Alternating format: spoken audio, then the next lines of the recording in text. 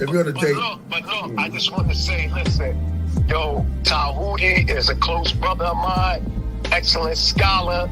You know, y'all better watch out because he's going to be straight chopping some heads off. Man, you got props from a Hebrew, bro. The oldest known spiritual book to speak on the afterlife. Get that Palo Santos burning. Start burning that Palo Santos and that sage together. You can mix them together in the bowl. They gonna need some frankincense oil in there. Oh my goodness. What's going on? What the blood seed, Lord? brought out the holy tablet. Oh man. It's on. The Per M. Haru.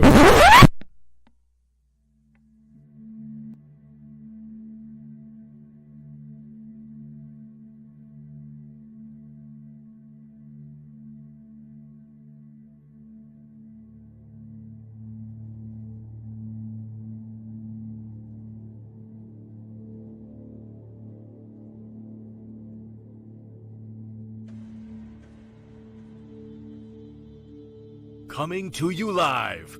He has been teaching for over 20 years. A 9-0 record in official public recorded debates. You've heard many teachers out there before in the so-called conscious community, but none with the demeanor, calmness, and detail as Tehuti Amun-hotep Ra on such topics as breaking out of the matrix, truth on religious origins, underground conspiracies, secret societies, mental, physical, and spiritual health, the Anunnaki, the Neteru, Kemet and the origins of Mad, meanings and symbolisms of Meduneter, the only one who will stand in front of question of this wide range of subject matters, answer, question, and debate. Some have podcasts, but Tehuti is the teacher, so he has a pod class. Subscribe to the channel for updates, classes, and much more. Join the chat, call in, participate live. Get your notepads ready. Welcome to the Tehuti Pod Class. Open your mind.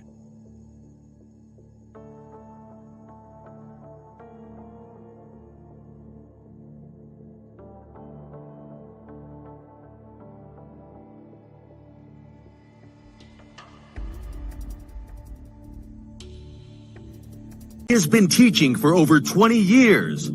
A 9-0 record in official public recorded debates. Correction.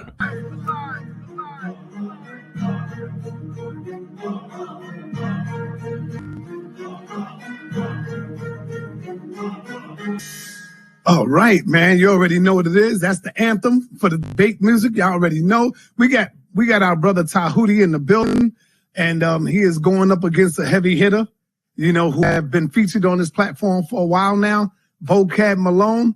I don't think Vocab, I hope Vocab put in his homework. I hope he knows a little bit about Tehuti and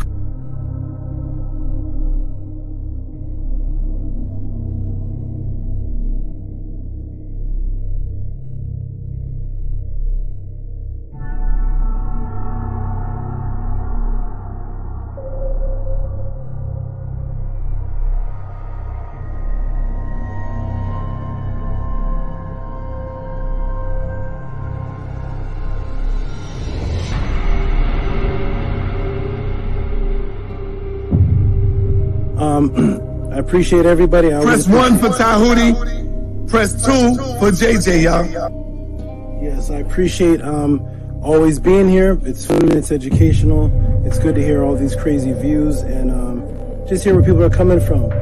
Peace and love, everybody. Check me out every Friday, 7 p.m. Pacific on the Tehuti Pod Class on YouTube.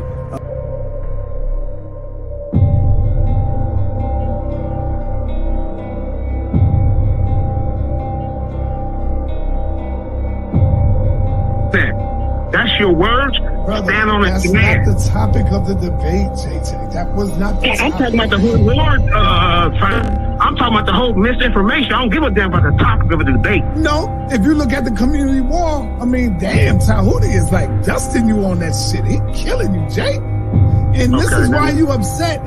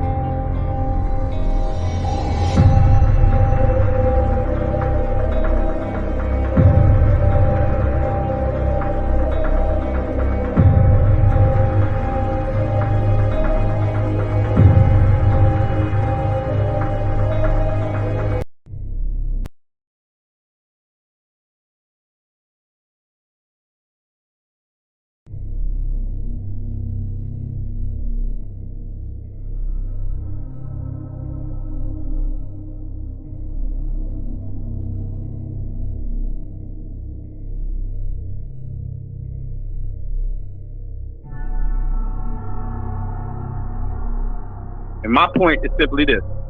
So we're going to give like this. Respect to Tehuti. Tehuti didn't want the topic. I won't say he was running because we had the conversation. So respect to Tehuti that he wasn't necessarily running like he was scared of the debate. A few minutes later. Does this mean you refuse to answer my question? Are you refusing? Are you refusing? That's not even. Hey, Are you refusing to answer the question? Scared to debate. This is what they do. So respect to Tehuti that he wasn't necessarily running like he was scared of the debate. A few minutes later. I'm only talking to you. But I'm not talking to you. You scared. You were scared to talk to me. Don't come on That's the very funniest thing.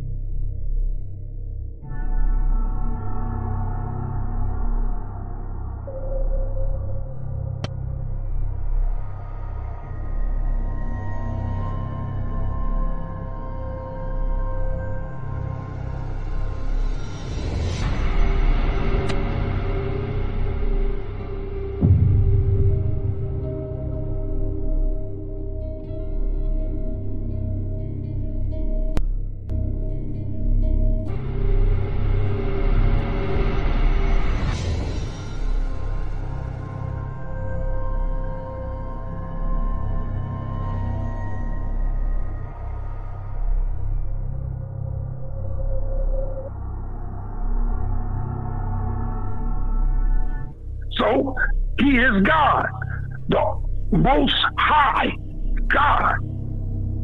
And when he repented, he Me and changed Tehuti shook our his heads mind. the same time. This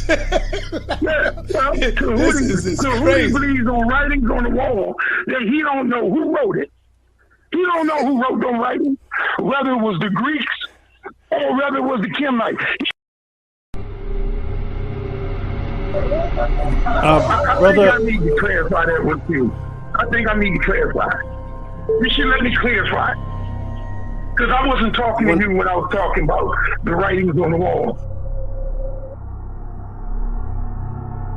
There's no name given to authorship, and there's no date given. Whereas we know when those writings on the wall were done. That's all I said. I didn't mention anything about you.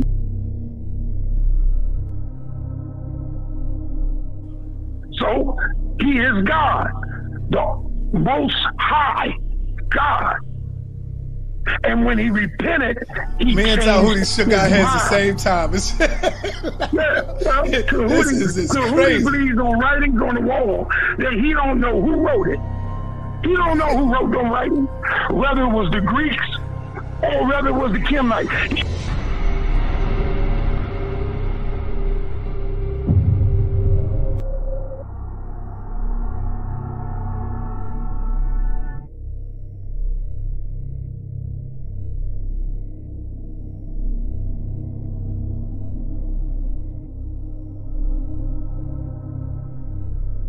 Hold on. Okay. Hey, what is that? What does it say there in verse 9? And they that were with me saw and were afraid, but they heard not the voice of him that spake to me. Right. This is the same. Mm-hmm. So those that were with him, they heard the voice, or they didn't hear it? Now, according to what he's saying here to, who's he talking to here? Felix or Agrippa? Yeah. According to this, he says they heard the voice of him that spake to me. That's what the other one. Where's the other one in Acts 9? No, I just want to establish one thing. Those who were with him, they did not, according to Paul, not hear the voice that was with him. Yeah, you're right. I remember reading this recently, and I was like caught on that. I was thinking like, that's something that I don't understand because I don't see what, it sounds like a contradiction. Isn't it easy to understand? No, it's not. Wait. Have you ever heard of a liar? It sounds like a contradiction in Acts, doesn't it? Right. It sounds like a lie, doesn't it? No. When something is said and something is said the opposite, both things be true at the same time? If something is said the opposite of something, can they both say at the same time? Yeah, yeah. Can I be 6'4" and at the same time be 5'11" at the exact same time? You to pick which one is the truth. You can try to make me look like a dummy, and maybe I am. That attitude. I just wanted to know which one. I still honor God above man, and I don't put my trust in man. Okay, I just wanted to know which one was the truth. I want to tell my son which one is the truth. I mean, that's fine. I've been up against the wall before. I know what it feels like. It's all right. It feels strange, right? Swimming up, no, it just makes you stronger. Do you feel stronger right now?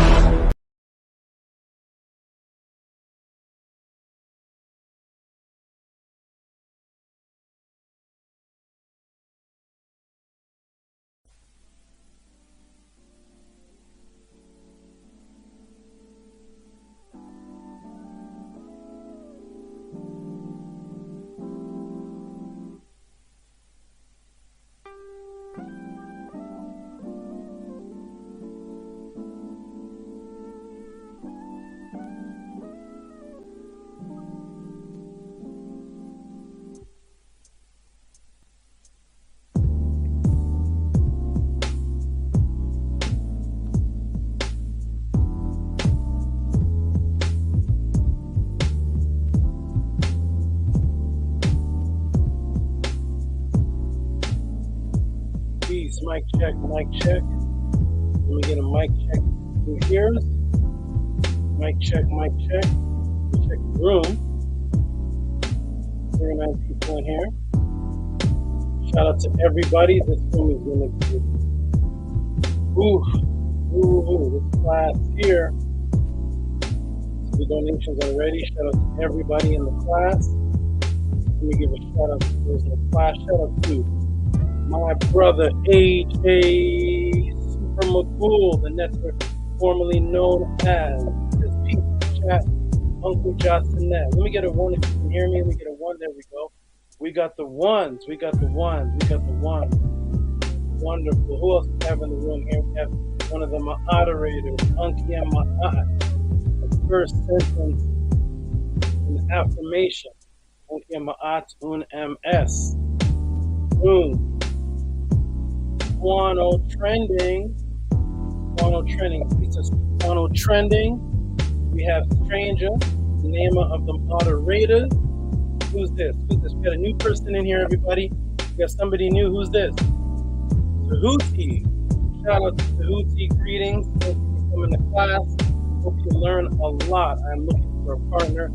Maybe you're the one. Teach side by side with me. Shout out to Tehuti. Peace. All right, who else we have in here? We have Conscious Conqueror, peace and blessing. Yes, sir. Peace and blessing. I love this name. I like this name here. Tazu Meet Hotep. Doing meaty. Okay, we got Master K, one of the most consistent donators, supporter, Master K.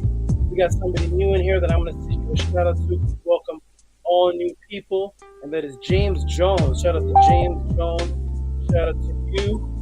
Shout out to you. We got somebody else new in here. Jack Worries.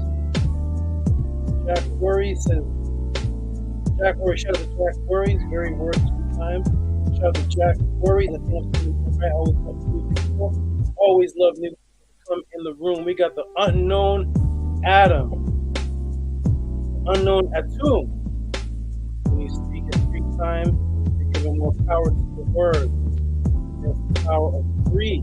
Another one of the meanings of the word Kemet. It was the country of three. We'll get into that if anybody asks about that. But shout out to, here's one of the most loyal. This brother here, he's going to do a good tribute today. He actually came to see me in person.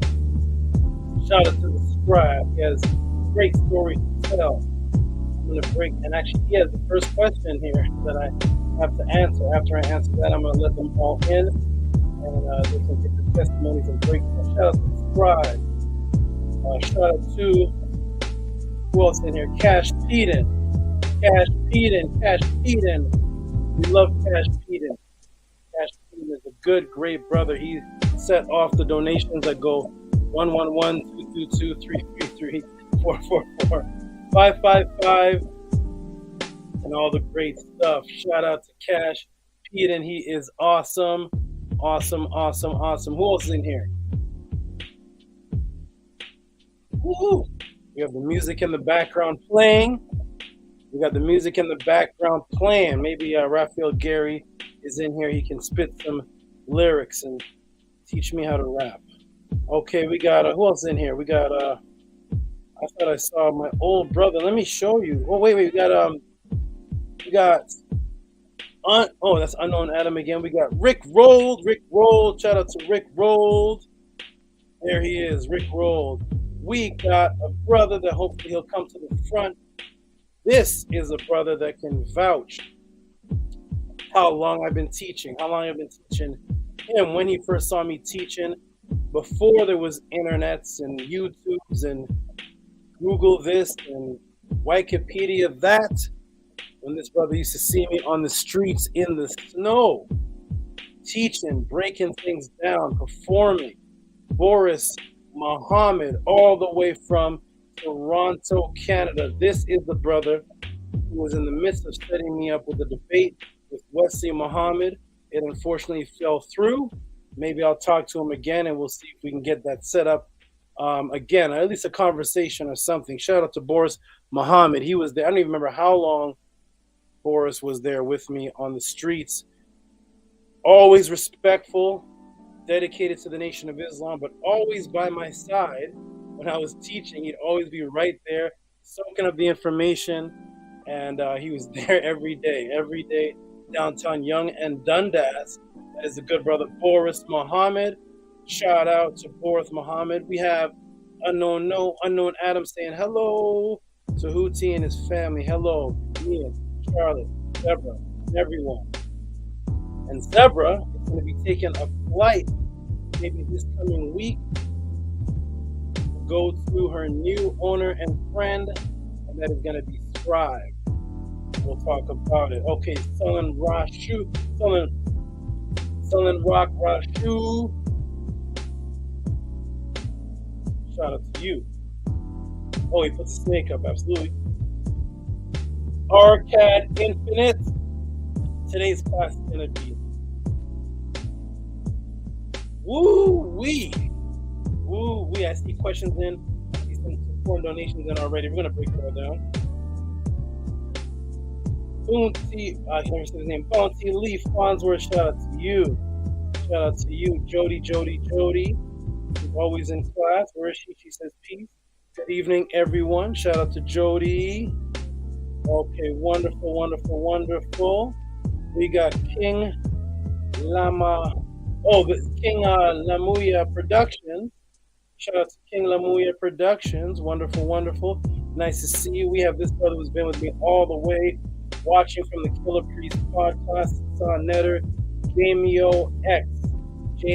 Nice to see you, brother. Go ahead and show some good support today.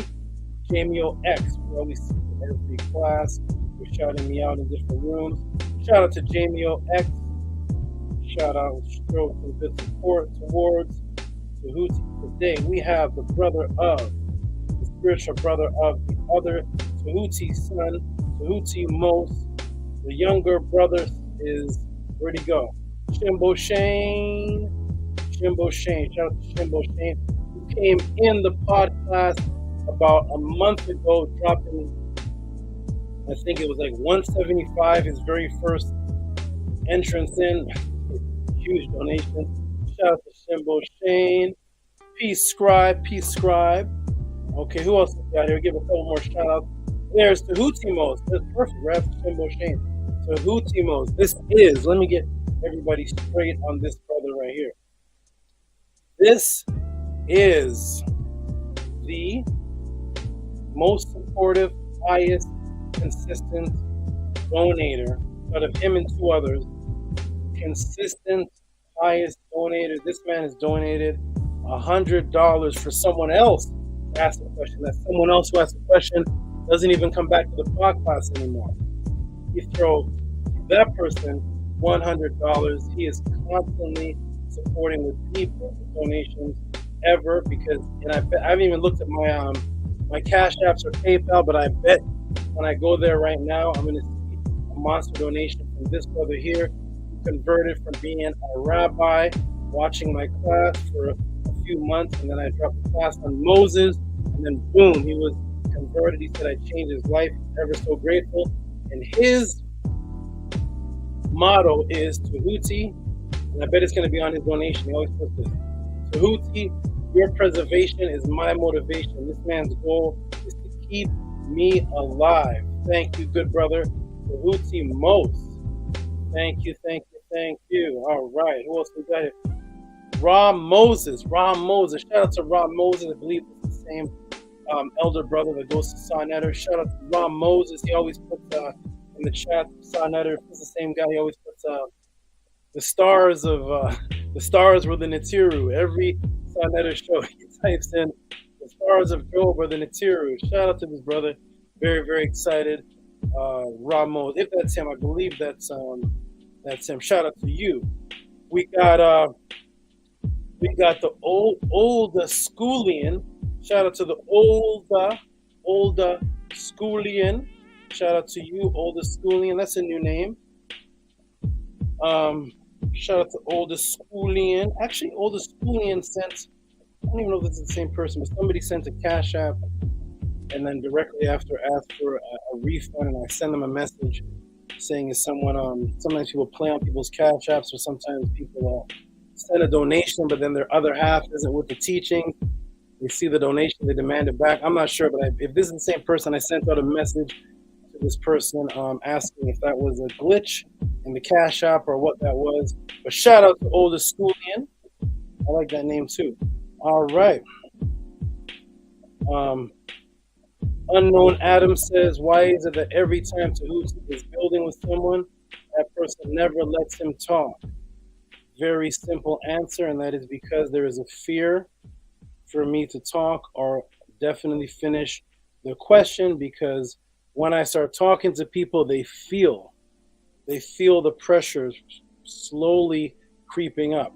I'm not going to be arguing back and forth with a debater. I'm going to be talking, and they know what's going to happen.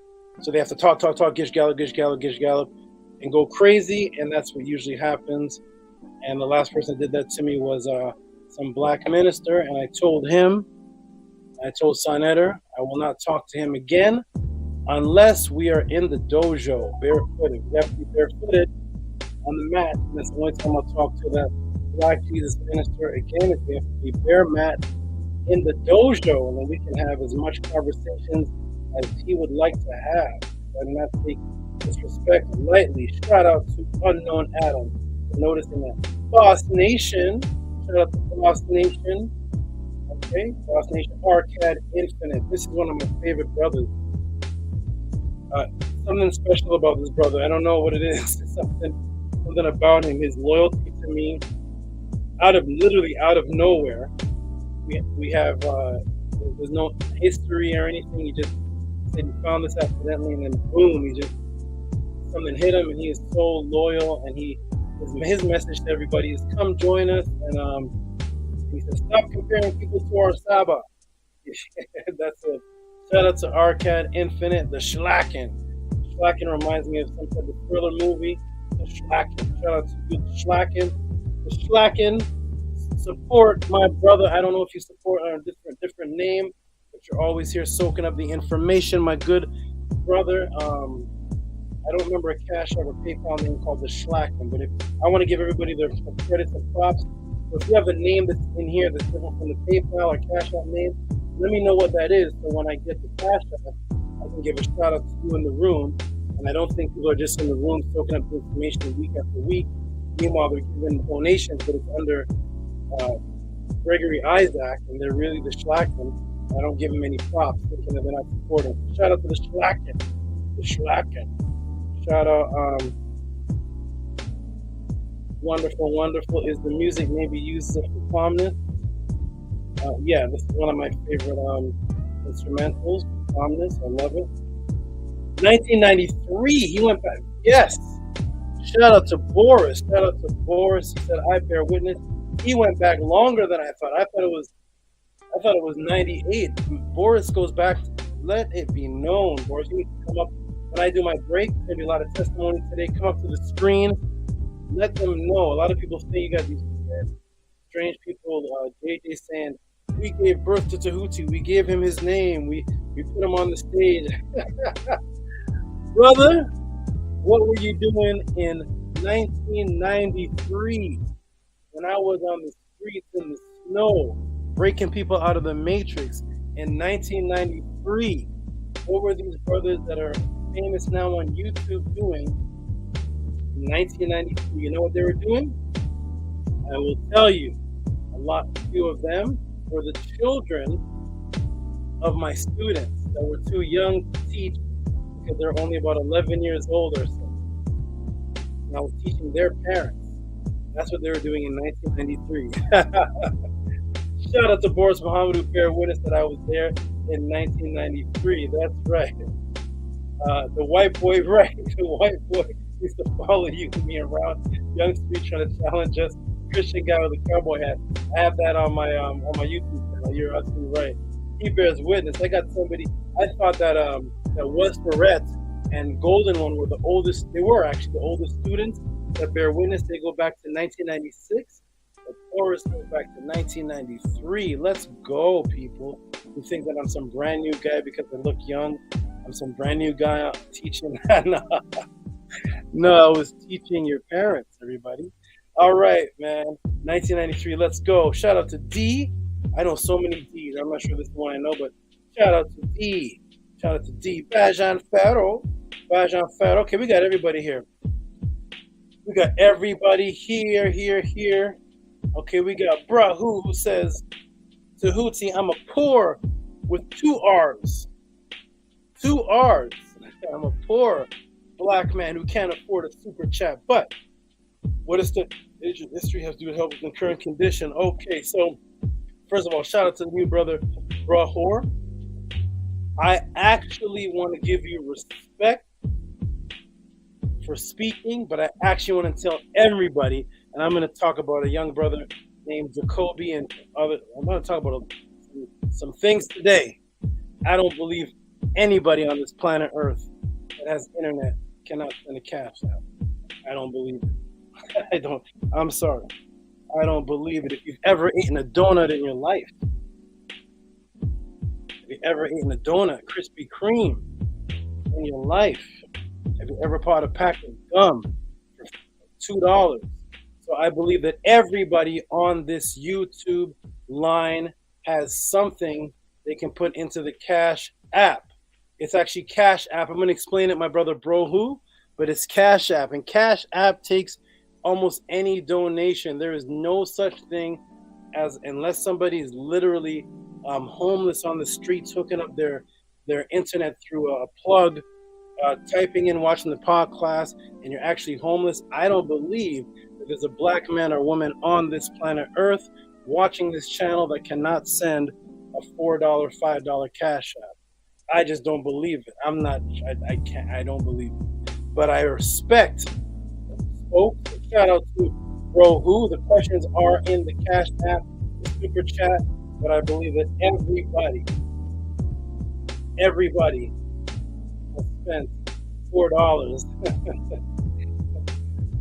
on a donut, on a bag of Doritos, on whatever it is, Netflix, whatever you got.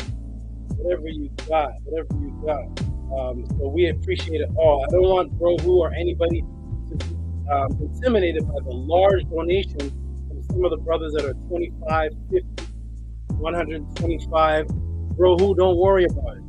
Get yourself a Cash App and throw five $1 bills. All right, pretend that you're buying a coffee or something. Shout out to Brohu, though. Shout out to everybody. All right, so here we go. Shout out to Sound Daddy. Sound Daddy, that's AD. Sound Daddy's AD, who was the he was the engineer when I was there, but he still is the engineer now at the Killer Priest Pod. Shout out to you, AD. One of the moderators, Nania Sentmer, greetings and welcome. Shout out to you. Okay, in the dojo, Barefoot. I feel you, Tehuti. Hilarious. That's right. Old Schoolian says peace again, peace again. Peace again to Old Schoolian. And he or she says yup. I'm not sure that yup may be what I thought. But anyways, shout out to everybody supporting. Aloha King from a new name. Common Side. FX Best. What a name. Oh, Common Side FX Best. That's a very unique name. Very, very unique name. All right, shout out to everybody. Let's get this class started. It's about we got to break it down. Here's another dedicated person, Robert Williams. Shout out to you. Right. Shout out to Southern Rock, who says, in 1993, I was in 3rd grade. Talk to them. Let them know. When I was teaching you, everybody's parents, people were in 3rd grade. So of course, the people don't remember me because you're running around in 3rd grade. When I was teaching the parents, and it wasn't a YouTube back then, everything was VHS. I was teaching on VHS tapes to people that were sold around the world. Shout out to Southern Rock. Let's go.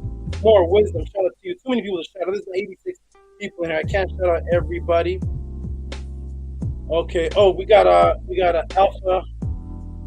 Alpha Centaurus. Cash App does not have a Canada does not have a Venmo or Cash App. Not a problem. Guess what? But I think Canada may have. I'm not sure. But I think Canada may have is PayPal. I think. I'm not sure if they have PayPal, but if Canada has PayPal, somebody let me know if Canada has PayPal. So shout out to you. And yes, you can support PayPal. Let's go. That's a new name too. Shout out to that. There's a good name. I lost the name. It scrolled up past. I lost the name, but whoever you were, shout out to you. Oh, Alpha Centaurus. Shout out to you. Darius McNear, who's everywhere. Darius McNear, who's everywhere. Darius McNear, who's in every class. Shout out to you, Darius. Throw some support to your fellow SABA Tehuti, who's teaching you every week, in and in out, not arguing and screaming and yelling like they do on other channels, just screaming for 4 hours. I watch them. I watch the other channels, and I work out to it. They develop my inner rage. As I'm working out and staying disciplined, watching them scream and yell at each other, it fuels my inner anger to see the state that Black people are in, which develops my inner core and body. So I watch them all argue, and then I come on and teach. Shout out to Darius McNear. Shout out. Who else is here? We got too many people. Ghostface 7. I remember Ghostface 7. Shout out to you. I think he was from Killer Priest show as well. A lot of Killer Priest people in here. Ben Frank, Bean Frank. Salute to Tehuti. Shout out to you, Bean Frank. We got Kim Ama. Okay. Sound Daddy, the engineer, says Tehuti, the lighting looks a lot better on this show. Every show looks better and better. Can't wait to have you back on the Podcraft. That's right, AD. Tell Killer Priest. I don't want to have to show the text. Tell Killer Priest. Killer Priest calls me, texts me. He says you're the best. He says you're a celestial being. He says you're the sharpest. You're the sharpest, Tehuti. You're above everyone. He talks about me, calls me, and I always text him back. I am free on Monday. Text me before and we can set it up. And several Mondays have gone past since sent those texts. I'm not sure what it is, but tell Killer Priest I am free. Seems to be a Hebrew Israelite party over there. But anyway, shout out to you. All right, we got Kem. Oh, I am Kem Kudzani. I remember you. Yes, sir. Yes. Kem Kudzani. Shout out to you. Boris Muhammad vouches. Yes, PayPal's in Canada. No Cash App. We are based on reciprocity. That's right. That's right. Alpha says peace. You have PayPal. Wonderful. Wonderful.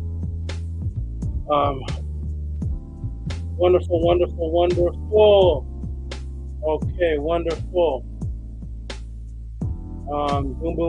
Boom. We have Old Schoolian that says, "For the moderator, tell me what happens to Old Schoolian $20 donation." I can tell you. Actually, I believe I commented on it. I received the donation saying respect, and then like minutes later, I received a refund, and I sent a message saying, "Was it somebody playing on the Cash App? Which one is it? A glitch?"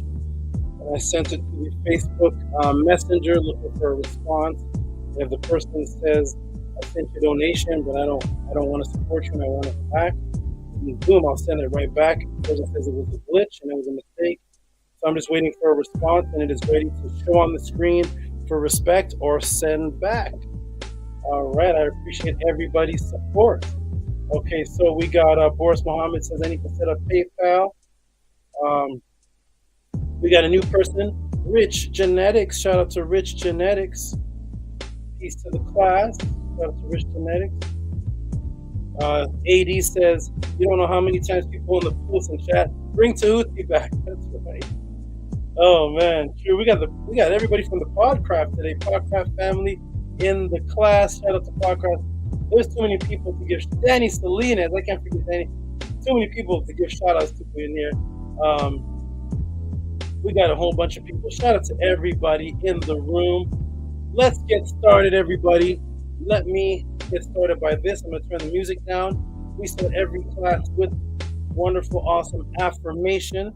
And then I explain the class, and then we're going to get right to it because I see the donations in, I see the questions in. I'm about to shout them all out and let it be known who supported. And shout out to Danny Salinas, who asked that great question on the Black Knight satellite. Okay, here we go, everybody. Shout out. We're gonna start with the affirmation. And here's the affirmation. Let me get Danny Salinas off the screen. Here's the affirmation. And this is something I say with my circle, my beloved, trustworthy, loyal family in the morning. I say it before all my important meetings. I say it before the classes I teach. This is the affirmation that I'm going to shout out to Truth Seeker. Truth Seeker, shout out to you. And here's the affirmation. You can either say it with me or you can say it in your head, or you can just listen to us say it. But I personally, because I am consistent and I do have a way of life, a spiritual way and a path, I do things consistently, non-changing. And here we go. We'll start on the count of 3. 1, 2, 3. Anki Ma'at, MS, Min Tet Aset and Mayat, Min Hepapet and Mayat, Her and Hu Kiyui, Her Ikut. I live for Mayat, I exist within her. I do not speak in the place of Mayat. Every day I advance towards Mayat. By being surrounded in darkness, I come forth as conscious light. That is the affirmation. We got a lot of people in here tonight. It's going to be great. I got a brother right here, special brother to me. I can't really say who he is or what he does for me, but shout out to T-Bull. Shout out to T-Bull. He supplies me with my hip-hop entertainment. I'll just say that. He supplies me with my hip-hop entertainment. Shout out to you, brother T-Bull. Nice to have you here. It's going to be a rock and roll class tonight. Shout out to you, T-Bull. You can't copy respect, but you can sure. I'll just say that. Okay, so shout out to you. We got Kemet Heyru. I think there's someone else on the Podcraft.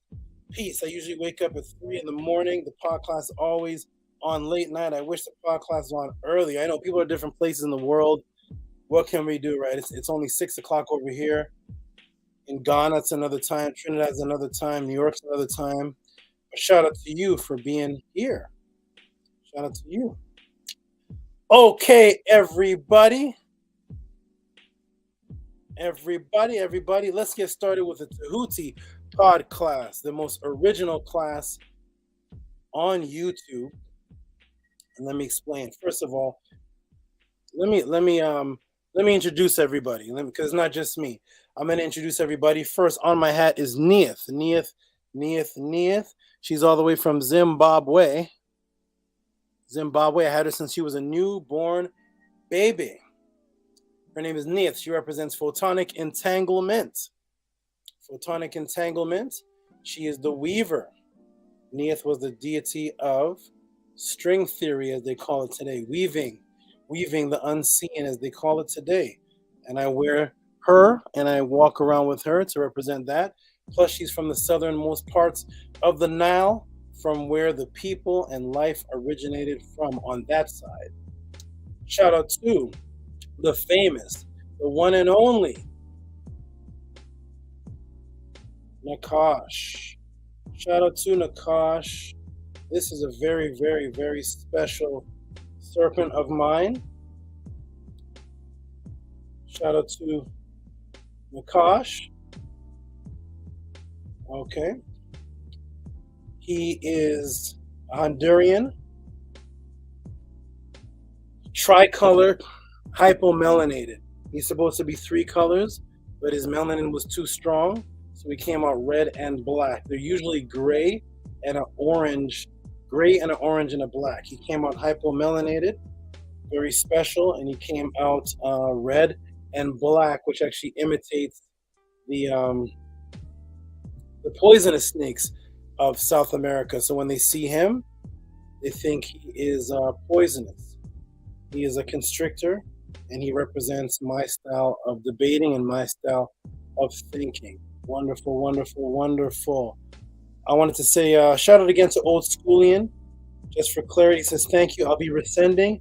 I don't know if it ever went back to you, but it's still showing up on my end.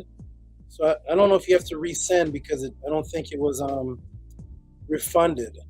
But if you want a refund, you can. I guess I can refund you and you can resend. I'm not quite sure what's happening, but shout out to Old Schoolian.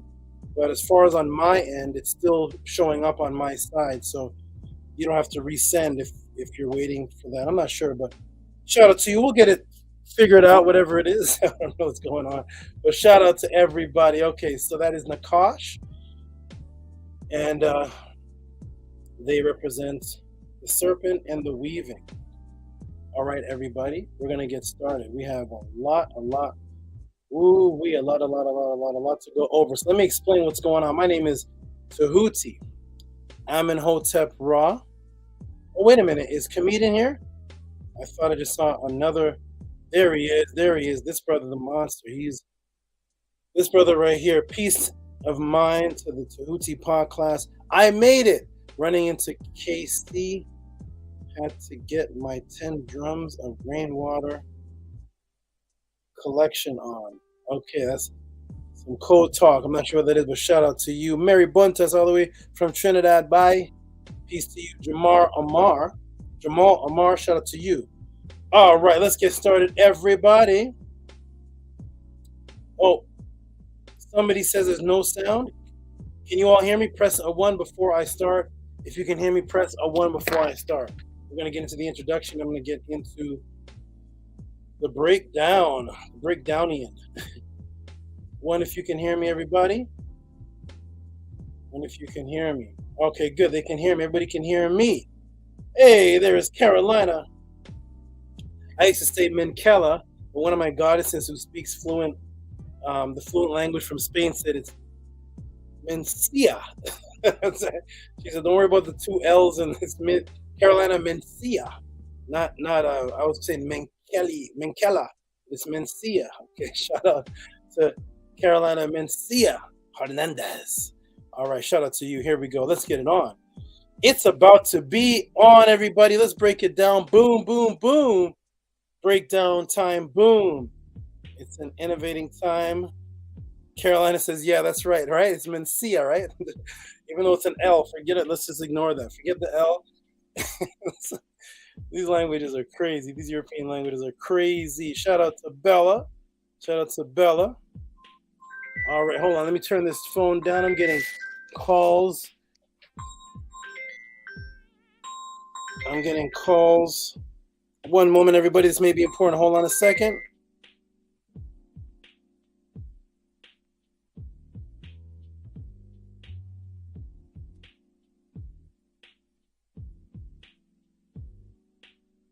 Okay, I'm not sure what that is, but I'm going to turn all this down so I don't get interrupted and disturbed by all these phone calls and stuff. Okay.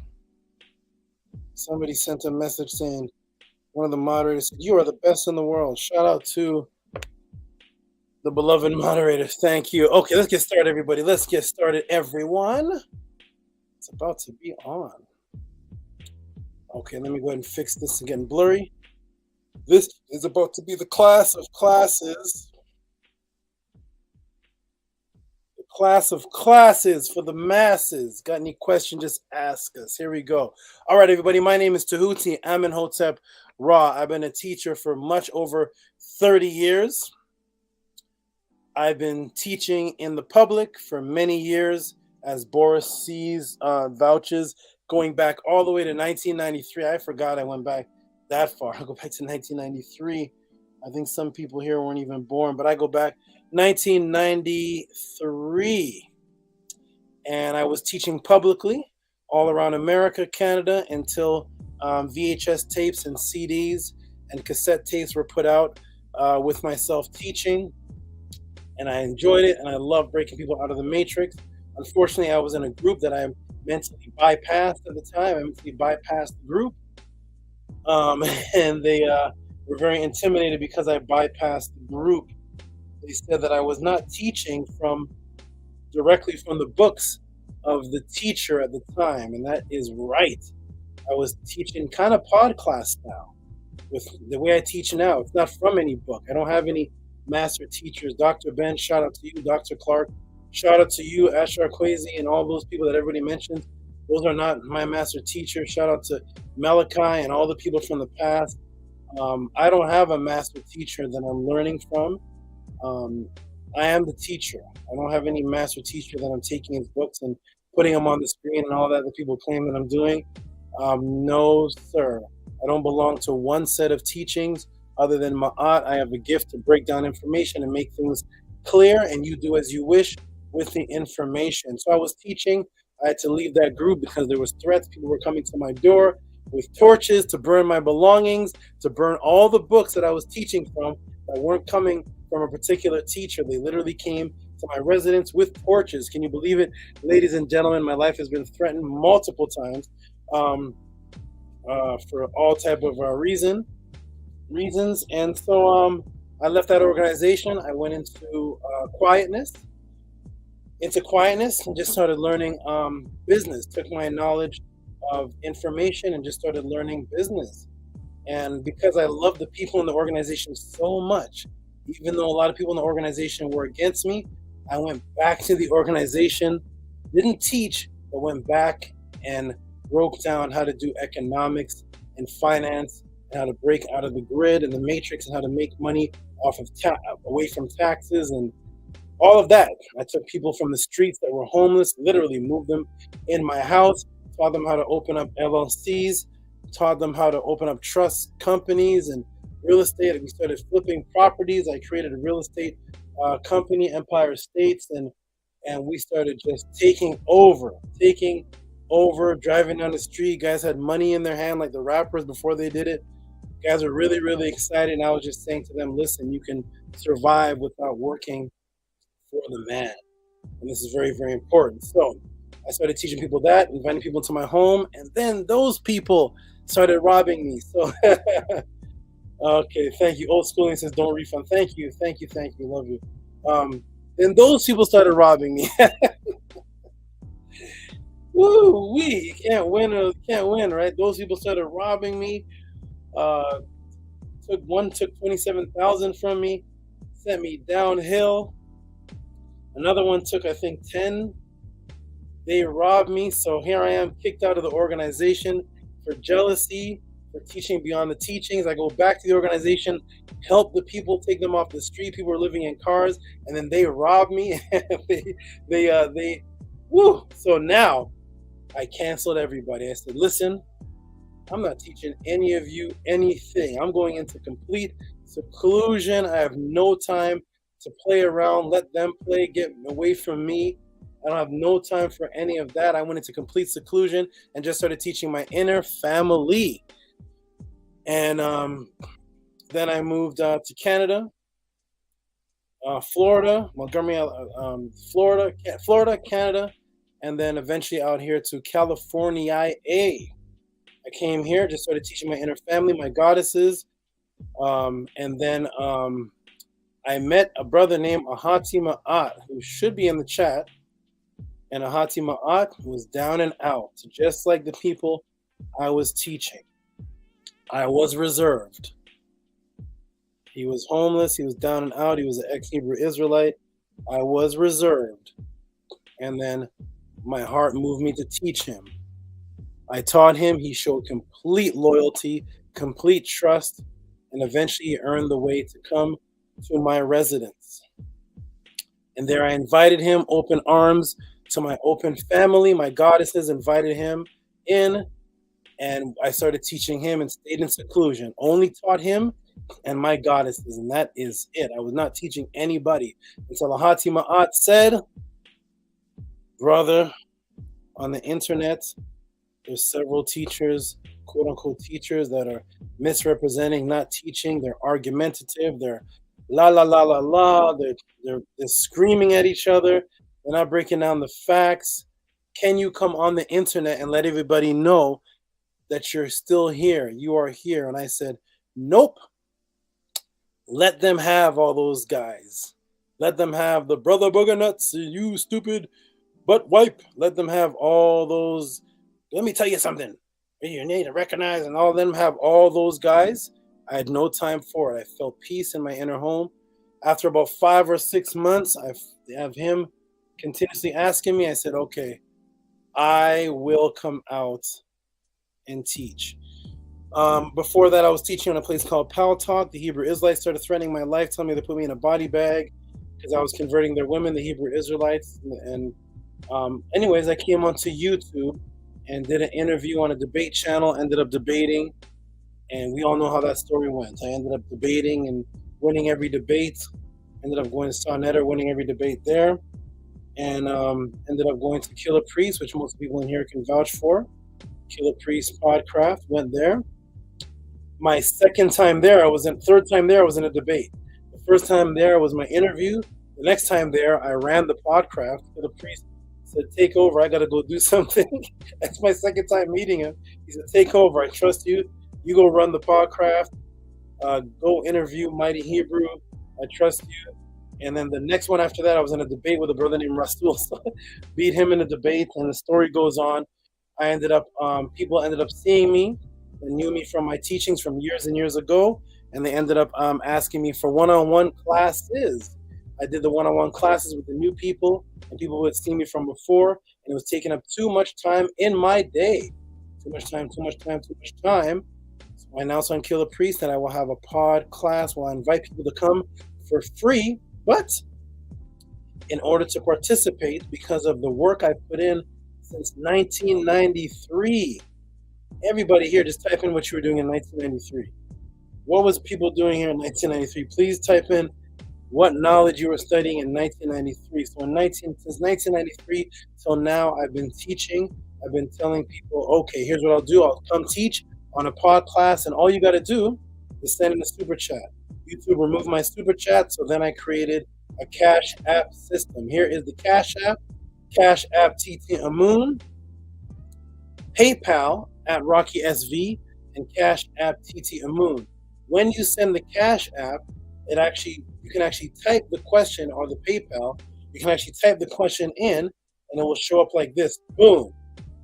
So Owen Hythe, who's always supporting, he sends in $43.72.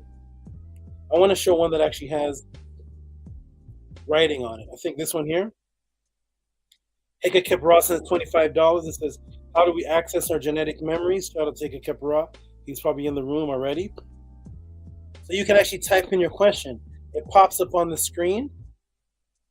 And I guarantee you, whether I get to that question that class or the next one, the thorough, cohesive, coherent, researched, primary sourced, backed, language, science, news article, matrix breaking, neurolinguistic program way that I answer your question, you will fully comprehend why people are sending these kind of donations to ask questions. Okay, let me go ahead and shout out. So if you send a PayPal, it pops up like this. Wait a minute. There it is. So Beget Leisure, who's one of the biggest donators ever, he sends $50. And he always has a long paragraph to type. Everybody, don't be intimidated. You do not have to send in $50, $25. Of course, if you send in that amount, my answer is going to be extremely, extremely thorough. But you have people that send in $10. See if I can show this. Let me move this from the screen. I don't know. I'm not sure why it's not showing. There it is. So Nathaniel, I haven't seen Nathaniel in a while, but Nathaniel Hunter says, how do I utilize the pain of the loneliness? So we sent him $10.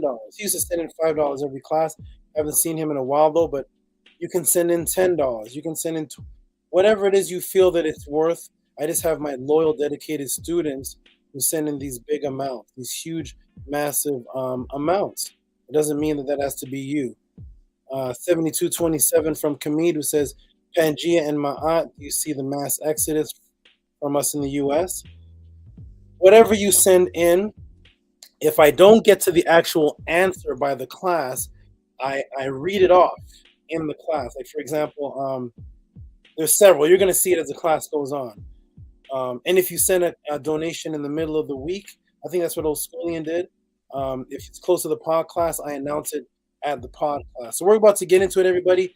That is how the Tehuti pod class works. Let me get some agua.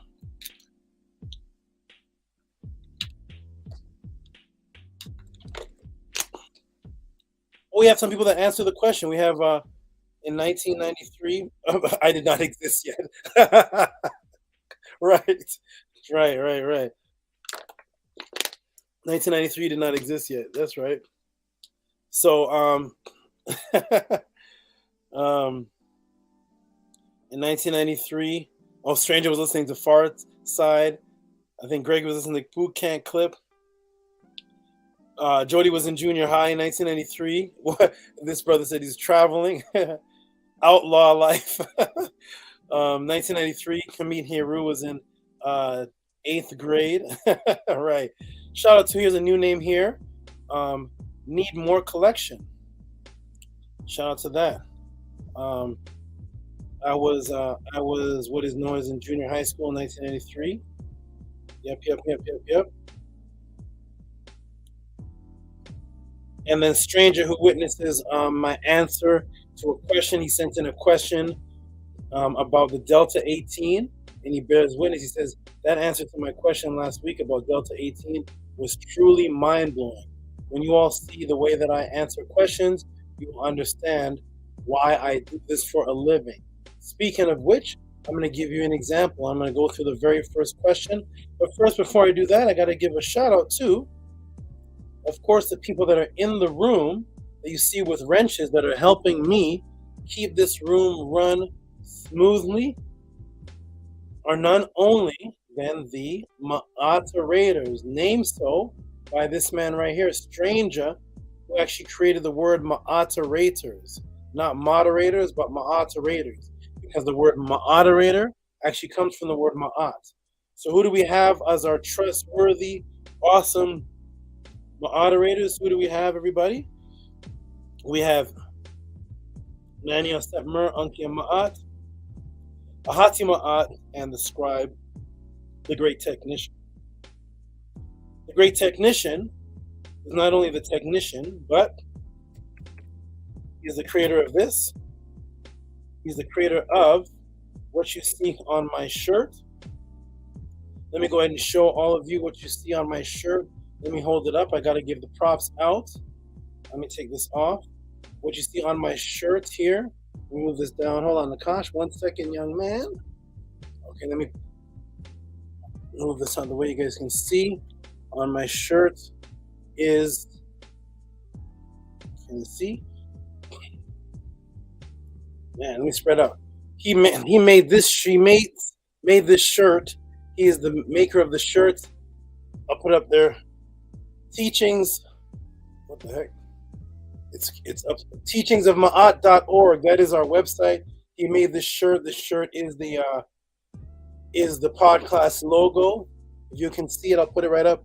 Teachingsofma'at.org. Go there and get your shirts, everybody. The Teachings of Ma'at. Let me spread it out. Teachingsofma'at.org. There it is. There's the logo. Teachingsofma'at.org. Go get yourself a shirt. And speaking of the teachings of done by the best. What a supportive young lady. That's right. That's right. That's right, man. See support that man. That's right. Right. Speaking of the teachings of Ma'at.org shirts, of course, if there's a teaching of Ma'at.org shirt, then there has to be, what else? What else does there have to be, everybody? If there's a teaching of Ma'at.org shirt, then there has to be a teaching of Ma'at.org website. And that is the teaching of Ma'at.org website, everybody. Let me go ahead and move this off the screen. Move this off my screen. I can see there it is. Teaching of Ma'at.org website. Go there, everybody. You can get the latest updates and newsletters. You can get so much. You can learn about what's going on in the pod class. You can become a member. You can do so much. Just go there, and you will see. You can get books, of course, right? Books, books, socks. Some people are even getting snakes. So from me, but there we go, everybody. All the way from London. Greetings from London. It's Akua, as black as love. Shout out to you. I'm working late tonight, so it's nice to be watching with you live. Nice to see you. Let's go. We got Zeb Tepi Slim says in 1993 I hung out at Bobby Hemmett, Delbert Blair. There we go. Here we go. 1993 he hung out at Bobby Hemmett, Delbert Blair, Phil Valentine lectures. Oh, and the concerts, Third World and the Burning Spirit. Yeah.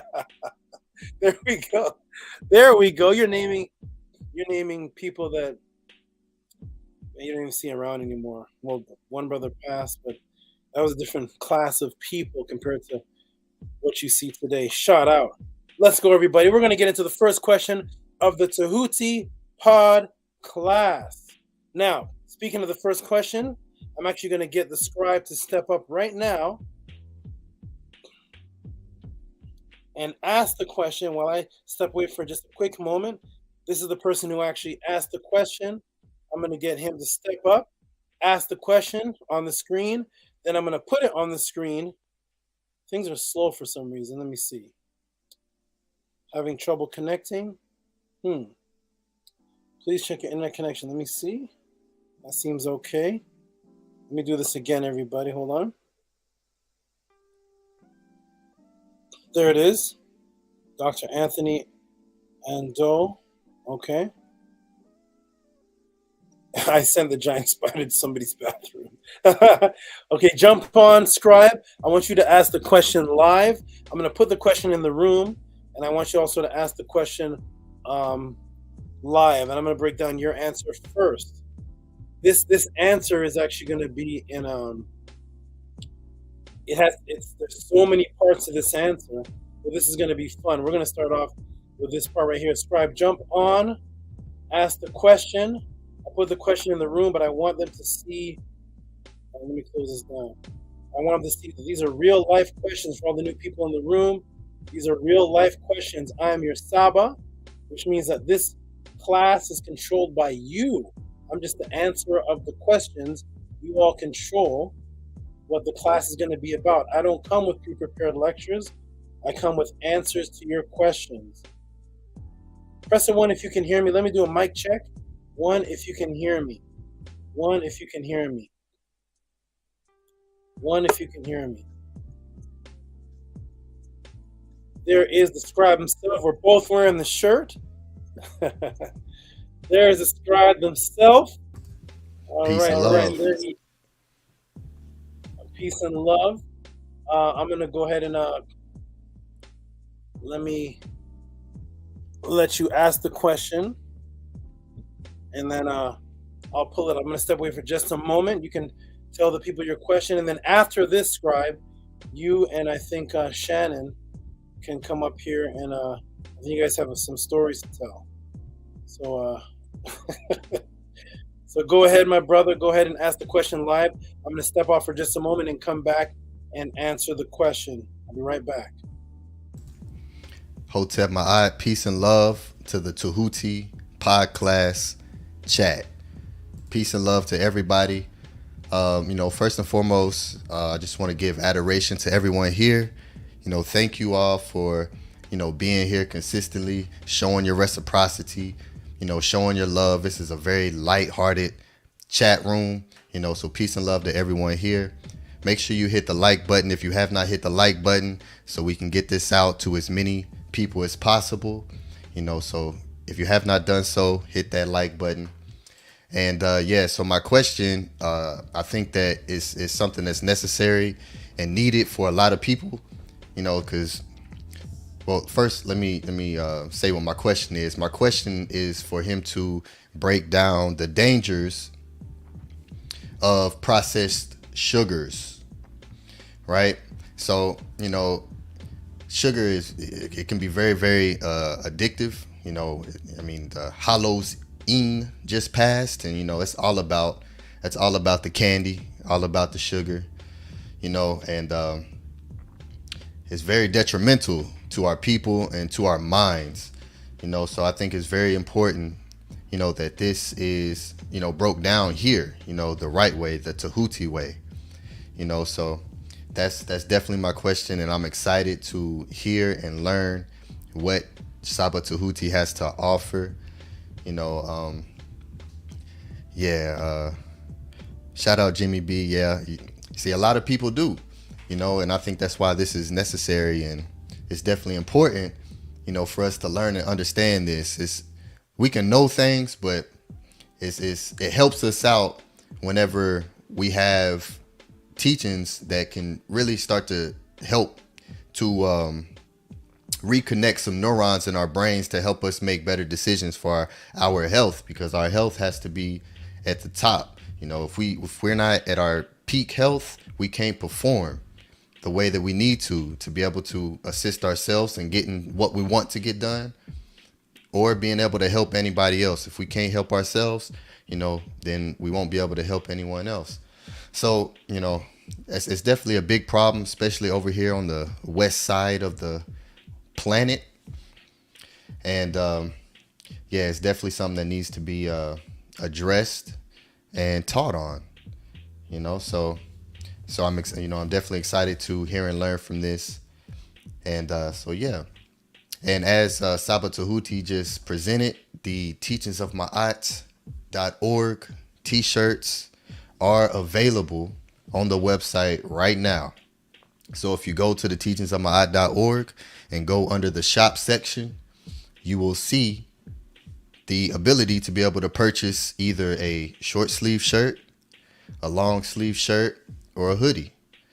So go support so that way you can represent your Tehuti pod class and Tehuti's Teachings of Ma'at, which also ties into our study guide Sundays that we host on Sundays, our live study guide class where we're breaking down Saba's Stepping Out of the Matrix book, which is excellent and a very, very deep book. This background that I have is from my presentation that I did last week. It's one of the slides that I had, so if you haven't watched that, go to our YouTube channel, which is also on the website, or you can just type in Teachings of Ma'at on YouTube. And go check that out. Go support us. Go leave your comments. Go like the video so we can get this information out to the brothers and sisters who want the truth, who want the facts, you know, who want to be able to stand on something that is solid and factual and truthful. You know, a lot of people are out here that's, you know, tired of the lies, tired of the matrix, tired of just having to search and figure out what's what everywhere you turn. You know, it's you got to decipher, you got to have discernment on whether or not this is good for me, if this is actual facts or what is what, you know. So this right here, what SABA has created and built, is something that anyone can stand on for a support system and a extreme based, sturdy, strong foundation of Ma'at, you know, which is, of course, we all know where everything else comes from. Majority of everything else comes from, you know. So go support us on the Study Guide Sunday class. And yeah, it's a beautiful thing, you know. So go support, go make sure you purchase his books. Everyone in this podcast chat should definitely have SABA Tehuti's books, both of them, Stepping Out of the Matrix and Melanin Dark Consciousness. You know, these are two of what he says is his beginner's books. So I'm ready to start advancing up to the immediate books and getting to the advanced books. So we all have to, you know, make sure that, hey, we're keeping up with the teachings that's being released. So yeah, peace and love to everybody. Yeah, Cash Peden, yes, hoodies, they're in and they're beautiful, you know. So yeah, go support Ahati Ma'at. You got a package coming next week. You know, you got some beautiful tees, beautiful hoodies coming your way, you know. So yeah, you know, be looking out for that next week, my great brother. So yeah, peace and love to everyone here. Peace and love to the moderators, you know, Neni Aset Mer, Arkia Ma'at, you know, peace and love to you, Ahati Ma'at, peace and love. You know, I love the energy of this classroom, and I love the energy that this, you know, of course, SABA Tehuti has brought to us. So let's keep it going, let's keep it flowing, and stand on Ma'at. You know, support. Show your reciprocity. Show your love, show your reciprocity. Support us. Peace and love, SABA Tehuti. All right, peace and love. That was excellent, brother. Good question. Let me mute you a little bit. Good question, my brother. Is that me? Wait a minute. Hold on. Are you muted? Okay. Good question, my good brother. Great question. Yes, Halloween just passed. Children are drugged up on the sugar. And this is something I want people to know, that you can send in multiple variations of topics of questions to me. It doesn't just have to be on Kemet. It can be on other topics that deal with consciousness. Okay, so I'm going to go ahead and answer this. So we're going to step you down just a moment, my good brother, and so I can have screen space, and I'm going to go ahead and answer this question. And then you can jump back on as soon as I'm done when I take my next break with the crew. All right, here we go. Shout out to the scribe. Okay, everybody, let's go, everybody. So first off, I want to show the brother's donation that he gave for this. And here's the donation the scribe gave.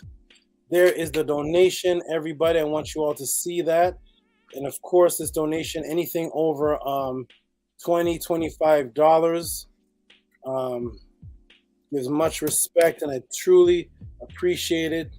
You get your hand claps, you get your horns, everything, because I truly, truly appreciate what you all are doing for me. This is what I do for a living. So thank you very much. Thank you, the scribe. And the scribe asked the question, masterclass on the dangers of processed sugar. Processed sugar. Thank you, scribe, so much for that question. That is awesome. The dangers of processed sugar. Shout out to you. Scribing it up. Appreciate you. Let's go, everybody. Let's go. Shout out to the scribe for that awesome question and great support. Thank you, my good brother scribe. You are awesome. Let's get into it, everybody. So, of course, I could just come on here and say, you know, I can be like everybody else and just come on here and say, sugar's bad for you. Stay away from it. It's going to give you cavities. You know what I'm saying? You know what I'm saying? You know what I mean? It's going to be bad for you. It's going to give you diabetes. You know what I mean? So I could come on here and say that. But nope. That is not how we break things down on the Tehuti pod class. Let's get into the breakdown. Here we go. And let's see what's going on with sugar. And I'm going to do some fun. I'm going to show you at the end something fun, scary, that deals with the programming of the AI in your computer. I'm going to show you something you can do in your computer from home. It's going to show you the one-directional thinking AI has programmed into your internet to make you want to eat sugar and stay away from healthy foods. I'm going to show you that in your own home in a moment. But let's get into it, everybody. Welcome to the Tehuti Pod class. This is the very first question, and here is how I answer questions on the Tehuti Pod class. And the question is, of course, oh, where'd it go? The question is again, seems to have dipped off the screen. The question is, can I do a class, master class, as he considers me a master? Can I do a class on sugar? Break down some of the dangers of sugar. And of course, I'm going to do that and break down some things that, like I always do, that you all have never heard before. We all know the common dangers of sugar, of course, diabetes, of course, cavities, things of such nature. Let's get into something. Let's get interactive. Let me interact with you all. Here we go. Master class on the dangers of sugar. Lamar Owen scribe, $33.72 for the sacred number 33 and the sacred number 72, Tehuti's number. And let's get into the answer. And here is how I break it down. Let me do a one mic check if you all can hear me. Just a mic check if you all can hear me before I get into it, because you know it's about to get deep. Here's how I answer questions at the Tehuti Pod class. Let me do a mic check. Just press a 1 and I'm going to get right into it, everybody. Press the 1 and I'm going to get right into it. 111. Here we go. Let's have fun, everybody. Boom. Let me start you all off. Time is 7:24. Let's see how long it takes to break this down. Okay, thank you, Arcade Infinite, for discussing the music. Hope it sounds better now. Thank you, Arcade Infinite. Awesome, awesome, awesome, awesome, awesome. Okay, so let's get into some interaction. Here we go. So let me start you all off with what I know is one of the things you like that I do. An interactive question that you know will lead to a great reveal. Question: what is your common go-to when feeling a little under the weather? Or a little strange, like your immune system is in question? What is the universal easy to get supplements? What's the easy to go to supplement? The most popular one that everybody goes to, take it in the morning, or you take it as soon as you start feeling a little sick, a little queasy, something a little wrong, and you want to build your immune system. What's the very first thing everybody goes to? I'm going to go to the chat to see what everybody types. Let's see if we're all on the same page. What does everybody go to? Pretty cheap to get, found at every CVS, Rite Aid, all over, found in Ralph's grocery stores. What does everybody go to? What is the supplement that everybody goes to when you're feeling a little bit under the weather? The supplement. People are putting orange juice. I didn't know orange juice was. What is the supplement that everybody goes to when you're feeling a little bit under the weather? What is the supplement? It's the easy to get, most popular supplement that everybody goes to once you're feeling a little sick. What is it? Okay, chemist says he's a bushman. Okay, great. Okay, so he's getting it straight from the bush. But let's go to the supplement. And the supplement, of course, everybody knows is vitamin C. Jordan Mean, vitamin C. Cash Peden, vitamin C. Bounty Leaf, vitamin C. Pretty good, everybody. Vitamin C. And then you put echinacea.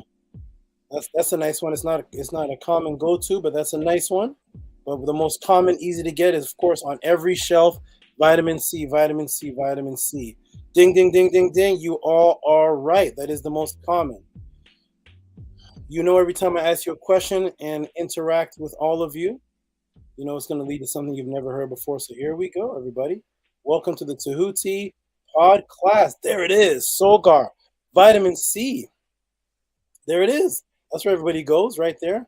I go to it too. I don't have it in front of me, but I carry my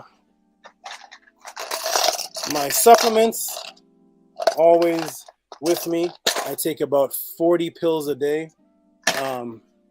Vitamin C is about 5 to 6 of them.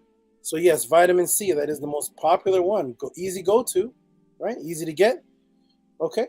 Yes, that is right. Vitamin C, the worldwide accepted vitamin that builds the immune system to keep you alive. Because of course, with no T cells properly working and no proper working immune system, of course, you are going to pass. So as soon as you feel sick due to biological imperative, you're going to want to go directly to actually any of those things you all wrote, which all of you were right, oranges and all that. But as far as a supplement, easy to pop in, easy to take 1,000 milligrams without taking all the carbs and eating 10 oranges. Vitamin C helps keep you alive. Your immune system helps keep you alive. Boom.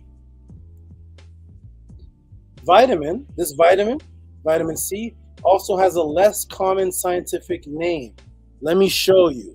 So when you look at the front of the bottle here, of course, you look at the front of the bottle. I recommend this company too. It's a great company. You got suitable for vegans. You see immune support, of course, antioxidant. This is a good product here. Very good. Okay. When you turn to the back of the bottle, then you see the less popular name for vitamin C. Does anybody know what the less popular, but it's a scientific name for vitamin C is? Less popular, but scientific name for vitamin C. There he's put, I gotta eat a lot of oranges. Yep. Okay. So here it is. Here's the popular name. Vitamin C also has a less common scientific name. Let me show you people. And here is the less popular name. So if you see this, you know that it's also vitamin C. We look at the back of the bottle here, and here's the scientific name for the immune builder, and it is, we see vitamin C, which is the common name, 1,000 milligrams, 1,111,111% as L-ascorbic acid. See that? Let me blow it up for everybody. This is the less popular but scientific name of vitamin C, and this is actually what absorbs ascorbic acid. It actually absorbs into your system, which I'm going to break down where in your system it absorbs to and how this helps build your immune system. So get this in mind, everybody. Vitamin C is also ascorbic acid. All right, we got that, everybody. Wonderful, wonderful.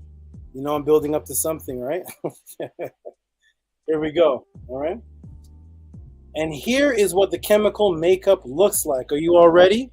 This is how I answer questions at the Tehuti pod class. Demonstrative, colorful, clear writing, suspense, science. And here's the science. This is vitamin C. This is ascorbic acid, the OH, OH, HH, OH, OH, and O at the end of the other spectrum there. So there it is. There's what it looks like. Memorize this, everybody. This is the ascorbic acid that helps build your immune system, the vitamin C. Vitamin C is found, yes, in oranges, and it's found in rosehip and many other things that have vitamin C inside of it. But this is the actual chemical makeup of the vitamin C that is actually working with helping your immune system. If you've never seen it before, now you see it. Please memorize how this looks. because we're about to get into it. Here we go. This specific design is familiar to the body. Ascorbic acid and dehydroascorbic acid, which is DHAA, oxidized vitamin C, are both nutrients absorbed from the lumen of the intestine and the renal tubulus by respectively enterocytes and renal epithelial cells. I know that's a lot. Don't worry about it. I have to, at the Tehuti podcast, I got to give you all the facts, scientific, the doctor's terms, the scientific terms, so you all can go research this. Just so you know, this is the part of the body that is actually absorbing the vitamin C. It is the lumen of the intestine and the renal tubules. Okay? The epithelial cells. They recognize it, they absorb it. Boom. This is what they see or feel or know, and this is what they absorb. Here we go. Ascorbic acid. Welcome to the Tehuti Pod class. We are about to break it down even more. Let's get into it, okay? Here we go, everybody. Welcome to science class. All right, let's take a look at it again. This chemical form is familiar to the lumen of the intestine and renal tubulus and is ready to absorb this to strengthen your immune system and keep you alive. So the lumen of the intestines and the renal tubulus, they see this makeup, remember? OH, OH, HHH, O at the top, H, H, OH. So they see this and they absorb it and it helps keep you alive. You all got that? Wonderful. But wait, this isn't vitamin C. It fooled you, didn't it? It looks identical to what I just showed you. Then what is this? What is this? Didn't I just show you this? OH, OH, HHH, the H on the other spectrum, the O at the top.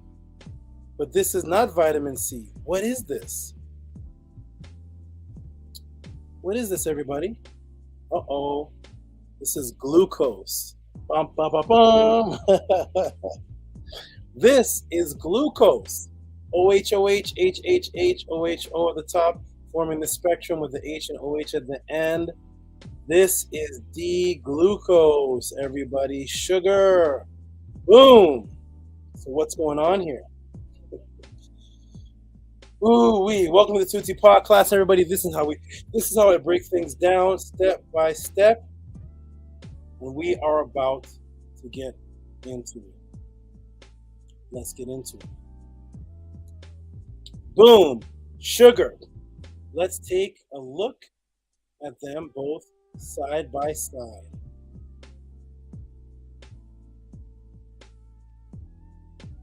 Boom.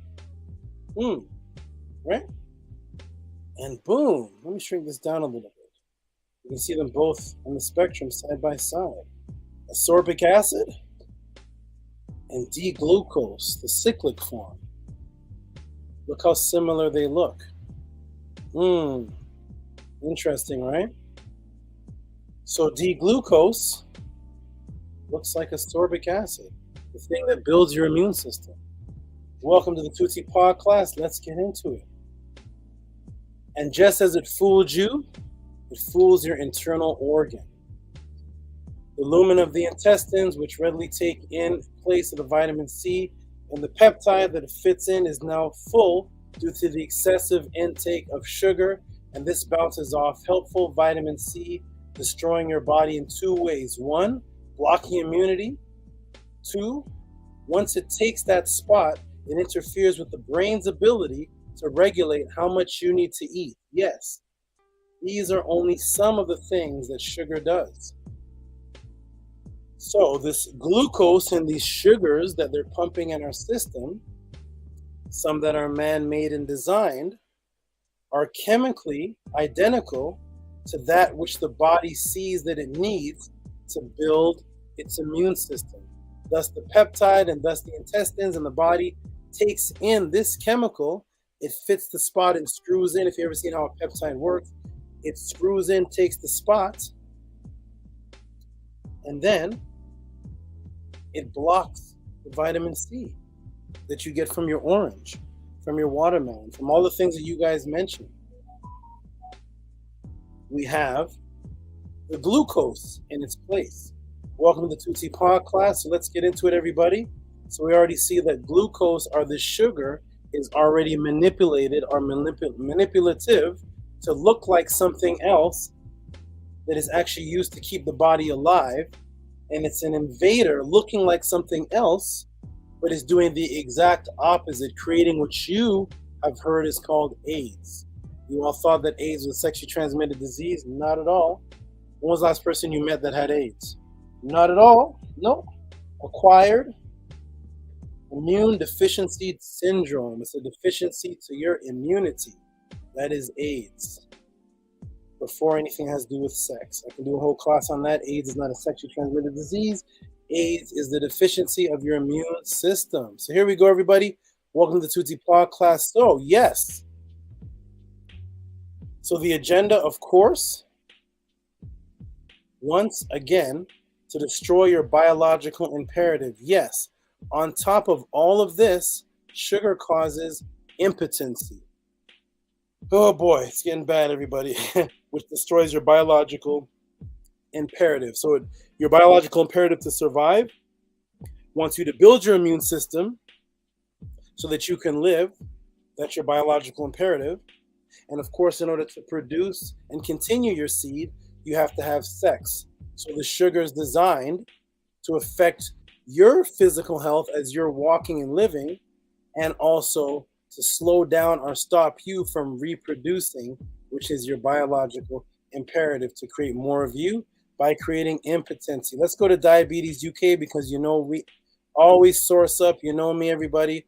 Let's go to Diabetes UK. No diabetes, fight diabetes. And let's go to it. What does this article say? Diabetes, diabetes and sexual problems in men. Having high sugar levels for a long period of time, having high sugar levels for a long period of time can cause problems in how you have sex, called sexual dysfunction. Most people will have sexual problems at some point in their lives, whether they have diabetes or not. And having diabetes doesn't mean you will automatically have a problem, but people with diabetes are more at risk of sexual dysfunction problems when you have sex. It's one of the complications of diabetics and happens because of high blood sugar levels, as well as high blood pressure and blood fats. Having high sugar levels for a period of time can damage your blood vessels and nerves, including the ones that supply your penis.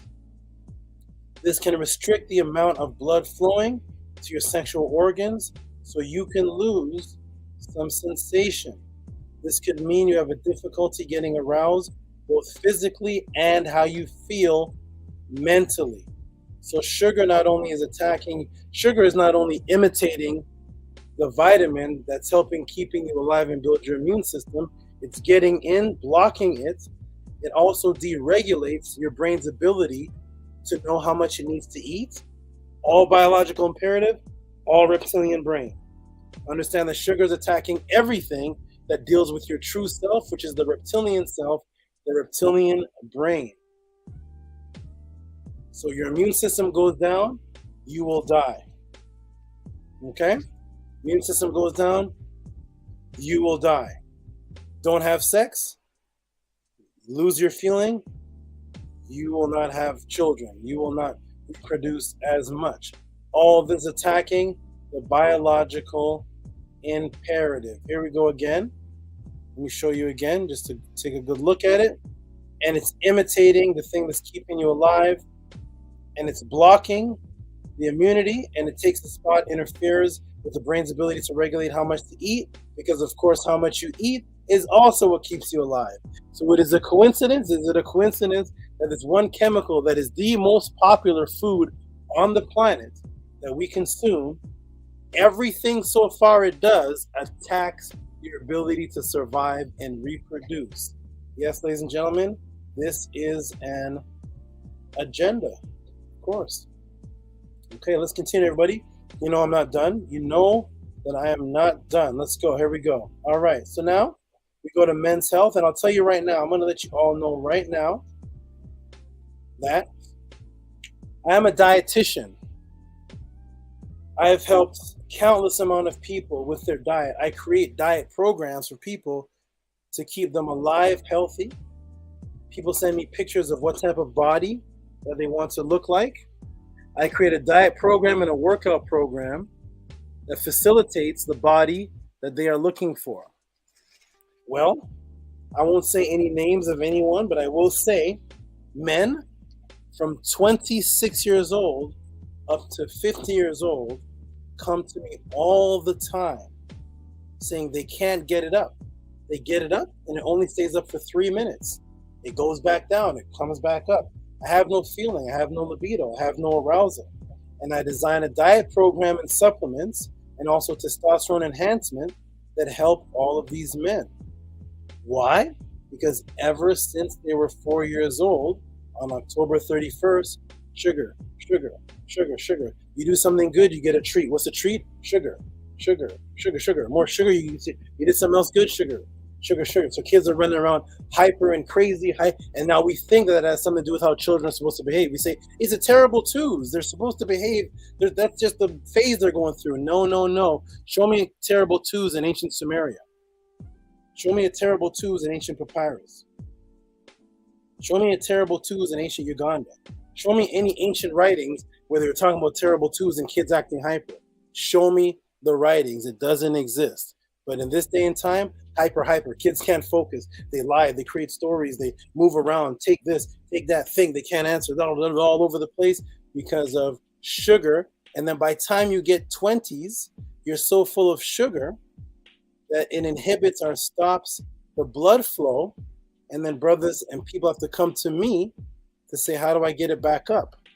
And when I was 27 years old, my 52-year-old girlfriend, mate at the time, partner, I asked her, why are you with me? I'll never forget this. This is my aunt's friend who watched me grow up as a child and saw me turn into a man and came and got me. At 52, I was 27. I asked, why are you with me? She's rich. Fur coats, jewelry, diamonds, Mercedes, business. Why are you coming for me? At 27, she said, because the men my age can't work. So I made a vow from that time that I will never be in my 50s and have that problem. I traced it out and tracked it out, and lo and behold, the major criminals were sugar and alcohol. And I've never drank one full anything of alcohol in my life, and I stay away from sugar. This is the attack on the biological imperative. So I know firsthand, because I'm a dietitian coach and I help men get it back up, because they've been eating sugar since they were 4 years old up into 26, and now they're 26 and 30. They're saying, what did I do? I eat pretty healthy now. Yeah, but you have 2 decades of sugar in you. All right, here we go. Let's get back to it, everybody. I just want to let everybody know that. So let's go into, speaking of health and dietitian, let's go into men's health. How sugar is wrecking your sex life. How is sugar wrecking your sex life, ladies and gentlemen? Suffer from erectile dysfunction. Your sweet tooth could be the blame. There it is, right? Because, of course, on Valentine's Day, the day of sex, right? Of course, on Valentine's Day, the day of sex. Of course, on Easter, the day of sex. The day of resurrection, Ishtar, the fertility goddess. Of course, on all these holidays, what do they feed you? Sugar, sugar, sugar, sugar, sugar, sugar, sugar, sugar, right? Eating chocolate hearts, imitating the theobromine, food of the gods, which is the heart after it reaches oxygen. That's a whole nother class. But anyways, so here it is, everybody. It's bad for your belly, harmful to your health, and as addictive as cocaine. But did you know sugar could also sabotage your sexual prowess? It all comes down to how much you're hoofing, who's regularly overindulging on snacks, or dicing type 2 diabetes, which develops when the body doesn't produce insulin properly, causing your blood glucose levels to soar.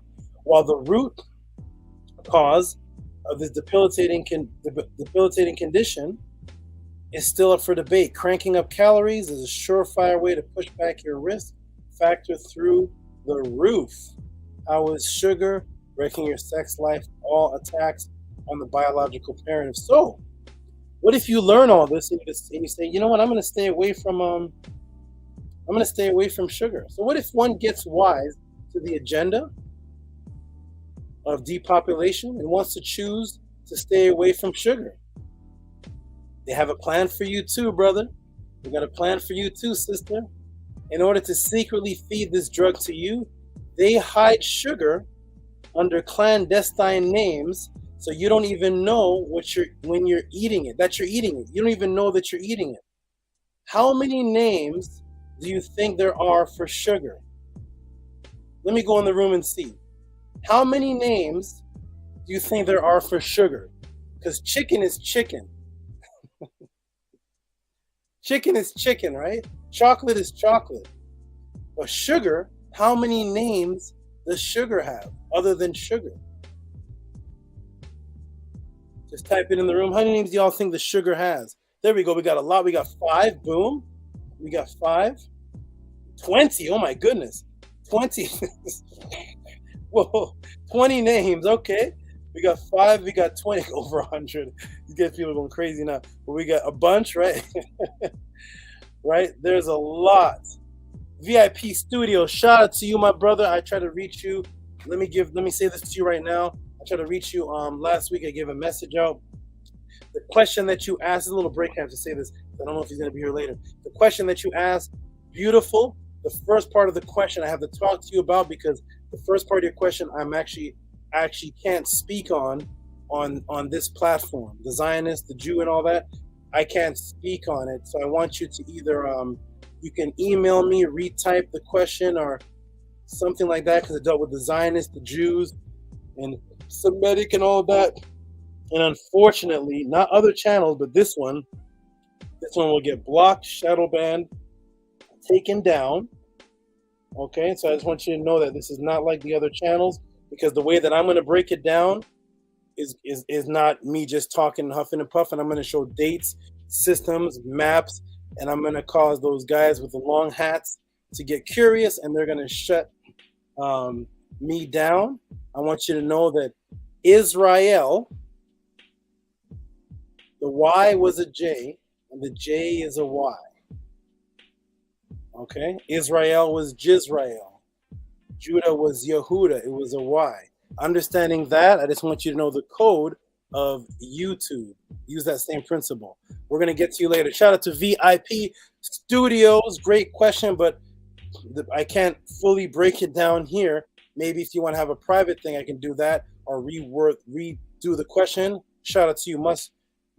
He said that's why I asked you. Exactly. You know, it's interesting because people ask me knowing that I'm going to dissect it to the very last compound. But then, of course, when I do that, here comes the risk, right? So I got the $20 donation. Yay! I dissected, and my channel's gone. So, but shout out to the respect. We're gonna sort that out. We'll sort that out, brother. Don't worry.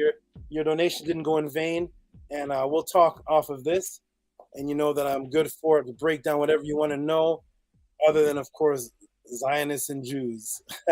All right. So, anyways, let's get back to it, everybody. Shout out to VIP Studios, who says bless up. Bless up. That's right. Potatoes and bread sugars. That's right, man. Those are natural sugars, which are going to be different from the ones that I'm talking about. The high fructose, we're going to talk about it. Let's get into it, everybody. So what if you want... So the answer to the question, everybody, is how many sugars are... How many names of... how many names of sugars are there? Talk on BitChute. How many names of sugars are there? And the answer is, everybody, this is crazy. Look at how many names of sugar. How many names of sugar are there? The answer is 61, everybody. 61 names for sugar. Chocolate is chocolate. Peppermint is peppermint. Salt is salt. Sugar has 61 names. So even when you try to get away from it, Let me show you. I went and got the names for you, everybody. So you all, scribe and everybody, you all can look at these names. These are the names that are in the ingredients. 74%. 74% of the whole grocery store is sugar. Look at these names. Let's go through it, everybody. Welcome to Tehuti Podcast. Here is how I answer questions. Agave nectar, sugar. Barbados sugar. Barley malt, sugar. Barley malt syrup. Barley malt syrup. Beet sugar. Brown sugar. Buttered syrup. Cane juice crystals. Cane sugar. Caramel. Carob syrup. Castor sugar. Here we go, everybody. Coconut palm sugar. Coconut sugar. Defectionate sugar. Corn sweetener. Corn syrup solids. Date sugar, dehydrated cane juice, demerara sugar, dextrin. Especially when you see these names, most people don't even know. You're looking at the back of the box looking for sugar because you want to stay away from sugar, and you see words like dextrin, dextrose, evaporated cane juice. Ooh, let's go. Honey, icing sugar, invert sugar, malt syrup, maltodextrin, maltol. Who would ever look at the word maltol and think that's sugar? Maltol, maltose. Mayonnaise, sounds like mayonnaise. Mayonnaise is sugar too. Maple syrup, molasses, muscovado. They put that in your ingredients. Unless you spoke Spanish, you wouldn't even know what's going on. Hey, this doesn't have sugar in it. What's in here? Muscovado. And just move on. Palm sugar, panocha. Look at these names. Panocha, powdered sugar. The list goes on. Let's go, everybody. Let's go on. Free-flowing brown sugars, fructose, fruit juice concentrate, glucose solids, golden sugar, maple syrup, grape sugar, HFCS, high fructose corn syrup. We're still going, everybody. Don't worry, it's not over. Don't worry. We got raw sugar, refined syrup, rice syrup, saccharose, sorghum syrup, sucrose, sugar granulated, sweet sorghum syrup, triacle. You can see triacle and never think that's sugar. Turbinado sugar, yellow sugar. Ladies and gentlemen, welcome to the Matrix. 61 names for sugar that they could put about 20 of these in your ingredients, and you would never even think that it is sugar. And they make the ingredients so small on the back of things, you don't even want to read it. So this is the hidden in plain sight. Added sugar is hiding 74% of packaged food. We tend to think added sugar is mainly found in desserts like, cookies, cakes, but it's also found in many savory foods, such as even bread. Did y'all know bread is sugar? Bread, pasta sauce, some foods promoted as natural or healthy are laden with added sugars, compounding the confusion. In fact, manufacturers add sugar to 74% of packaged food sold in the supermarket. So even if you skip dessert, you may still be consuming more sugar added than recommended. Hidden sugar content in everyday food. Of course, you have the Twinkie. We know that. 19 grams. But look at this. White bread, 3 grams per slice. Yoplait strawberry yogurt, 18 grams. Pasta sauce, 10 grams per half a cup. Orange juice, 21 grams. So there's your orange juice, everybody. As you're drinking the orange juice for the vitamin C, you're getting 21 grams of sugar with it.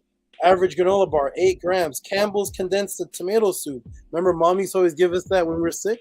Tomato soup and chicken noodle soup.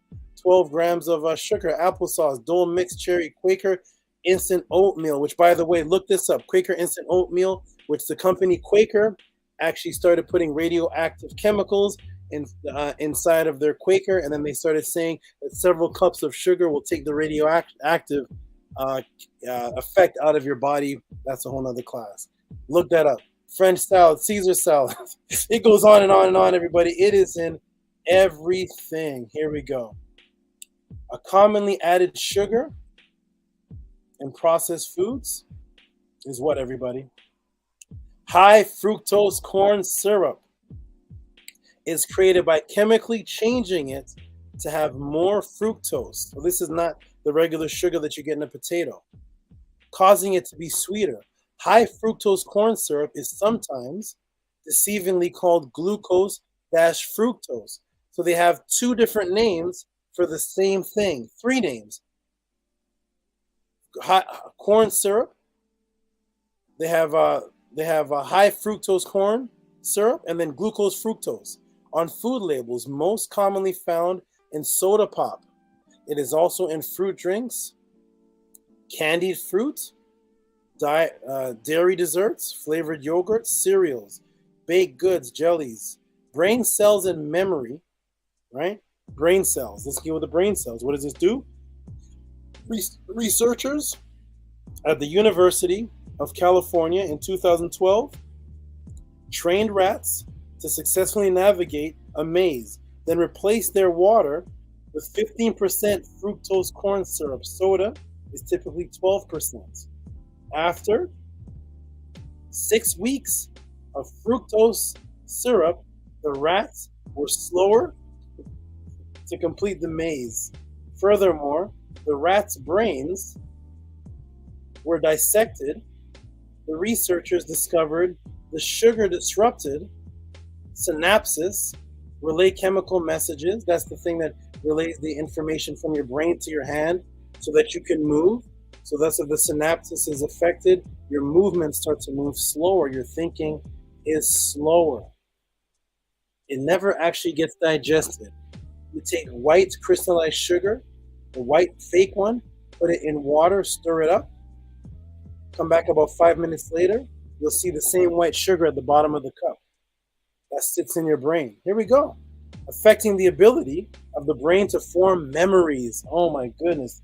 Everything is attacking the biological imperative. Now we have memories. What's memory? Memory, ladies and gentlemen, is called Sechem, Seket, and Sechem in the Medunetter, and that is the definition of consciousness. Consciousness is memory, your ability to remember something. Because if you learn something, and the second you learn it, you forget it, then you're not conscious of it anymore. So I want everybody to know that consciousness is your memory. That is your memory. You take away consciousness from you, of course you don't have biological imperative. Of course your life goes down the drain. So the sugar actually takes away the ability to form memories. Speaking of animals that are around us, because this was done on rats, right? Speaking of animals that are around us, I will show you how the animals around us have learned that this high fructose is truly unedible. Let me close this down, everybody. Welcome to Tehuti Podcast. I'm going to close this down for now. I'm going to check the chat to see how does everybody think of the answers so far, and then I'm going to show something fun, something very interesting. So let me go and check and see if I've so far answered at least some of the question, because of course this question goes on and on and on and on, but I'm addressing the sugar attack on the biological imperative, the most important thing to us, and now memory slowing down the brain. Test done on rats. Let me check the class and see if anybody's listening, if anybody heard the answer, and then we're going to go into some fun interaction. Let me check and see. Shambo Shane says, I'm done with all those foods.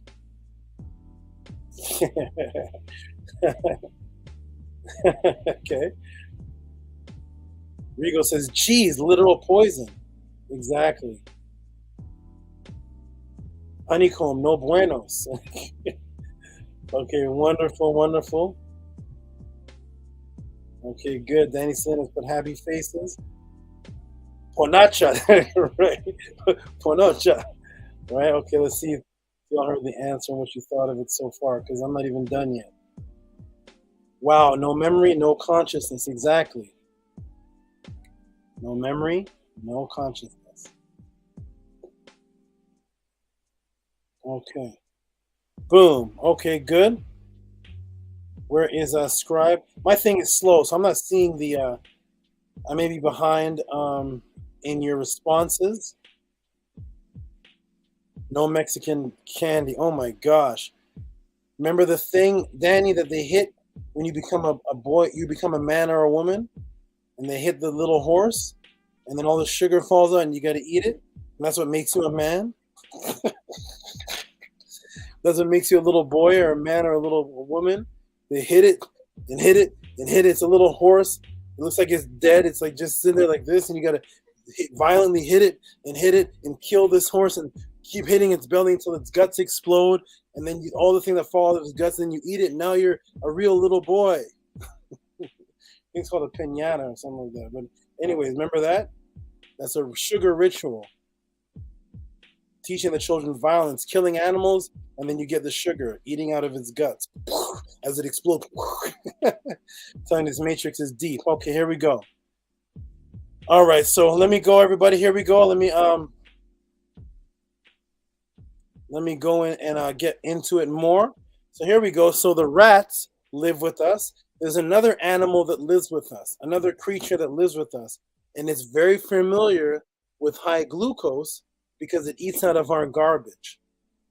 It's very, very familiar with high fructose because it eats out of the trash. It eats out of our couches. It eats little Halloween things that fall on the streets. They live on the streets and they live in your house. What is it, everybody? What is that creature that lives in everybody's apartment? It can infest your apartment. There's like thousands of them. We got a raccoon. Okay, good. But these ones are in your house. What is that, everybody?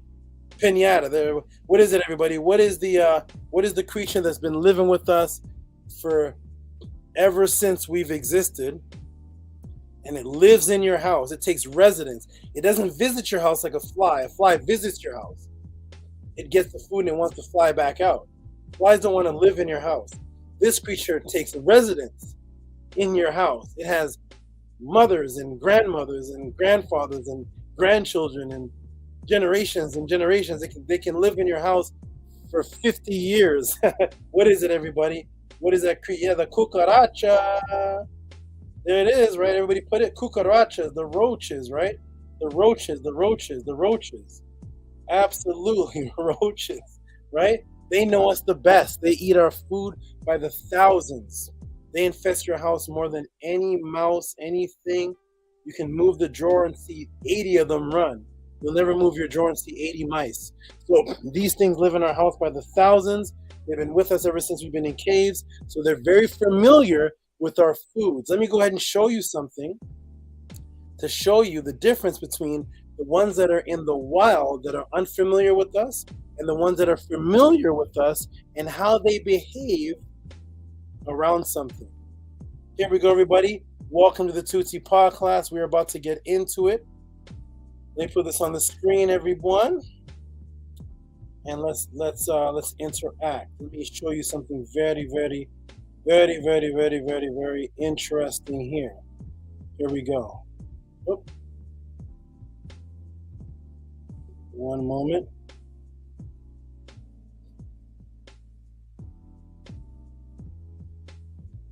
Okay, let me go ahead and rewind this. Okay. So these are adaptive behaviors in these creatures where they understand what it is that we're eating and that they shouldn't even go near it. What do these bugs love? What do they love? Let's look. Here we go, everybody. Welcome to Tehuti Pod class. We are about to break it down. Let's get into it, everybody. Here we go.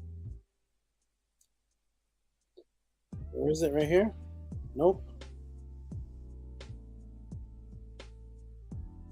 Okay, here we go. Boom, showing on the screen. Can you all see that? Here we go, adaptive behavior. Let me go ahead and press play and show you that the cockroach has learned to be smarter than us. Here we go. Welcome to the Tehuti Pod class. Break it down. Here we go. What are we looking at here? What do we see? We see, or pause it, we see wild type roaches. We see peanut butter. Jelly contains the glucose. And these are wild type roaches that don't really live around us. Let's see how the wild type roaches act. Then we got glucose. There they are. They're eating it. Nice. They should be eating it because these bugs like sweets. 2 minutes after, look at the wild roaches. But look at the ones over here that know us. Look at the ones that have adapted and understand the high fructose. Look at them eating over here, and they're not touching this. Do you all see that? We got the glucose over here. We got the peanut butter. They're feasting on that.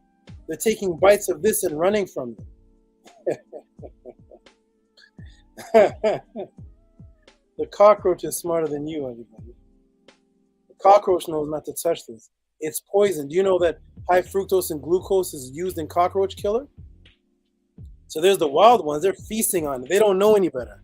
They don't know what's going on. They just say, sweet, we're eating it. Yum, yum, we're eating it. The ones that know and see their roaches dying from it, they're staying well away from that. They know that's not food. That is not edible. Let's eat this peanut butter. Let's stay away from this glucose high fructose. Let's stay away from that.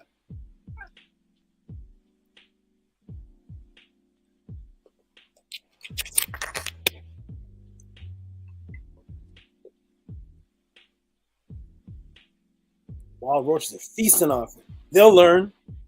They'll learn when they see their children dying. They'll learn. They'll understand. They don't know any better. Just like we didn't. But we should know better now, and we still eat it. The roaches that are around us, they're taking bites and running. They're taking bites and they're gone. Welcome to Tehuti Podcast, everybody. That is my answer, and I'm going to actually interact with you and show you how the AI system. Greetings, Shannon Southard. Peace. RPM says, holy crap. Holy crap, right? So the high fructose that they're calling glucose, remember, somebody said, what about fruits? No. The high fructose, they're renaming it as something that's supposed to be inside of fruits, but it's a rename. It's actually modified. There's a fake one modified, then there's a sugar found in fruits, and then to be deceptive, they're naming the modified one over as the one that's in fruits, all a part of the deception. Because remember, there's 61 names of sugar, so they're hiding it and calling it the other one. Okay? So anyways, let's go on, everybody. I'm going to show you now. We're going to do a demonstration, and I'm going to show you how the AI system is in your computer. Okay, good. We got some reactions. We got Bean Frank saying, wow. Okay. Ahati couldn't see it. Did you all see it? Did you all see the roaches? I hope you all saw that. Did anybody here not see it? The roaches that were all around the peanut butter, and they're running from the high fructose. If y'all didn't see it, I'll play it again. Food labels are misleading, exactly. All right, here we go, everybody. Like I said, if y'all didn't see it, okay, you saw it. Okay, Hati, so they saw it, no problem. Okay, good, they saw it, no problem.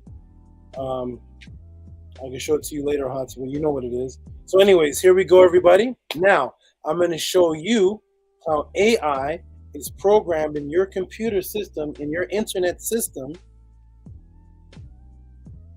to have you move away from immune-fighting diets and move to the sugar. Everybody ready? Let's go through. You know, I do this interactive section, and the breakdown is so long because, of course, the brother sent in $33. And I'm going to break it down. I'm going to give bonuses. We already broke down the answer. Now we're going to break down some bonuses. Let's go into it, everybody. Welcome to Tehuti Podcast. I'm going to do something live on the air for you right now. Here we go.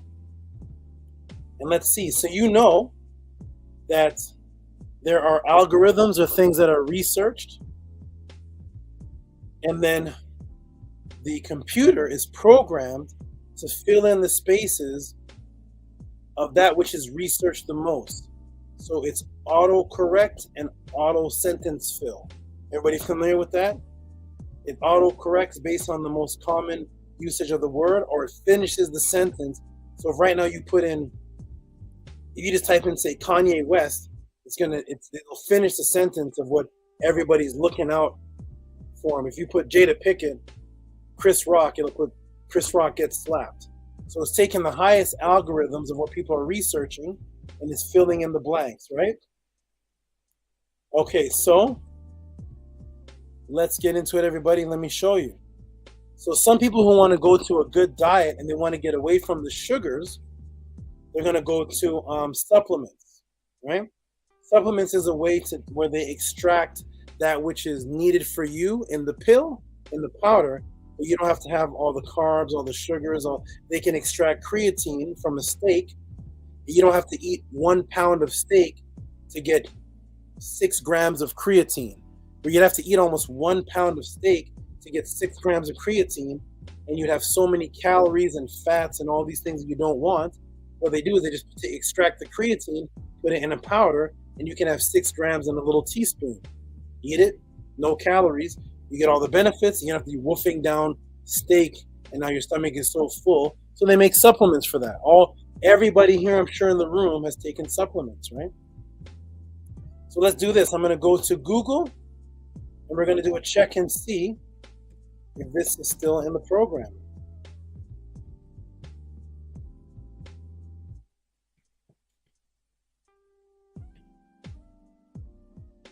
Okay, here we go, everybody.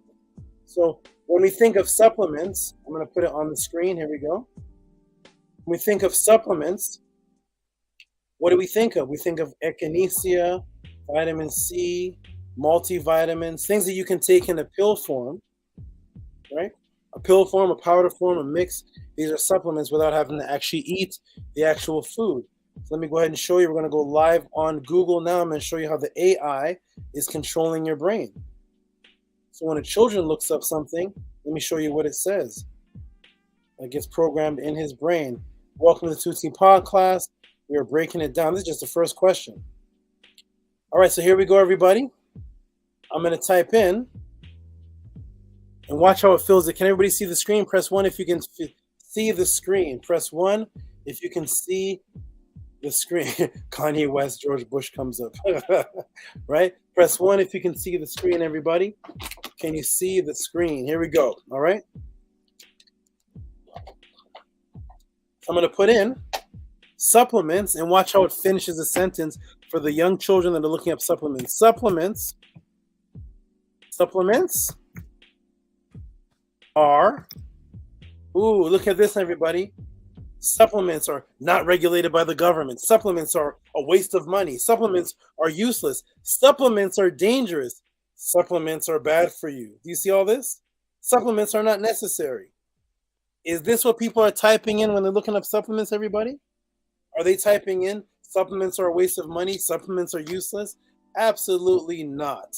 All the people on the planet Earth that are looking up golden seal, echinacea, reishi mushroom, root, pill, all type of bodybuilding, health, nutritionists that are typing in and showing supplements to people. But look how the autocorrect immediately goes. It doesn't even say anything that supplements do good for you. Supplements are not regulated by the FDA. They're a waste of money. They're useless.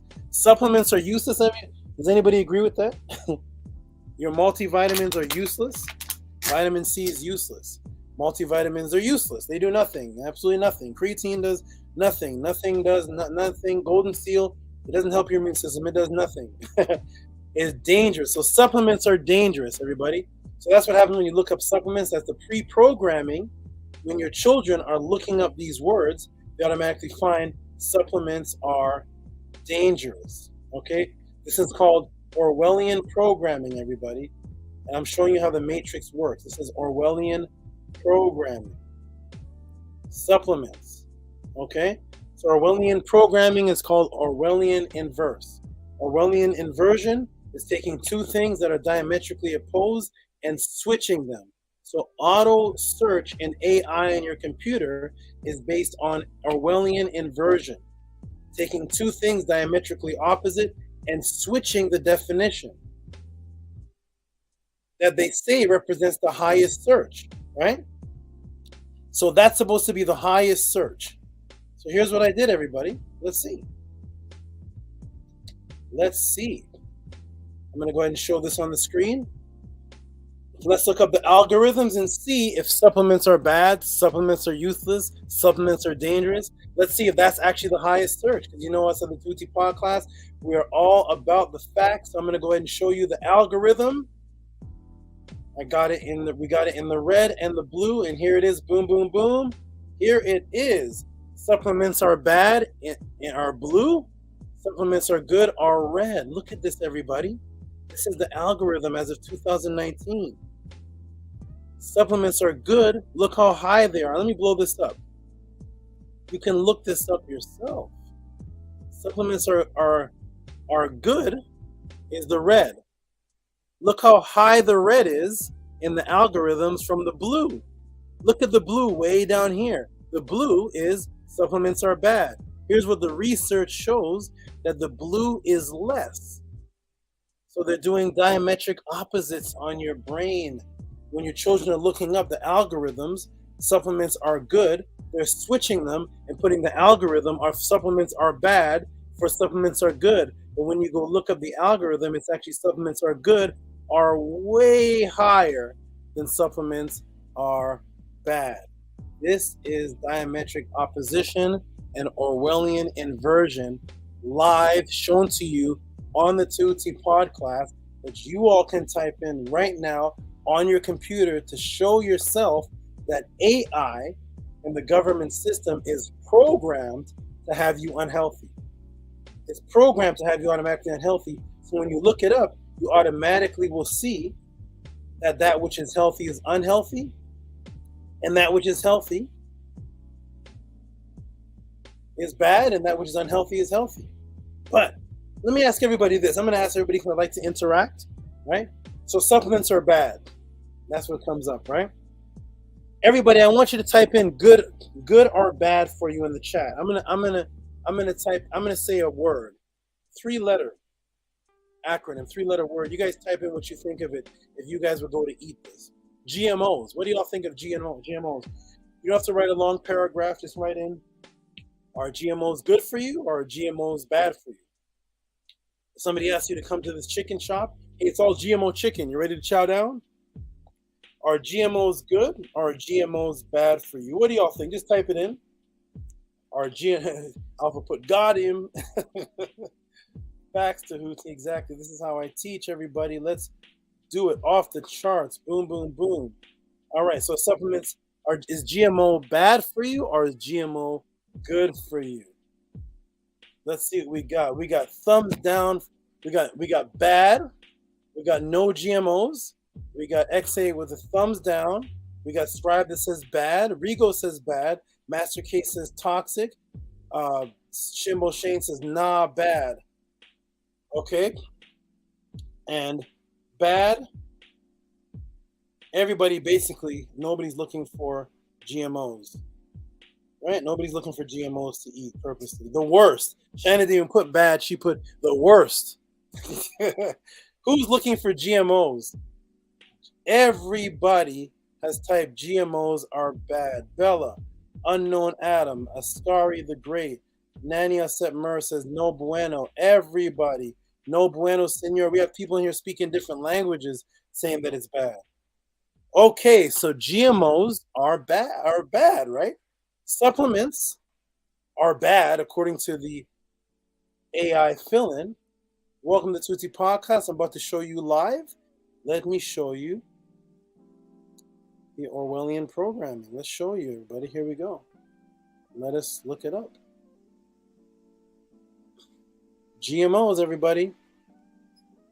GMOs are good. Woo! Woo! The first search is GMOs are good. GMOs are safe. Then we get GMOs are harmful. GMOs are good for you. Look at this. The first word search is that GMOs are good. Who is typing that in, anybody? Which one of your friends are typing in GMOs are good? When was the last time you typed that in the algorithm? GMOs are safe. Who would ever even think GMOs are safe? But it's Orwellian inversion, which switches it.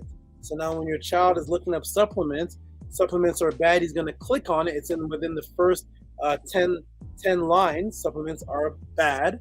GMOs are good. GMOs are safe. Welcome to the Tehuti Pod class. I'm showing you the matrix live in front of you, right in front of you. Robert Williams put, what? Woo-wee. I wish I could talk about this. Shannon put, wow. B and Frank put, that's crazy.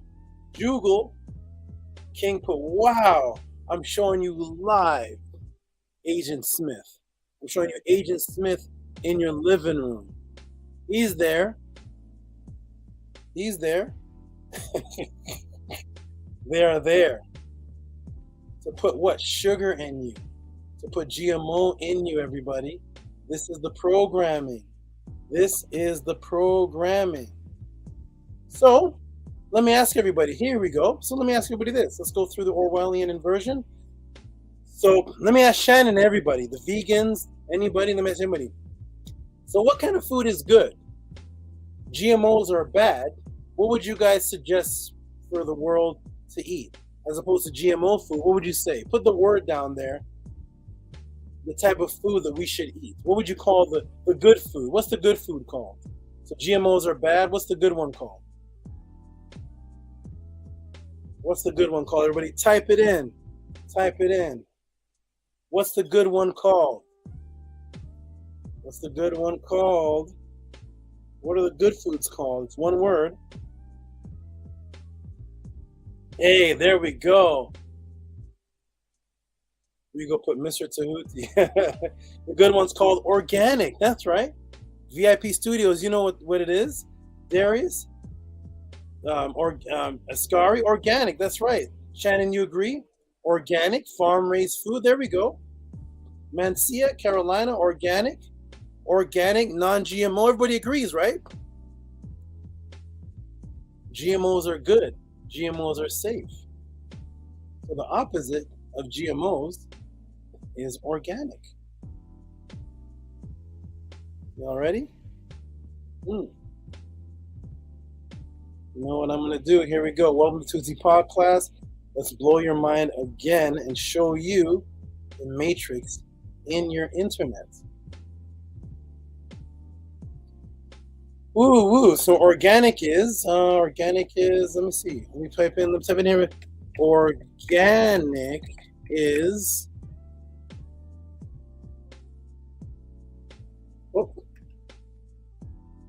organic is a sham.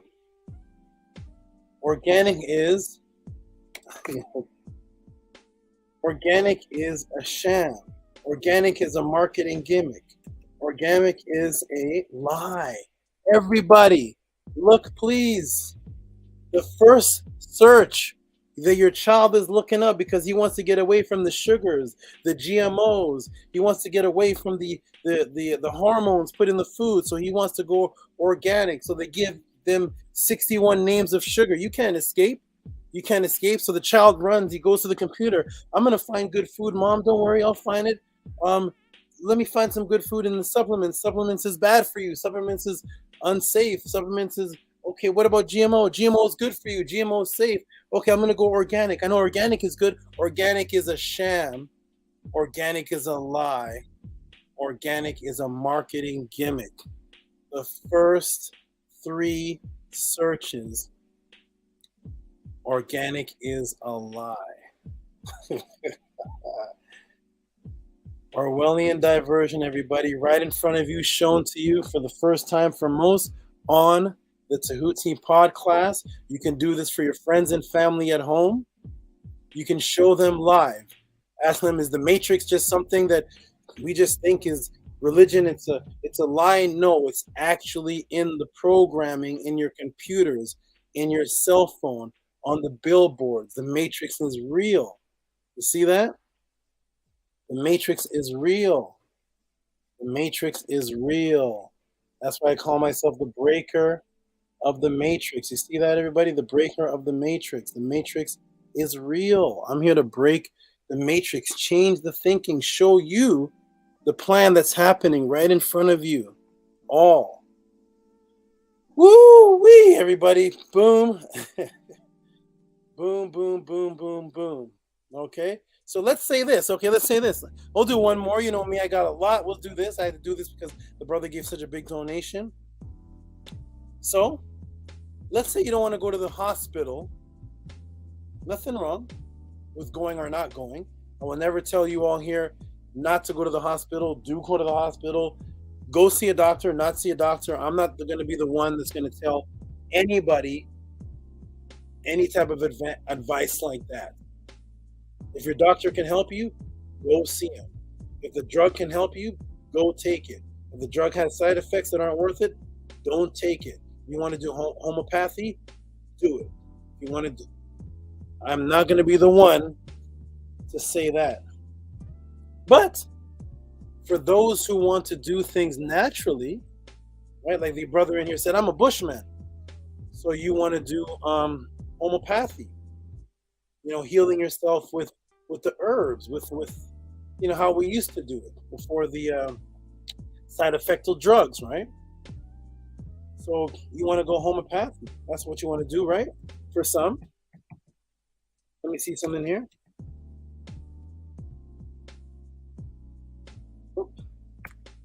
By doing this live for everybody here, because I'm going to show you that this inversion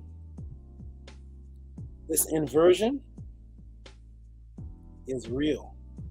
Let me go ahead and do this here. Homeopathy.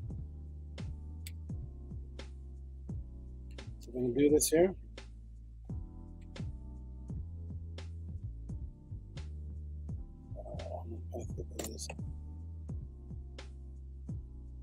Example is banned. Oh, no, this one's not filling in. I'm going to do the screenshot though of what I have. Let me do the screenshot for everybody. Here we go, everybody, because it's typing in some other strange things when I type this word in here. But I'm going to show you the screenshot that I took when you look up homeopathy, which is just you studying the natural herbs to heal yourself, which go for it if it works. I suggest my people go to the doctor and go to the little Chinese man shop downtown that has the little tinctures and the little herbs and the reishi mushroom.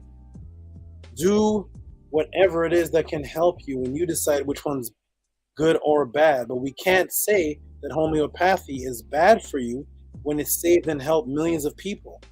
So has the hospital. So has the ambulance. But anyways, let's go, everybody. I'm going to show you right here. Welcome to Tehuti Podcast. I'm going to show you this one last thing, and then that's the end of my answer. Here we go, everybody. Boom. So I put in homeopathy, and look what it typed in.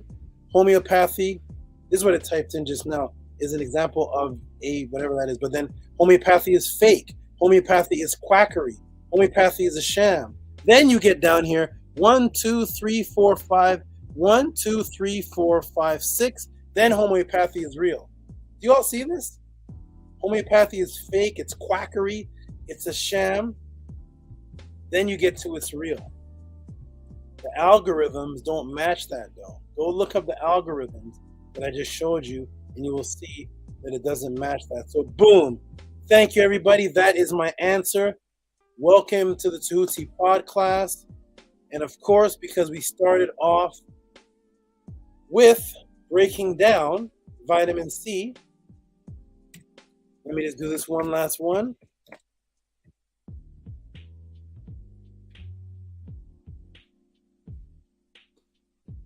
Let me see. Let me hold on. Oh, yaking. Sorry, I misspelled that. Hold on. Okay, here we go. I screenshotted that one too. And of course, everybody in this room has taken some type of vitamin, multivitamin, vitamin D. You get vitamins from the sun, vitamin. Everybody here has taken some form of vitamins, right? Let me show you some, everybody. Let me show you something. Because remember, this section of the class started by sugar.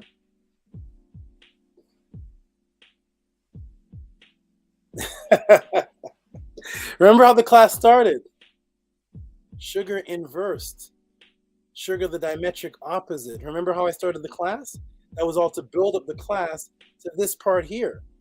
That the sugar chemical that they're creating, the sugar chemical, is inverse and is a diametric opposite of the vitamin C, and it takes its place and makes you sick. You take more sugar, you get more sick. You get impotency. Your brain synapses work slower. It's inversion because the body is taking it in as if it's vitamin C. So I'm showing you they took that agenda and put that on your internet. And now your internet is inversed. So we're going to go to vitamins. Since we started the class off with vitamins, let's see what the AI programmed for you for vitamins.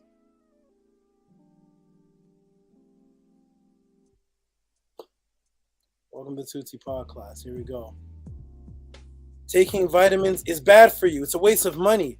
Finally, it's good for you. Good or bad? Bad for your liver. Does it help?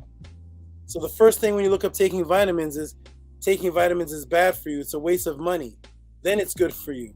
It is good or bad. Bad for your liver. Welcome to the Tehuti podcast. I am done. Boom. That is my answer on the sugar, the agenda, which led to the GMO, the Orwellian inversion, because sugar did it first.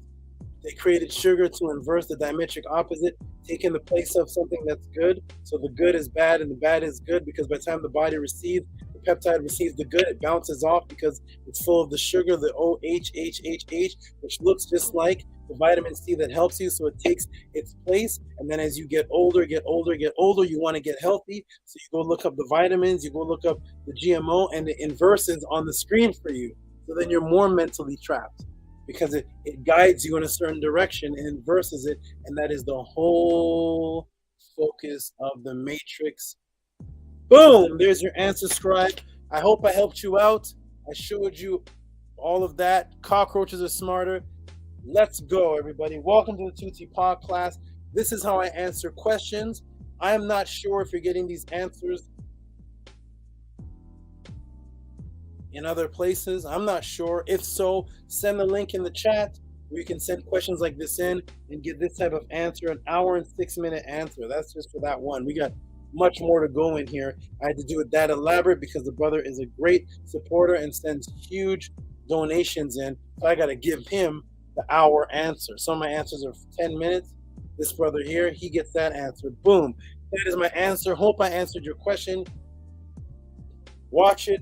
Rewatch it. I have about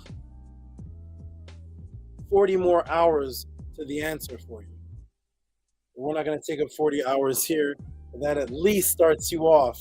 That at least lets you know what's going on. Show this section of the podcast to your mom, your friends. Let them know the Orwellian inversion, the diametric opposites, the sugar taking the place and imitating the vitamin C, impotency, brain slowing down, memory loss.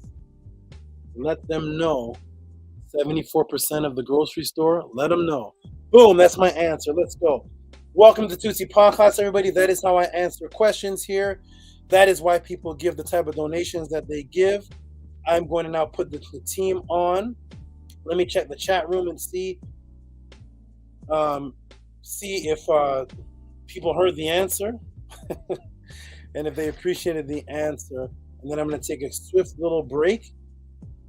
Put Shannon, Scribe, and some others on.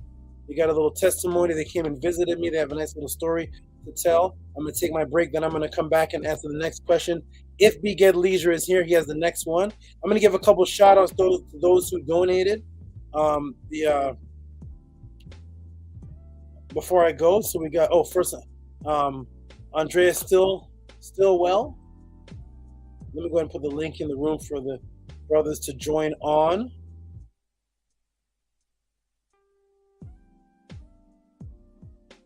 Get that fish. Who's this? King says, get on that fish oil. Omega. That's right, man. Get on it. Get on it. All right. So let me go ahead and put the link in the room for the brothers to jump on. Okay, Cash Peden, like the answer, he said, master breakdown. Thank you, Cash Peden. I'm glad you appreciated it. Glad you liked it. Bean Frank said, boom. RPM said, wow. Scribe said, I love breaking the matrix. Scribe says, Tua. And King says, vitamin D3 is better than vitamin C. Go research it. Go check it out. I personally, I tell people, because I'm a dietitian, that different vitamins actually do different things in the body. And based on what you may be able to handle, or what is good for your body, or what you're looking for, that is what makes the vitamin better for that purpose, when the other one may be better at something else, but doesn't do this other thing that the other one does. Go do the research, check it out, and definitely add to your diet the vitamins that are good for your body that help you. We all do different things. I exert a lot of energy training, working out, mental energy, teaching people in the pod class. It's a lot. I have to take a lot of different vitamins and pills, find the ones that are good for you. I do dietitian plans, but yes, D3, vitamin C, all of them serve their purpose. Take them in right quantities that are good for your body. We're all different heights, all different weights. I just want to show you the plan, man. Okay, good. So we got Master Breakdown. Darius McNear says, all your answers are great, but one was life-changing, but that one was life-changing. Thank you, my brother Darius. Thank you. Cannabis Spa says, just tuned in, Saba, you look younger every week. It's 3 a.m. here in London, so I may fall back to sleep. Greetings. Thank you, Cannabis Spa. I'm actually, yes, I'm partaking in something and doing something to slow down and change the aging process. It's something that I have to do for myself as a netter, and people are saying that it is working, and people are noticing my physical makeup change. Thank you for noticing all the way from the computer screen. I remember Shannon came here and saw me, and she said, you don't even look like a real person. So shout out Cannabis Spa. Appreciate it. All right, everybody liked the answers. Wonderful. Shout out to WS Banker.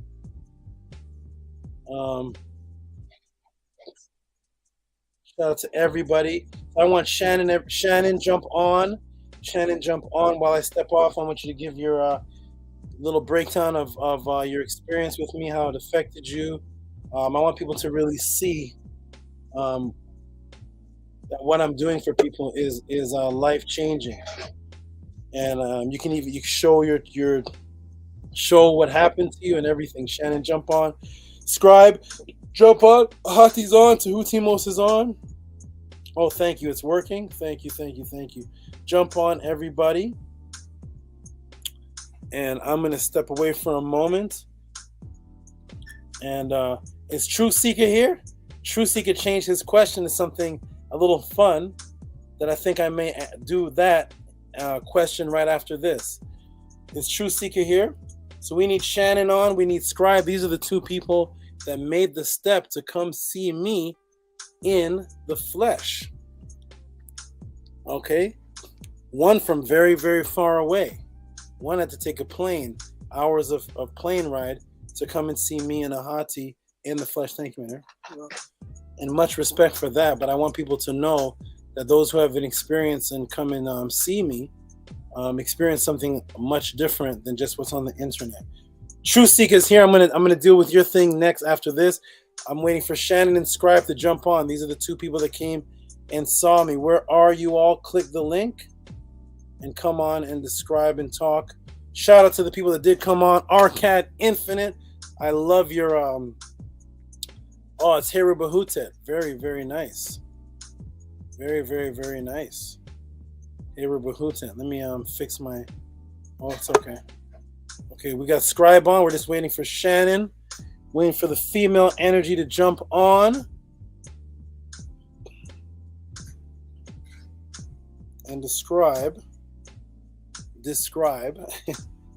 what happened. Beautiful. D3 builds your immune system. Absolutely right. Ding, ding, ding, ding, ding. Wonderful. And thus, yes, take D3.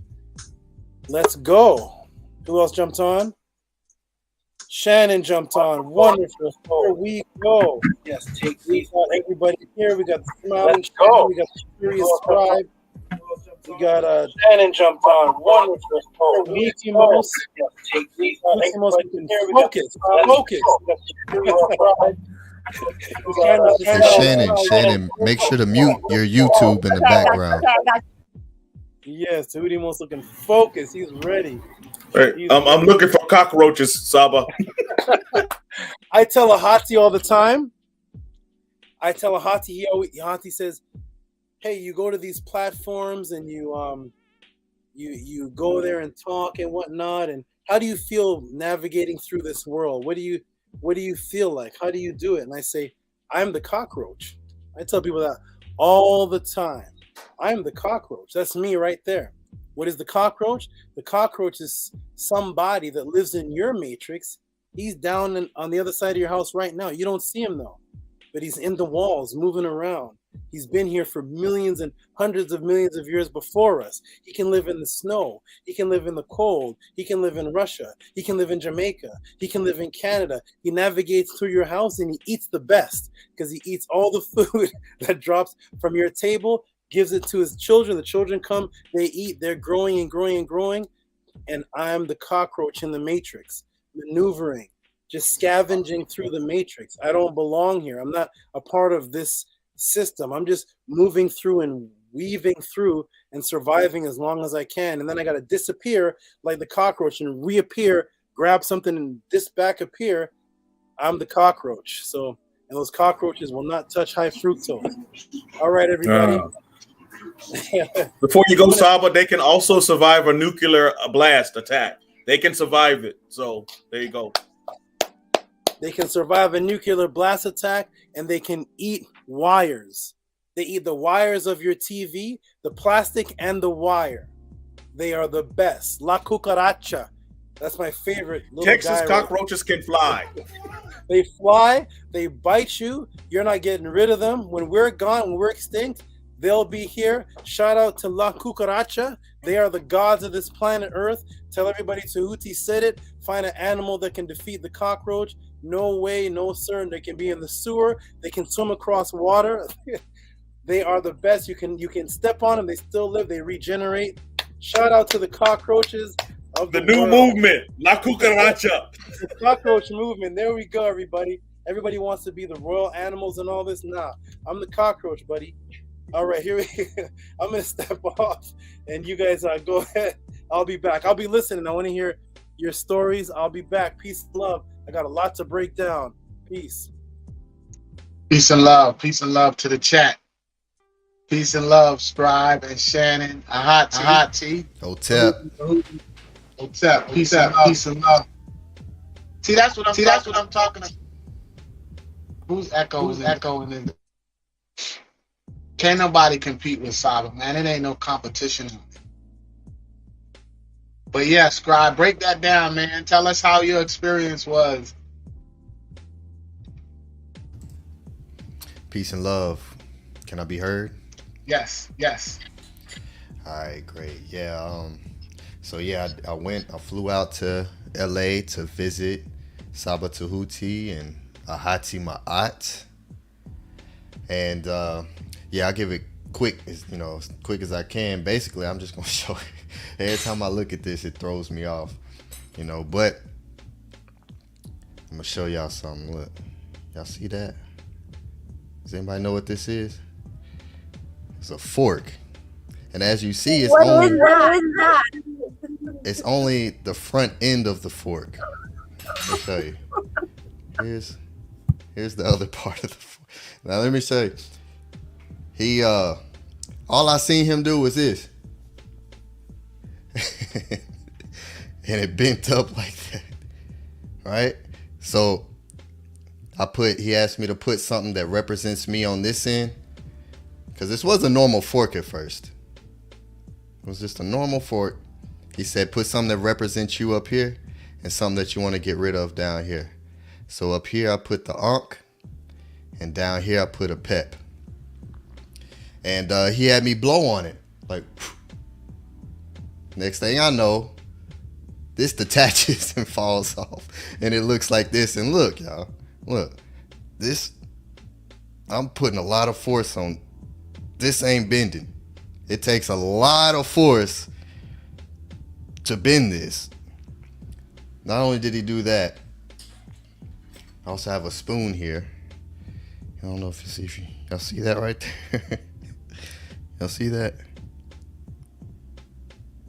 Y'all see how it's twisted? That's the SCRIIIBE. Bending metal. Y'all, when we talk about the matrix, and there is no spoon, right? This is every time I look at this, this is beautiful. And he also did a card trick that he basically what happened was my card disappeared from the deck. He told me to go pick a book from one of Ahati's books that was on one of his tables. There's probably about 7 books there. So I picked one. He had me and Ahati pick a number. I picked 3. Ahati, I think he picked 1. And he said 1, 3 is 4, 103. He said turn to page 103. So I opened up the book. I turned to page 103 and the card is sitting in the book like this.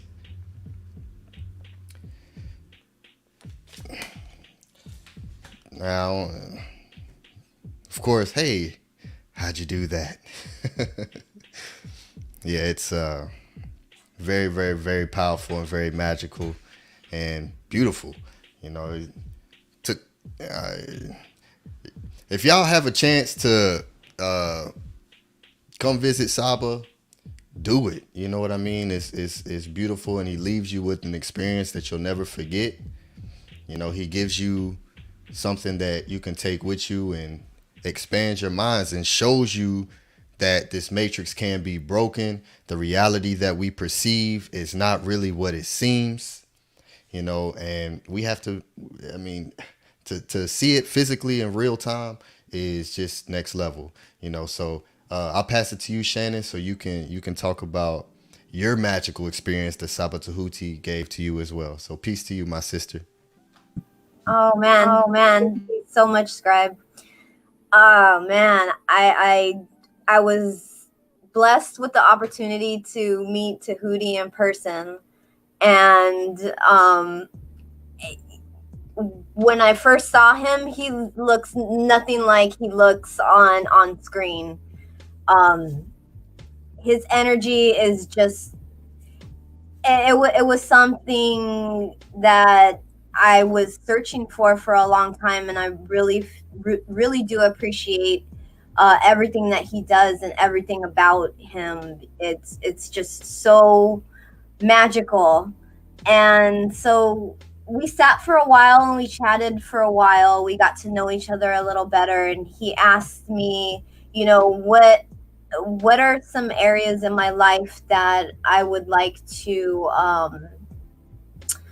that I would like to be taken out of my life. And he had me write down on my journal what it is that I wanted to eliminate from my life. And I had written down unproductive energy, because I'm constantly dealing with situations and people where the energy is extremely unproductive.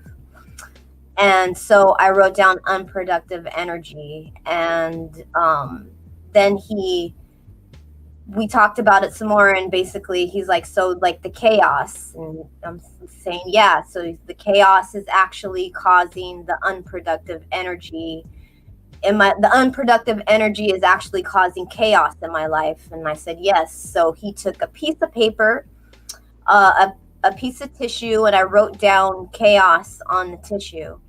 And he asked me to light the corner of the tissue, and I lit the corner of the tissue, and it just blew up. The fireball. And before he put, oh man, it's just a lot. So when I wrote down the chaos on the tissue, he got a penny and a dime. The dime, it was the representative of the chaos and the confusion, the unproductive energy in my life. That was what the dime represented. And then there was a penny. I didn't know why the penny was in there. I don't recall it having any representation.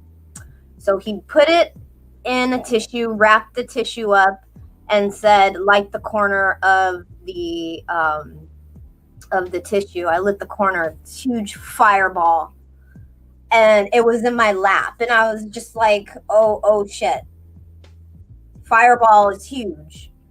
And then I look at the dime, which was a regular sized dime, and the penny,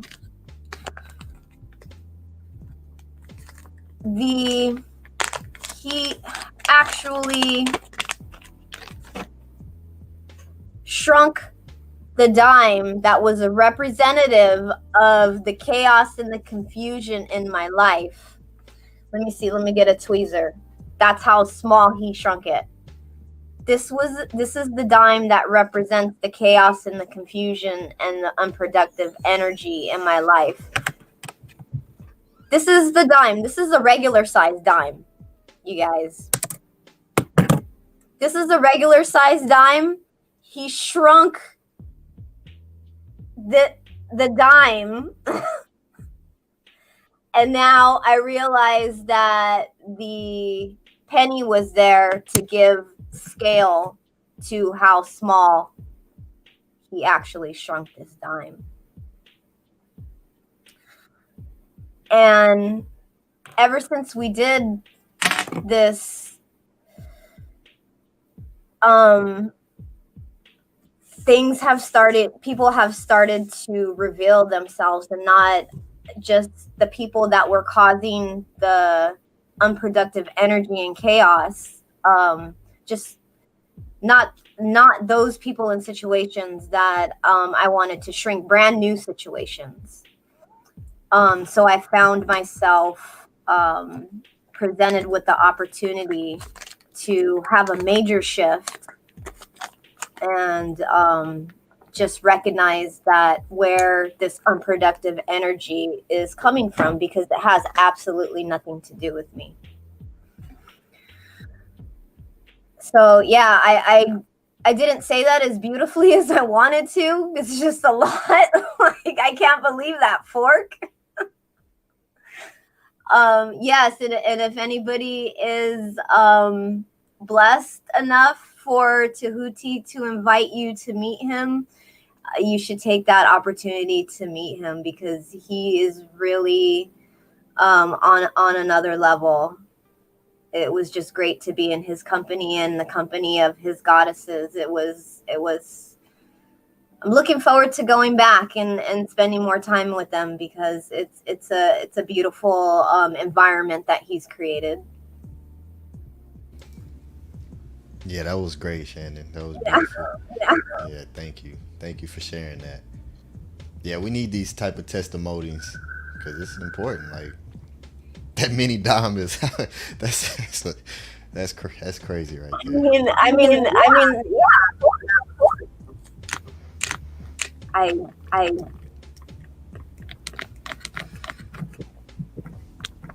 I keep it right here on my desk. Next to my 42 ID. Here to remind always of who I am. Right. The Heka is real, y'all. It is not a game.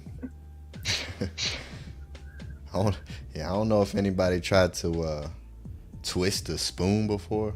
If you haven't tried it, go try it and you'll realize how impossible it seems. It's not It seems impossible, but that's the matrix. Mm-hmm. That's what keeps seeing that these impossible are actually possible. Absolutely.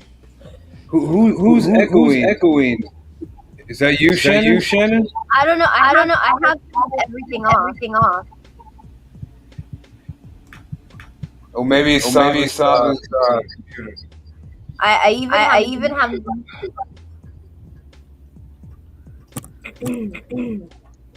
Yeah, I'm mute. Yeah, it's his computer. Yeah, it's pretty bad. Pretty bad. Pretty bad. Matrix is that's what SABA showed you guys. So Scribe, you're feeling, you and Shannon are feeling how I felt when I first met him at the beach, and I saw him with his large python around his neck, and he had a crowd around him, and he was bending his spoons, twisting the spoons, and bending the fork. And that right there sold me, because I never seen a black man do that ever before. And he could have told me anything at that point, and I would have believed him for that moment. And the great thing about him is that even when I didn't believe him after that, and I started looking up and searching things that he was telling me, he was spot on, you know, without any ego. There's nothing he was trying to prove to me or nothing. Pure knowledge that you get. So I'm glad you guys appreciate him as much as I love him. And it is great energy that he gives off. And it's unfortunate that people tend to hurt him a lot. I actually didn't know about man, the echo that. He actually answered one of my questions I had for him, because he never told me about Canada. What happened in Canada? Why did he come back to the States? And I didn't know that people actually from the Nwapu group robbed him, but it makes sense. So I'm very protective of him, as you all probably know by now. But it's good. I'm glad that everybody's happy and you're experiencing the magic now. Now you understand when I'm up here and I'm clamoring for people, just do something. Do anything to disobey this matrix. You have no obligation to it. And you're like, I don't know, man. I might get caught doing what I'm doing. Or I don't know, man. I don't want to encourage the Tomahawks. You see, these two people up here are telling you firsthand experience that you are the ones in control. You are. No matter what the Tomahawks are doing and saying, we are in control. Because a scribe, as he's holding up to you, is living proof. It's right there in front of you. All you have to do is do what the comedians did and take action. And all these people on this panel are doing it. I mean, some of them physically went to meet the teacher. Some of them are selling very important things in their lives. Others are doing things they never thought they could ever achieve, like talking on and on and on in public and making total logical sense. And he knows what I'm talking about because he's got that great smile going. But that's the heka. That's the energy. That's exactly what it is. It's the magic. People that wouldn't be up here doing what they're doing are now up here now. This is proof to me that we can do anything we want. It's just we put the limit on it. So if you haven't gone over to the website, go over right now. Make sure you subscribe to the weekly newsletter. It's free. Make sure you go and support SABA Tehuti. Buy his books. It's definitely the best investment you'll be making. Come to our Sunday study guide class to learn more about the books you just bought. It's free. And then if you feel compelled to donate to us too, do that too. Some people are already doing that because that's how we work. We're not asking, we're not begging. We're imploring you to do it because you have living proof up here of people experiencing the magic, the heka of Tehuti Amenhotep Ra. This is not another run-of-the-mill conscious teacher. This is like 101 says, the one. And if you pass it up today, I can't feel sorry for you tomorrow. I really can't. Because he is the one. Listen, I would not be wasting my time up here. To deal with black people, I'm just going to be straight up and blunt. It's very frustrating. It's very frustrating. So there's a reason why I keep coming back week after week is because this man, Tehuti, is the one. But he also needs help. He also needs support to keep doing what he's doing. And he can't do that if he's working for the Tomahawks. That just doesn't make any logical sense. So share what you can, even if it's a few dollars. Share some service. We need writers. We need flyer handouts. We need business cards. Scribe make great business cards. We need people to rock the T-shirts, the merch. to let people know that there's a way out of this matrix, and that they can come to these classes like tonight, and they can literally change their lives like Shannon just professed that's happening in her life. They could change their lives like the Scribe. Scribe hopped on a plane, not really unannounced, but at last minute told us that he's coming. Something inside him, a fire jumped up in him to move him to come out here. Tehuti Most, I can't really say what he's doing publicly, but Tehuti Most is full warrior status right now. Tehuti is putting all the cards in and going full stream ahead. And Arcad is a speaker now. Arcad is tapped into his creative energy, which he told me in day one he did not have, or he did not know if he could utilize his energy, and he is. So that's what Tehuti does. And yeah, that's why I'm here. That's why I love him. And that's why I support anybody that supports him and protects him. That's key. That's really key. Great Tehuti Most. I know you're itching to say something, my brother. Yeah, Hotep, Hungry Lion. You know I'm always ready to talk. I will say this, you know, with the breakdown that we just got earlier, my goodness, I've never saw a roach study breakdown like that before in my life. Viva cucarachas. And I tell you what, with the breakdown that you just received, great question, Scribe. If you're not supporting the SABA after this, there's something wrong. There's definitely something wrong, and you are stealing. I haven't met SABA personally, but I will tell you this.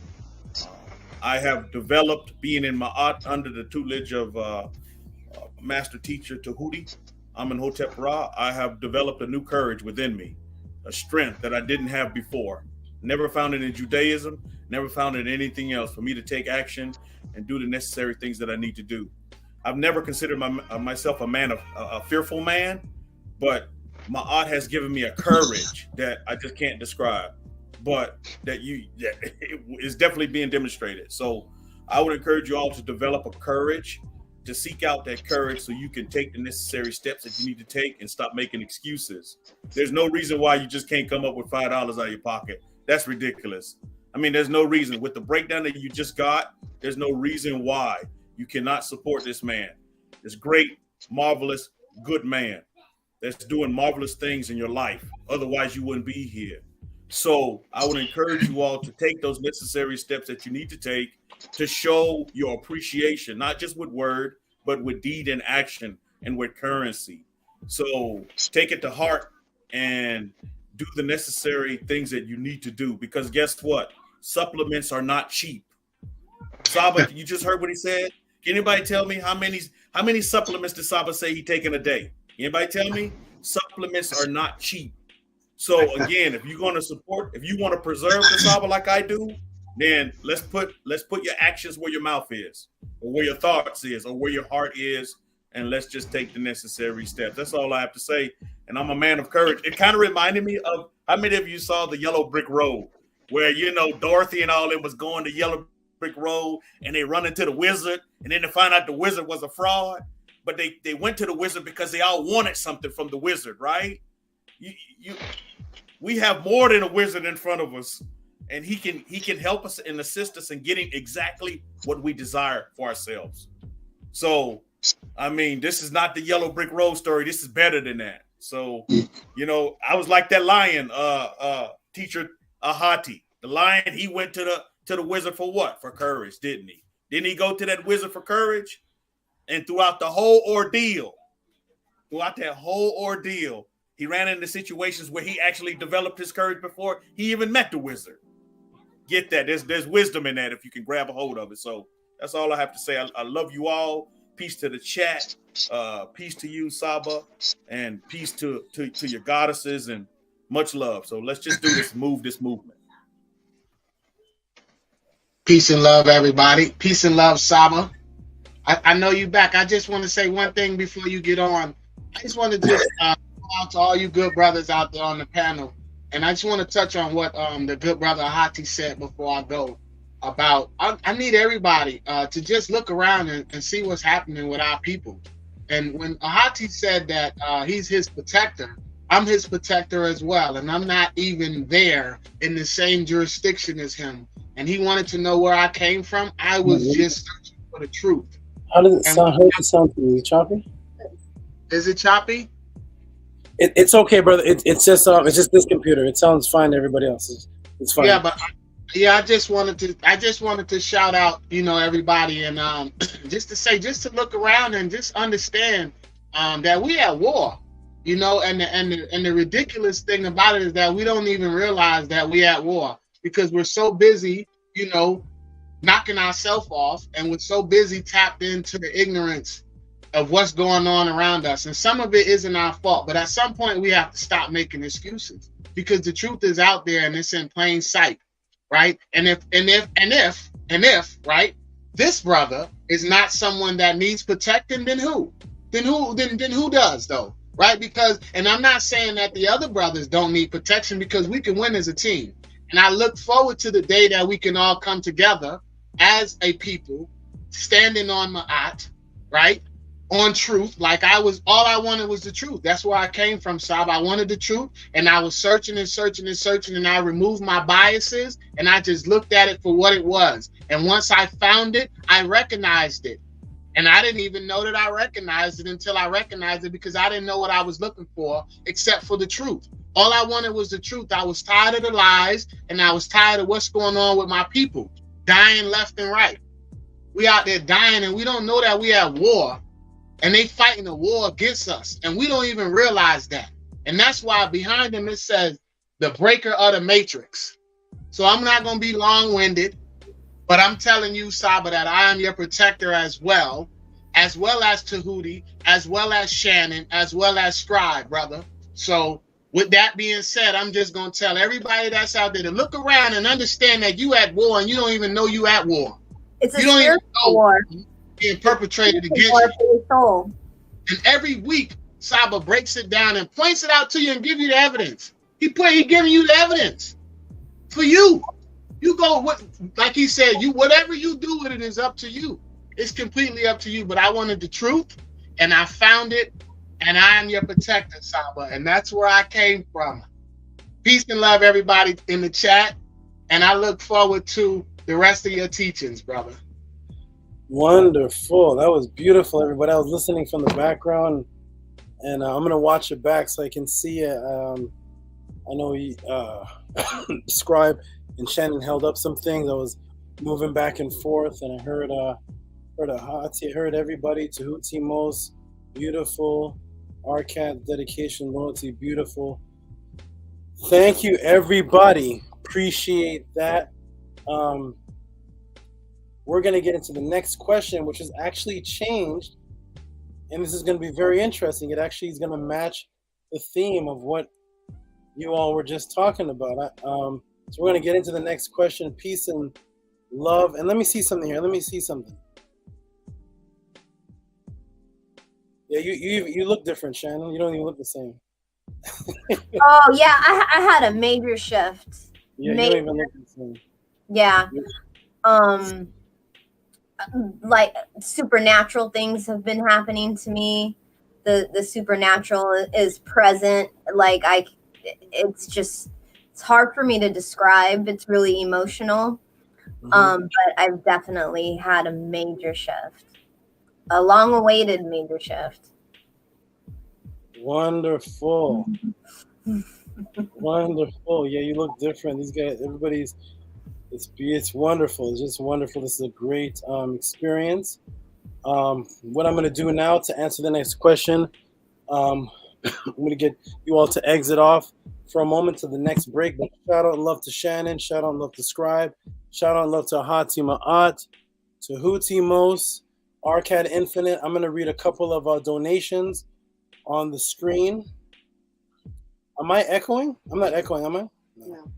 Okay, I'm going to read a couple of donations on the screen, and then we're going to get into it. So shout out and peace and love to everyone. Let me reset something here. Let me reset here. Okay, so peace and love. Shannon, I'm going to put you back in the chat for just till the next break. And peace and love. Okay. All right, so let me see. The next question is from, well, first let me give a shout out to the donators. Here are the donators here, the latest donators. Here, let me refresh this. We got, hiccups. Hold on, let me get rid of these. Getting hiccups, hold on. I'm talking too fast. Okay, I just ate. Okay, the donators, we have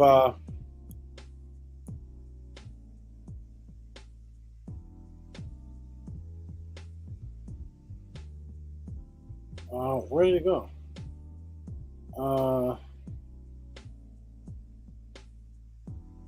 Where'd it go? Shannon, not Shannon. Okay, here it is. Andrea Stillwell. Shout out to Andrea Stillwell, who is old schoolian, who was the one in the beginning, who I was talking to. We're gonna give a shout out to old schoolian, and let me see if True Seeker's in the house. True Seeker, you have the next question.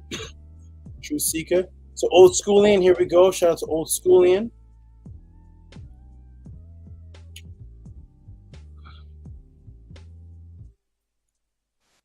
Shout out to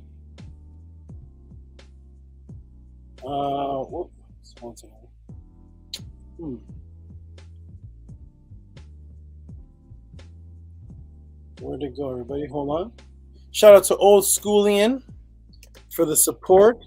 This is a new person, at least new to me, and came in right off the bat, giving major support here. And I'm going to go ahead and read that support. Of course, I want to give old schoolian the clap shout out. Shout out to old schoolian. He said, for the old schoolian, yes, thank you and respect. Shout out to the old schoolian. Appreciate that. You are awesome. Appreciate the support. We love the support. Thank you so much, old schoolian. Clap it up. First time I've seen this name, and it's already a large donation. Appreciate that, old schoolian. You are awesome. Thank you for the great support, old schoolian. Okay, and next up for the next donation, we have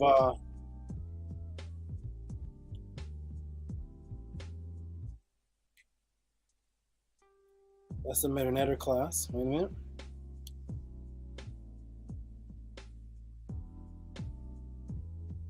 Old schoolian. Who's next? Who's this? That's for Marionetta. That's not right. Hold on. Jason Henry.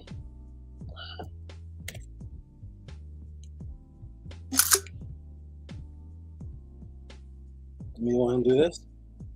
Oh no. Here it comes. Where's Jason Henry? Hold on, let's take it off the camera. Hold on a second. Okay, Jason Henry.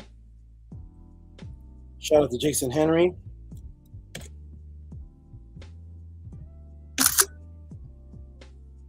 Who says,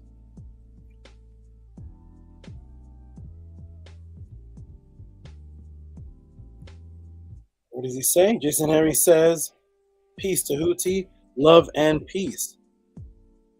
Thank you, Jason Henry. Appreciate the support. You are awesome. Thank you very much. You are wonderful.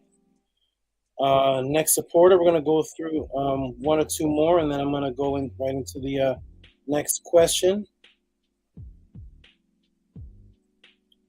And, Matthew McDowell. This is him actually, him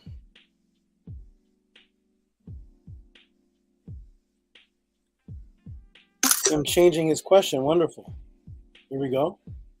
So I'm gonna announce that when it's time for me to announce the question. That's Matthew McDowell, who has the next question on hand, ready to go. And we have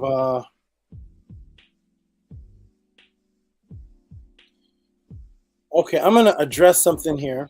I don't even want to address this, but I'm gonna address this situation here.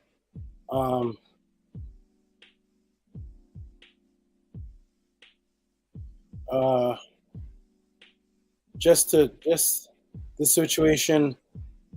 One second, let me see. Okay, so this is from a gentleman who had this strange messages. So I'm gonna I send the gentleman's messages to my it's going to another section now because this is not even a big supporter or anything like that. He sent money and then asked for a refund back, said that I didn't teach the answer when I actually did, and there was witnesses. And then he had another question. I went to the message box and I see this other question come in, and he's like threatening me to answer questions. I just want to show everybody to get rid of this energy. Brother, I don't need your questions. I don't need to teach you in the pod class. I don't need anybody's donation. I don't need any student. I have people like Tehuti, Super Magul, Ahati, Scribe, Shannon, and people, Kamit 101, Ascari, people that are giving $25, $100 and something donation for their appreciation of me, even if they're not asking a question.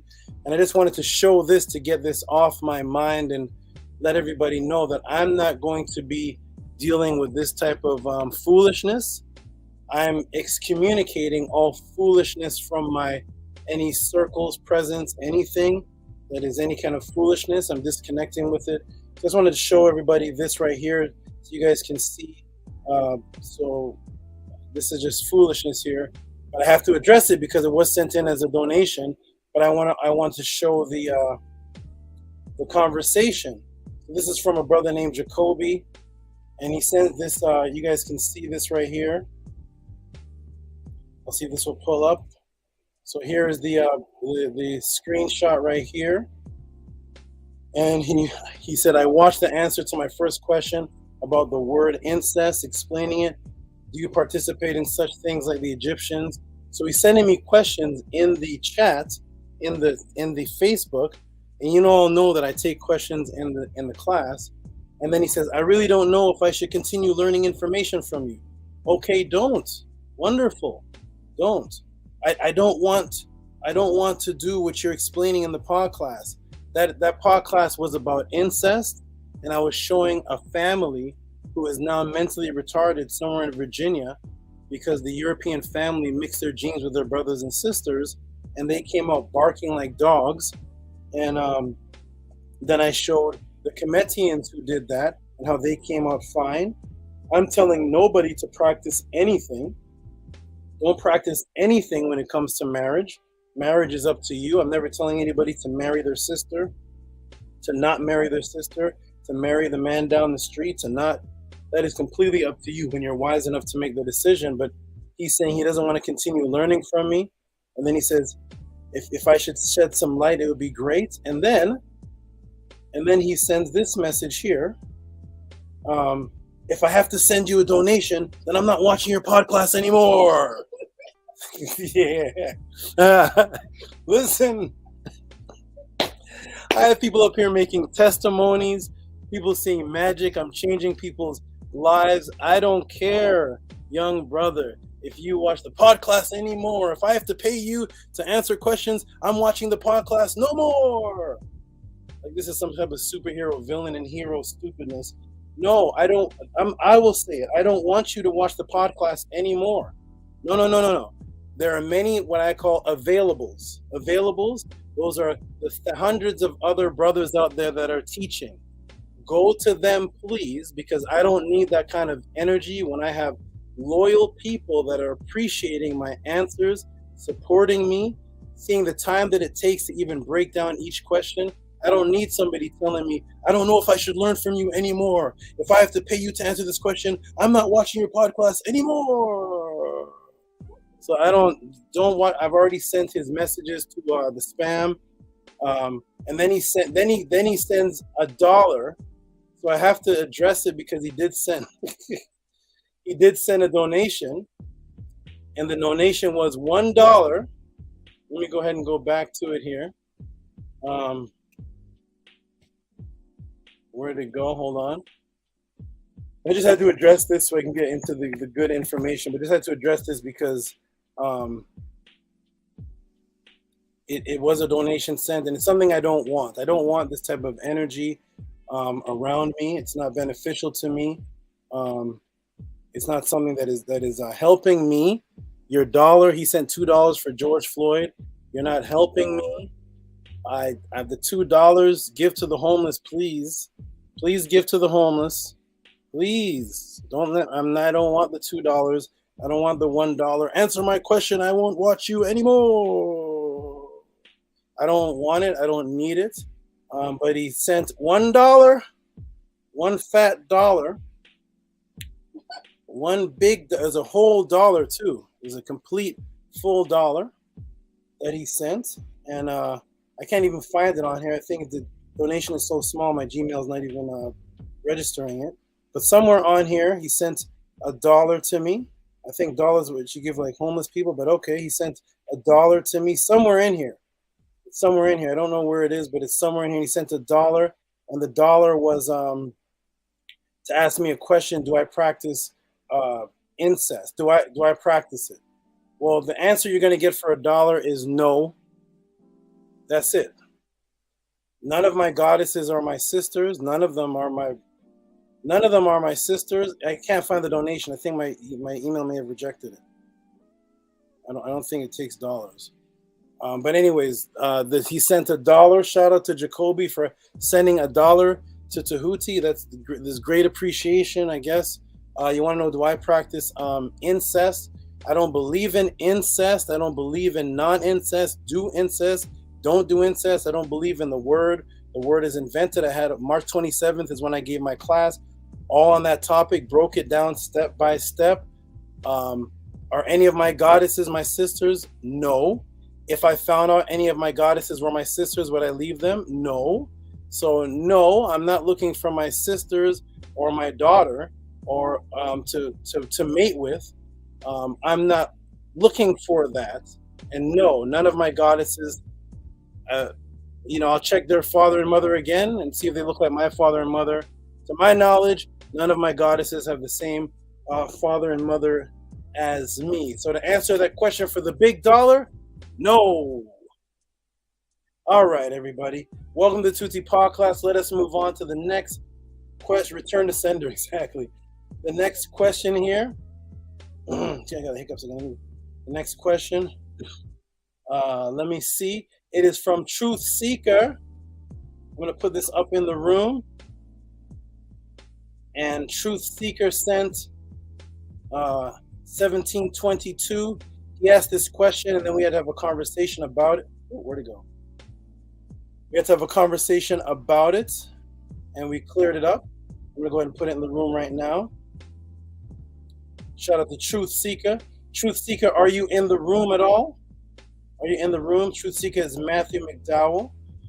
And he said, greetings, Tehuti. Would you speak about the 19-level grid pattern and the BG3 energy waves that the Kemet people knew, and also the tools that they use? And shout out to you, my good brother. Appreciate the support. You are awesome. You are dedicated. You're always supporting. Love you very, very much for all the support that you do. And I couldn't answer the question because the information only links back to one person. It's a new age Arab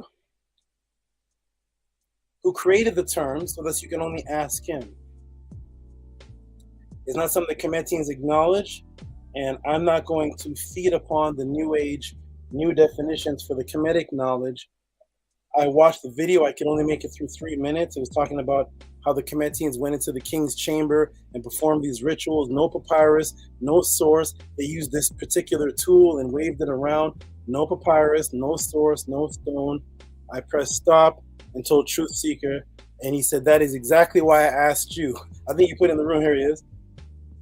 He said, that is exactly why I asked SABA, because he knows I'm going to go through all the stupid nonsense, and I'm not going to address it. I only address facts. I can't address people's opinions. But he changed the question. And Truth Seeker, could you type in the room?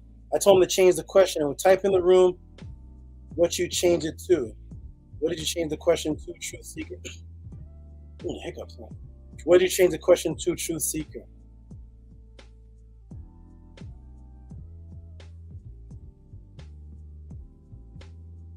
Also, go ahead and put it in the room.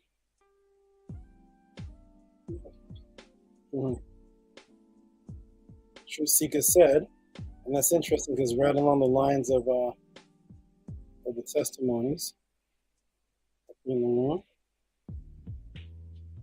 room. Magic trick. He said,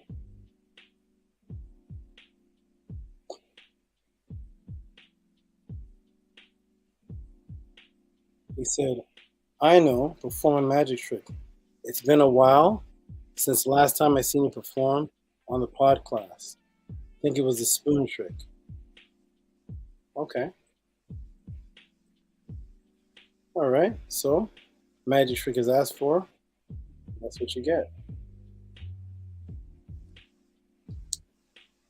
It matches the theme, right? So here we go. I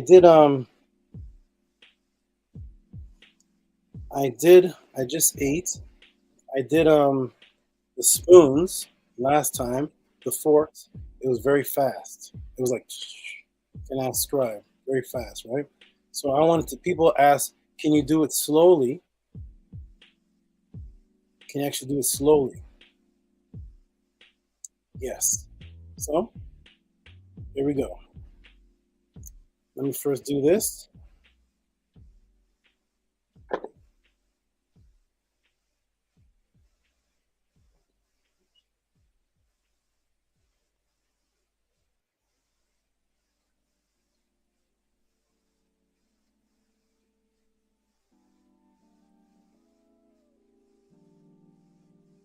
Mark. Sorry. Looking for me to do it on screen. Put a little mark there. So no fork. Let's do it slowly, okay? Put the marker away. So I used to shake it, and it would really fast. I'm gonna do it slow. Ready? How about this?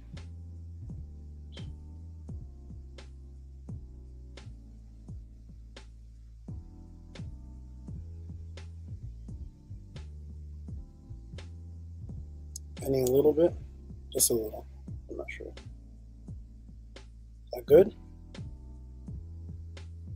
That's good. Spinning a little bit. Okay, good. Pretty bent. And that's how you do it slowly. Now, we're going to do this. That's all. Sweating a little bit. Okay. We'll do this. Let's see, where's the marker? I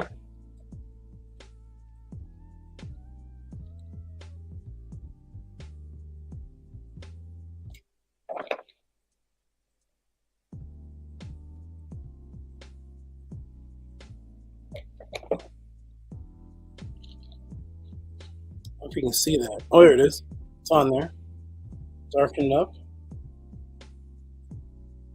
Okay. It's kind of bent pretty good. Okay. 1, 2, 3, 4. None of these are bent, right? None of these are bent yet. It's marked, not bent. Let's try this, okay? Of course, you could take it and bend it. Show it again. None of them are bent. Got it? Of course, you could take it and you can go like this and you could actually bend it. You could bend it by grabbing it like that. But none of them are bent. None of them are bent at all. But I want to try something. Let's do this. We'll take the paper wrap it around just one of the fingers. Let me tear it. You guys can see it's gonna be pretty visual. There you go. Okay. So we got it wrapped around one of the fingers. Can you all see that? You can see the three. One is wrapped in the paper. Good?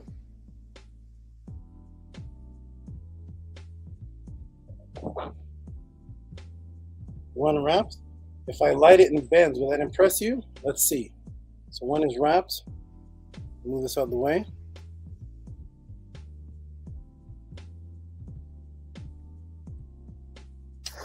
Oh, sorry.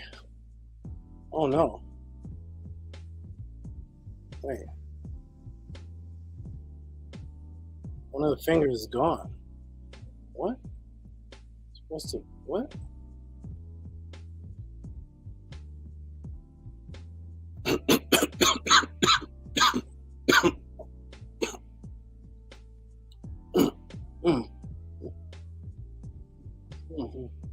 What's that? Oh, there it is. Yeah, sometimes it disappears and goes into my throat. I gotta cough it back up. So there it is, everybody. So now there it is.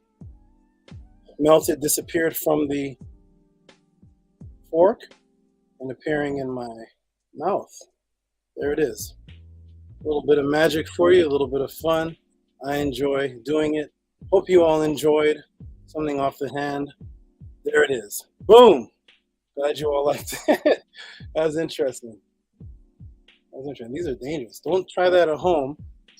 Don't light a fork finger and make it appear in your throat, because it could choke you. So just stay away from that one. Do the card ones, much better. This one, not so safe. Okay, everybody. Appreciate that. There's your bent fork, bent slowly in front of you. And there's the finger, burnt, disappears, teleports to the throat. All right.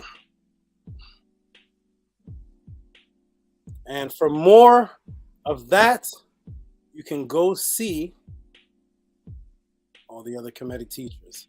Peace and love, everybody. Glad you enjoyed that. That was awesome. That was fun. Just a little bit of something.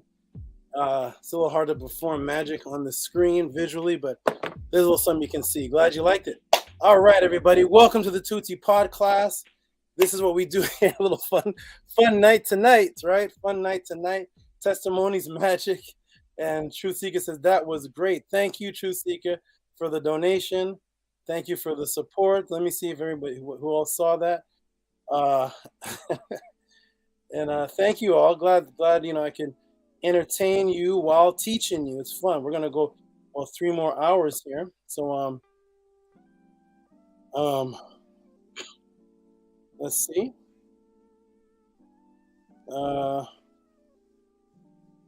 Cash Peden says, isn't that crazy? No, Jimmy B says, isn't that crazy? Rigo says, oh, ish. Hey, caramba, no way. Rigo must be Rigo. Hey, caramba. I've heard that in years. Rigo said, what? Schlacken said, damn, ha ha ha ha. Okay, good. You guys enjoyed it. I gotta entertain my students too. I am a serious teacher, but I'm also fun. Come get to know me. True Seeker said, nice. True Seeker's laughing. Cash Peden says, wow. Scribe's mind is blowing up.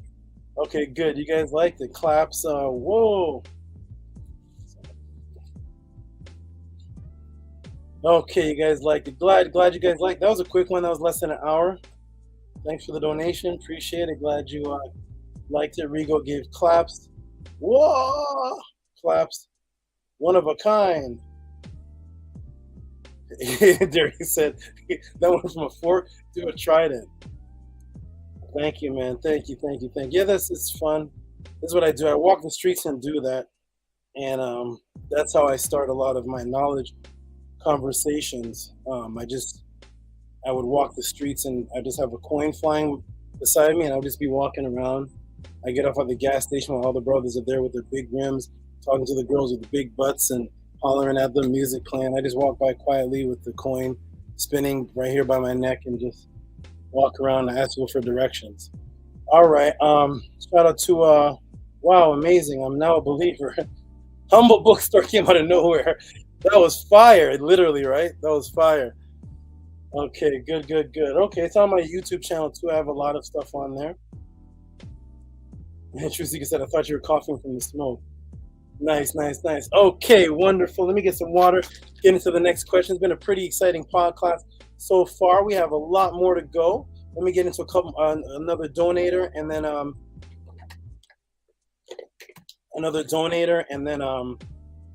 we'll get to the next question. Is B Get Leisure here? B Get Leisure, are you here, my good brother? Are you here? And the rest of the questions I see in are Bible questions. This is Bible study night. I'm going to call this YouTube channel tonight Bible study night. Okay, so we have Bev.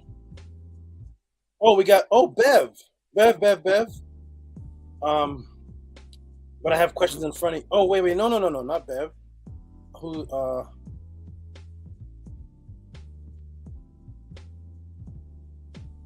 Oh, Matthew, I didn't even see this one. Shout out to Matthew McDowell. I didn't see this one, Matthew. Oh man, I would love to answer this, but I gotta answer them in order. Shout out to Matthew McDowell. It says this is a great question. I would love this. Right up what I love to teach about, but I can't get to it until I get to the other ones. But shout out to Matthew McDowell for the support. I don't know how I did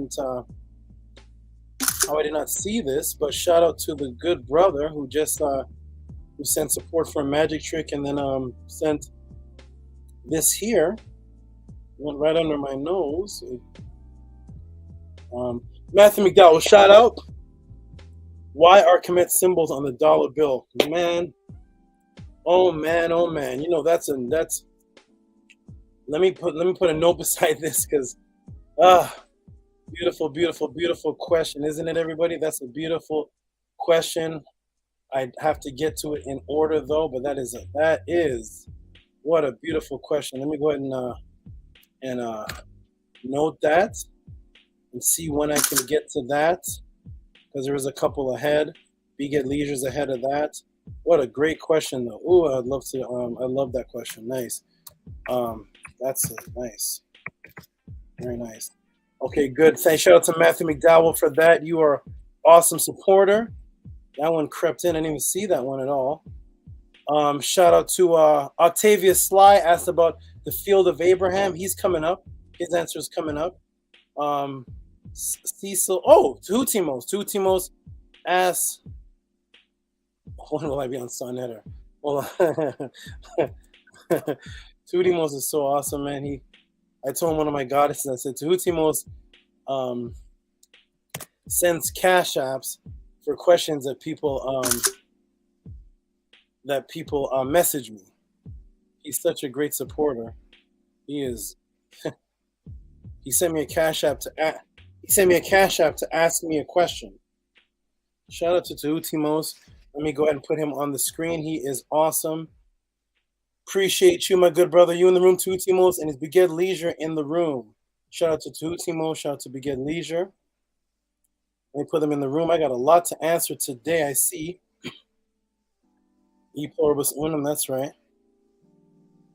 I like Darius McNair. He has little bits and pieces of everything. There's a little bit of information on each topic, a little sentence or something. I like it. He's very diverse. Shout out to Darius McNair. Okay, so here it is right here, everybody. Shout out to Tehuti, who said, Hotep SABA, will you be on Sonnetter anytime soon? Shout out to Tehuti. Appreciate your support. He sends me support for asking me questions that other people. Shout out to Tehuti.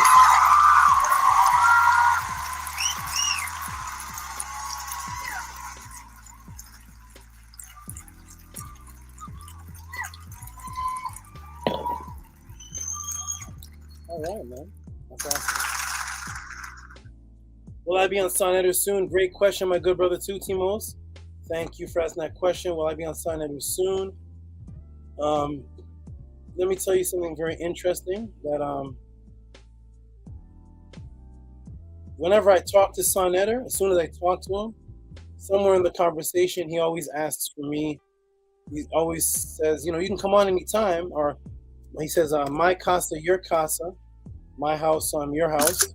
My castle, your castle. So I could call Son Eder. I could call him tomorrow. Right now, he's on a roll promoting the debate with Jabari. So I don't know if it's a good time for me to come on now, but I could call him and ask him to come on. He'll always say yes. He actually always asks me. Okay, everybody, here we go. One moment, hold on.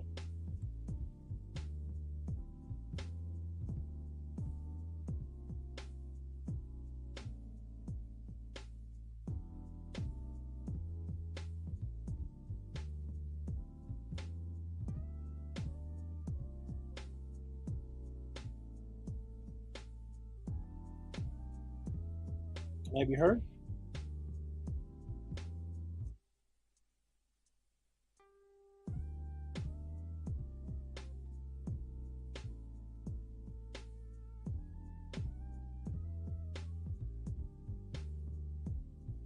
One moment, everybody. Let me grab some. Hold on.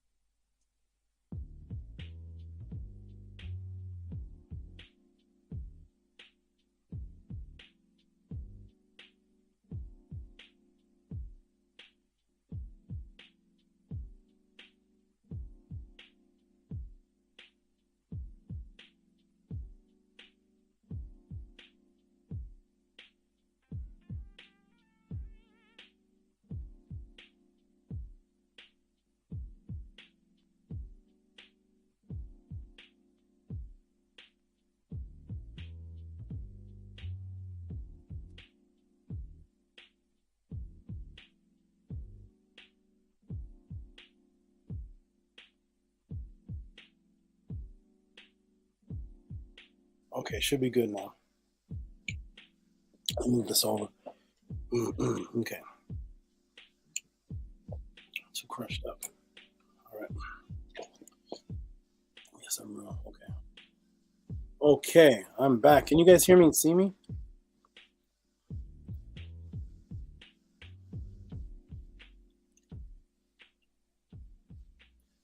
Okay, here we go. Next question in. Amin Minra. Ooh, what is this name? This is a powerful long name. Shout out to Amin. Where'd it go? Amin. Wow, look at this name. Amin Min Ra Suit Atum. I remember this from a while ago. Shout out to you. Okay, everybody can hear me. Let's go, everybody. Welcome to Tehuti Podcast. Let's get into the next question. And let's see where it is. The next question is from Beged Leisure. And after this is going to be Bible study questions. Shout out to Beged Leisure. We're going to go about 2.5 more hours. I want to make it a nice long one tonight because I got so much to answer everybody. Big at Leisure, you hear my brother Micha? Micha. Is Micha here? We got plagues in the Bible. We got Field of Abraham I see in here. Where's Micha?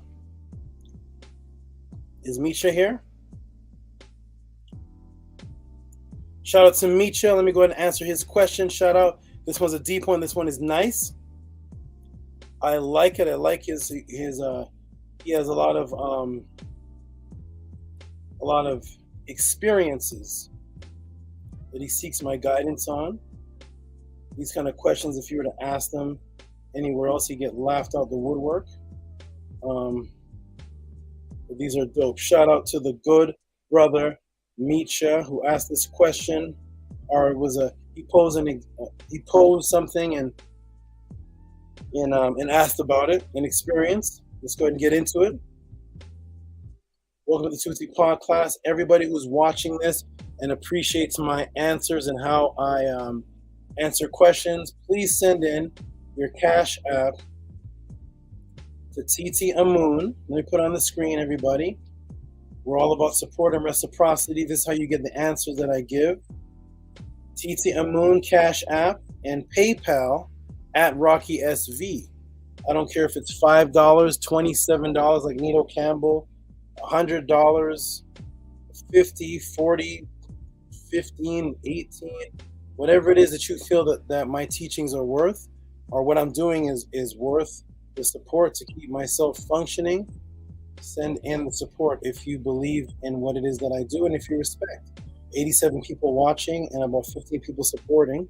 So either the people watching are against me, trying to find things to come at me and debate me with, or people are sucking up free information without showing any reciprocity, but will go support Netflix tonight. All right, so shout out to Beget Leisure. He is the monster donator supporter. He is awesome. Once again, he gets the horns. $50 for Beget Leisure. Appreciate you, my good brother. Always sending in the humongous supports. Shout out to Beget Leisure. Awesome, my brother. Appreciate you.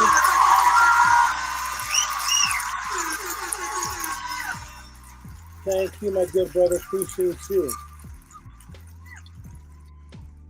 Okay, so let's look at Big Ed Leeser's question and his experience. Let's take a look, everybody. What does he say? $50, first of all, monster support. Thank you for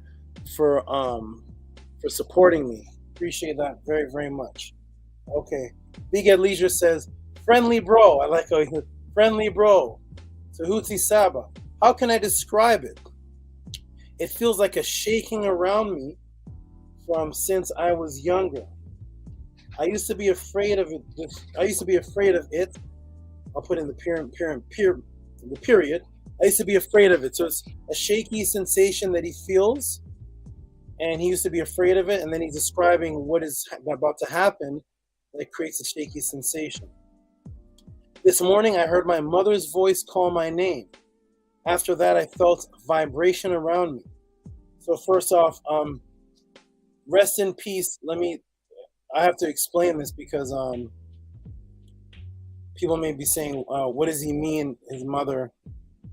What does he mean he heard his mother's voice? Unfortunately, the good brother's mother passed either close to or while he was texting or communicating with me or close to the time. And she had unfortunately passed, had her time. And now that she's passed, he's hearing her voice. So just to get clarity on what it is he's saying in context. So he heard his mother's voice. So this is the voice of a deceased, and he hears the mother's voice, and after that, he felt this vibration around him. So he feels a shaking, which is an oscillation back and forth, and then he feels a vibration, and he seems to be experiencing this when in contact with the deceased or the voice of his mother trying to make through or making through. And he feels the shaking and this vibration. So he says, Saba, do you think my ancestors Natiru trying to communicate with me, or am I picking up on earth tremors are vibrational frequencies, vortices from the earth. So first I'm going to start off with the answer that that no, you're not picking up vibrational tremors from the earth, because these situations are happening at specific events. So your mother was not trying to communicate with you right when there's an earth tremor somewhere. No, this directly ties into her trying to make a partition to you, and I am going to explain why, or explain what people have experienced, including myself. I'm going to break it down through ancient texts, science, and give you a clearer understanding on why this shaking and these vibrations happen during these particular events. Welcome to the Tehuti Pod class. That question would have got laughed off of stage and called pseudo if you asked that on other platforms. But of course here, we don't do that here. I'm here to back up my brothers. I'm here to help my sisters. I'm here to answer questions. And nobody is going to be laughed at. Nobody is going to be ignored. These are spiritual, so-called spiritual experiences that people are having, and they don't know who to ask, because when they ask, they're called crazy. Not by me, because this is something taught by the netter. So let's get into it, everybody.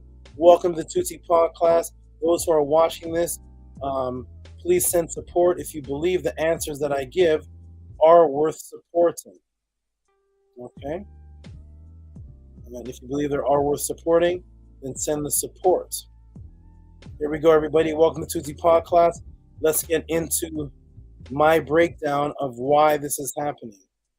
Okay, let me go ahead and put it on screen share for everyone to see. Thank you, Hatima. I appreciate that. King says right on. Cash Pete said this is going to be great.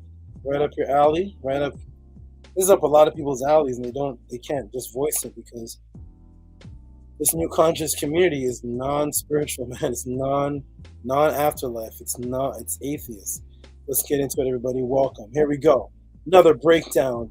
Why is there shaking and vibration in the mornings or at the time that his mother is contacting him? Or he's actually explained to me, it's not just when his mother contacts him, it's his father also has gotten involved. So we're going to get into it. Here we go.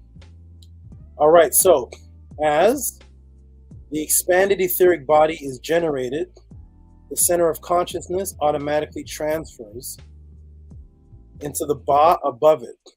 This is the first stage of the multi-level projection process. Your Ku, which is your consciousness, one of the aspects of the 9 aspects, has now shifted one level up from the Kat, your physical body. The generation and projection of the energetic double body transforms the Ka to create a refined echo that is now called the Ba. Carrying, of course, a Ku within it, which is your consciousness. Now that this Ku and Ba has echoed into the refined dimensions, or the refined dimensional phase, the Ka can now interact with the deceased on other multidimensional sentient beings. This can happen while you are awake and is actually necessary. It's actually necessary for this to happen, for the ancestral communication to cross over. When a deceased or entity is trying to make contact. I know that was a lot. I know that was a lot, ladies and gentlemen. I understand. I'm going to read it one more time, and I know that was definitely a lot, especially for the new people that are saying, what in the world did all that mean? What is going on? Tehuti, what are you explaining? I'll go ahead and just to sink it in, I will explain it, read it one more time, and then I will go ahead and explain what is actually going on. So we'll read it slowly because I want you all to truly digest, and I'll explain it as I'm reading it. So I put a timer on and didn't stop the timer. Did I? No, hour and 7 minutes. Okay. Reset, resume. Here we go. So as the expanded etheric body is generated, let me explain. You have a body inside of you. You have what's called the Ka. It's the etheric double. And then there's an expanded body that's echoing out, which means it's being generated. It's being sent out of the body. It's being echoed. The center of consciousness automatically transfers into the Ba, the spirit energy now that's floating above it or around it. This is the first stage of the multi-level projection process. So there's many different levels of the projection process or coming out of the body. This is just the first stage of it. Your Ku consciousness aspect of the 9 aspects has now shifted one level up from the Ka. The Ka is your physical body. So the consciousness now moves one level up. It echoes one level up.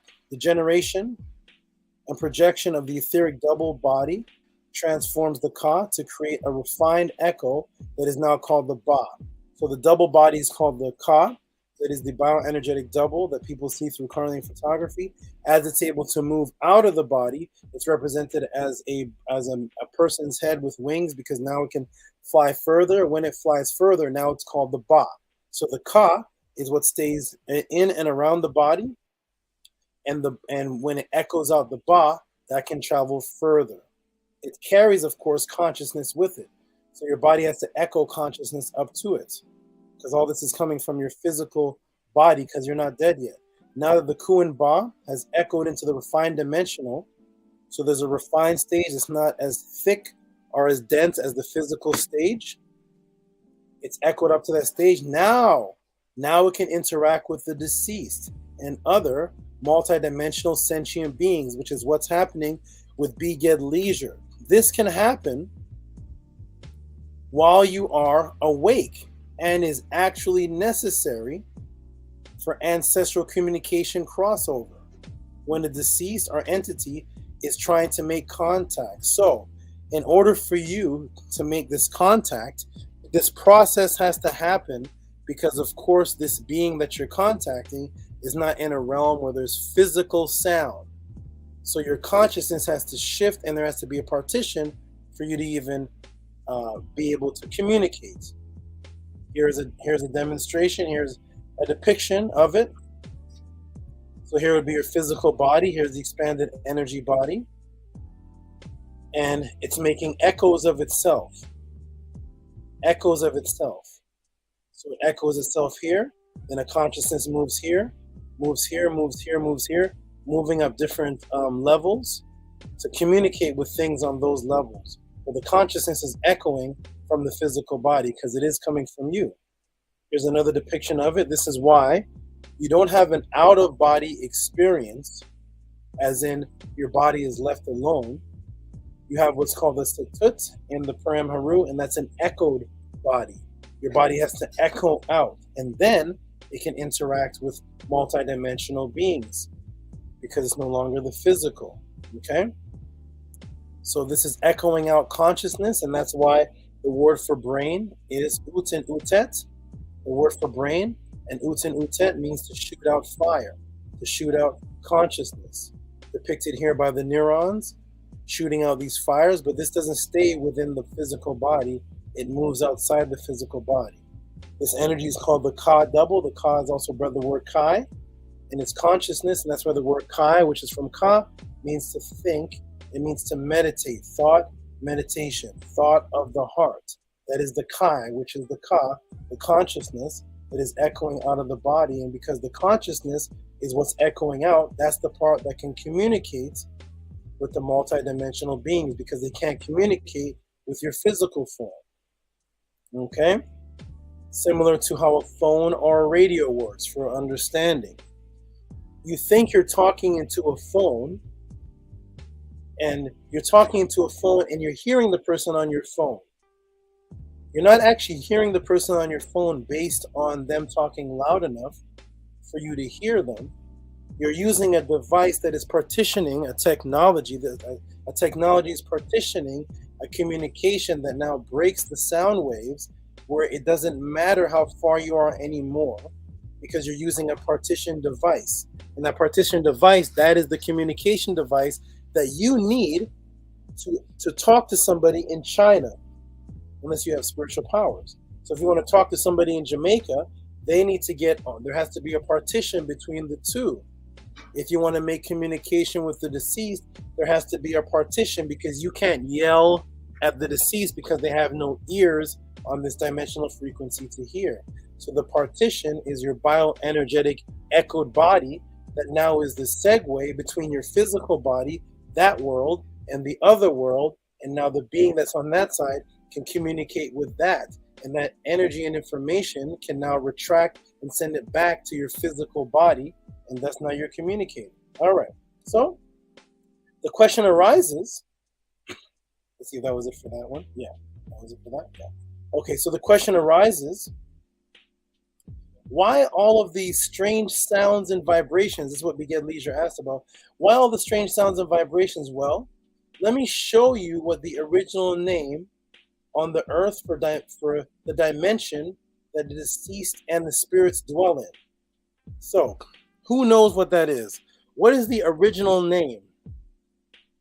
What is the original name for the dimension that the deceased dwell in? Anybody know? Type it in the room. They want to remove this original name from you and add all these new religious, new age, esoteric, metaphysical.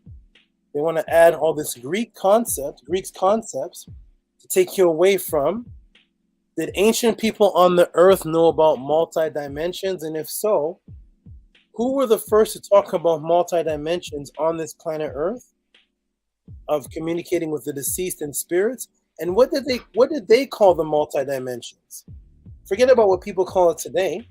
People today are learning from the ancestors in the past. What did the original people call the multi-dimensional level that the ancestors dwell on? There's a good one, the duat. There's a good one. That is one of the names. Good. Astral. Astral's recent because it's a Greek word from the Phoenician Canaanites, from the word Eshtar, which is a star. But Astral's recent. But what was the original name? Because originally on this planet they found two original languages. One they don't know. One is Imingi, that they're calling cuneiform, and one is the Medu. What did those people call the multidimensional levels?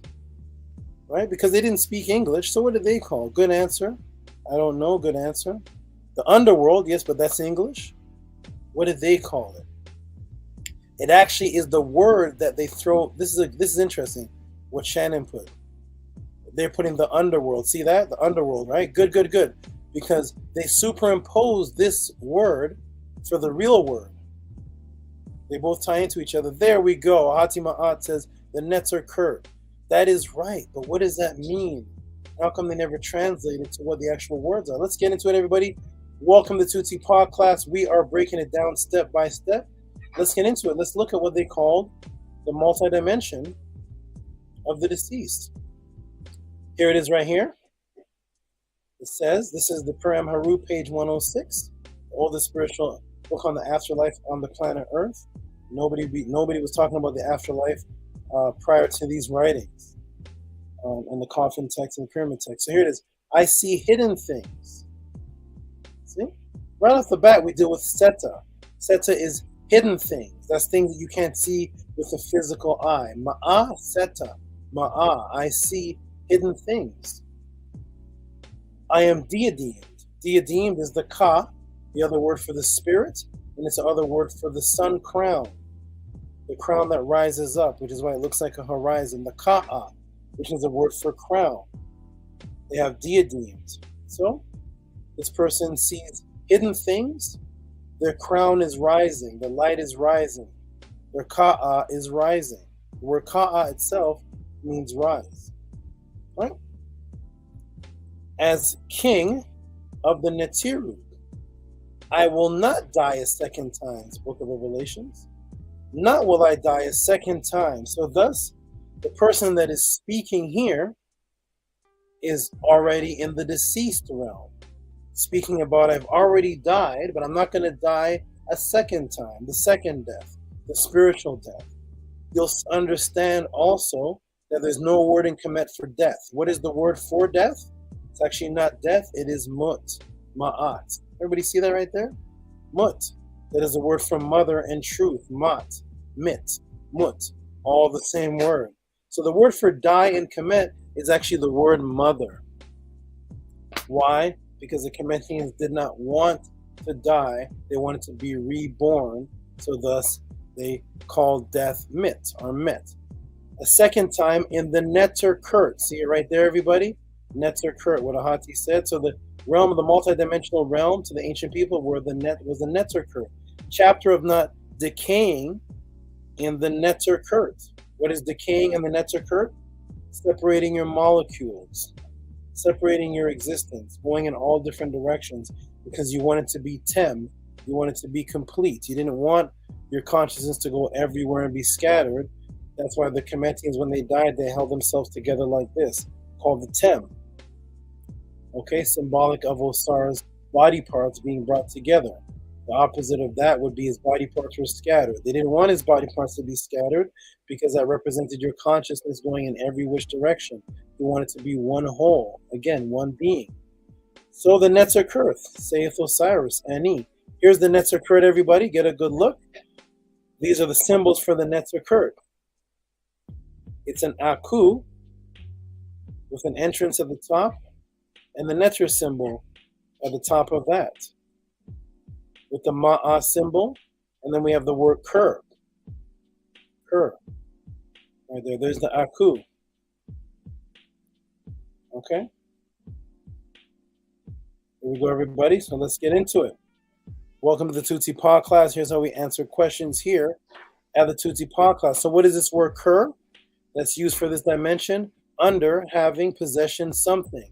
So it means under. Here's where I think Darius and Shannon said underworld because the word Kur is there for under, having possession of something, under, subservient to, under, lower. So it deals with something that's under, inside of something. Okay, this is the dimension under, which is within. Why is under within? Let me go to the screen and tell you. Let me explain to you why under is within. This is what the woman represents. So under is within. Why? Because here's my fist. This is my hand. And I'm under it, right? And I'm over it. But if I go like this, I'm still under it. Because here's the top of my hand. So when you go into something, it's under something. And that's why the word under is the word enter. Enter and under is the same word. Enter, under, same thing. That's why when you enter into an underground cave, you're entering it and you're also under the earth, but you're also within it. So that was the concept of under and enter. It meant something that is within this realm here, like the subatomic quantum realm, or they're actually calling the spiritual realm. The subatomic quantum realm is subatomic. Here's the atoms, the physical electrons causing sounds. When you get inside of that, where there's no more electrons, now you're in the under, within realm, because it's no longer physical. Now you can pass through things in the quantum conscious realm. Let's get into it, everybody. Welcome to the Tehuti Pod class. Let's get back into it and break it down, because this is what I do for you. Here we go. All right, we're going to hide this. Boom. So under and enter is the same thing. So this dimension under, within, this physical, is more refined states of consciousness composed of vibration and sound. Let me see something over here. Okay. It's composed of vibration and sound. All right. Here we go. I'm going to blow this up here. Once your consciousness vibrates on this frequency, you no longer associate with the Khat, the physical body.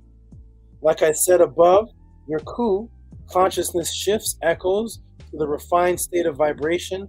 These beings that exist within the Kur are on, and you become and attain a name, which is a vibrational tone, and now can interact with the Neter Kurt, because you're now vibrating on a tone that you and them are sharing, similar tones, like a partition, a pathway. Just like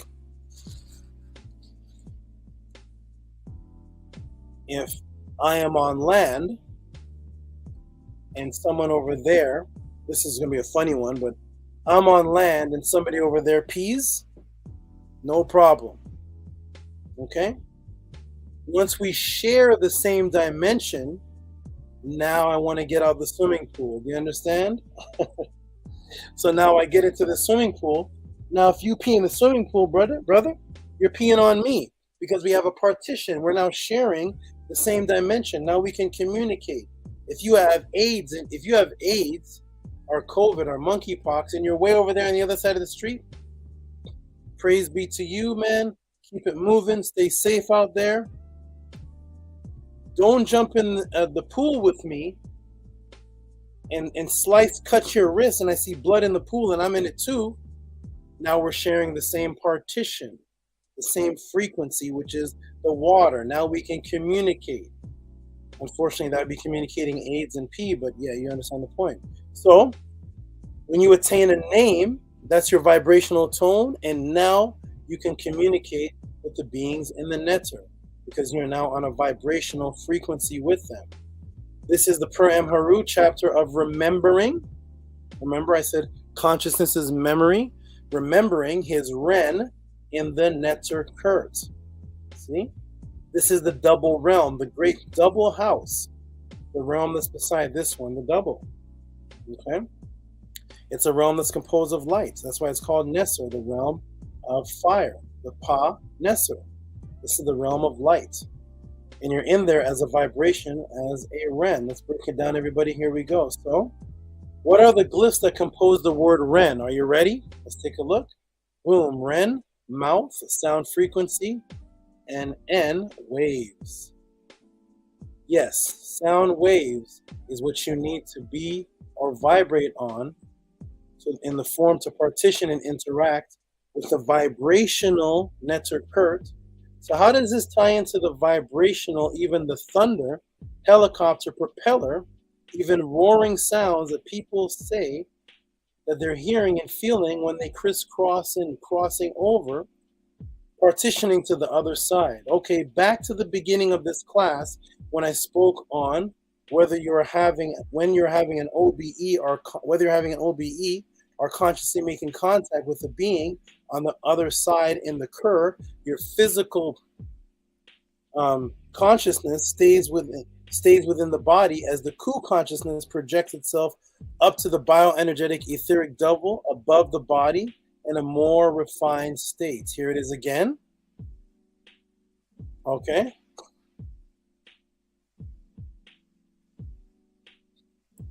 And here is where it happens, everybody. Here is where it happens. Why Beged Leisure and others are going through this shaking and vibration. Let me break it down. Here's where it happens, right? Because you are no longer hearing, feeling with the physical nerves. This does not mean that you cannot hear and feel the transition of the splitting, separating action. You actually can hear your refined bodies tearing through, moving into this realm of vibrational sounds that you are completely unfamiliar with. And this is called energetic conflict. Your double senses have become so refined that you can now hear atomic and subatomic vibrational shifts. You can hear them now. You can experience subatomic and atomic vibrational shifts that are happening in the so-called spiritual world. You moving, your conscious moving from one body to the next, you're hearing that movement because you're now on that vibrational level. Just like on this vibrational level, you can hear yourself swim, you can hear yourself walk, you can hear yourself on a motorbike, you can hear the wind going through, you can hear yourself tearing through the wind, moving through a plane. Well, on that level, you can also hear the shifts taking place. Okay, everybody, here we go. So now, as you are in tune with the Ren, the name, the vibration, the sound wave aspect, and are now privy to hear and interact with the beings that are trying to communicate with you, you also begin to feel the sensation of not identifying with the physical nerves that are touching the bed, the chair, the ground, etc. This creates the feel of falling, shrinking, oscillating back and forth between realms, which gives the feeling of what?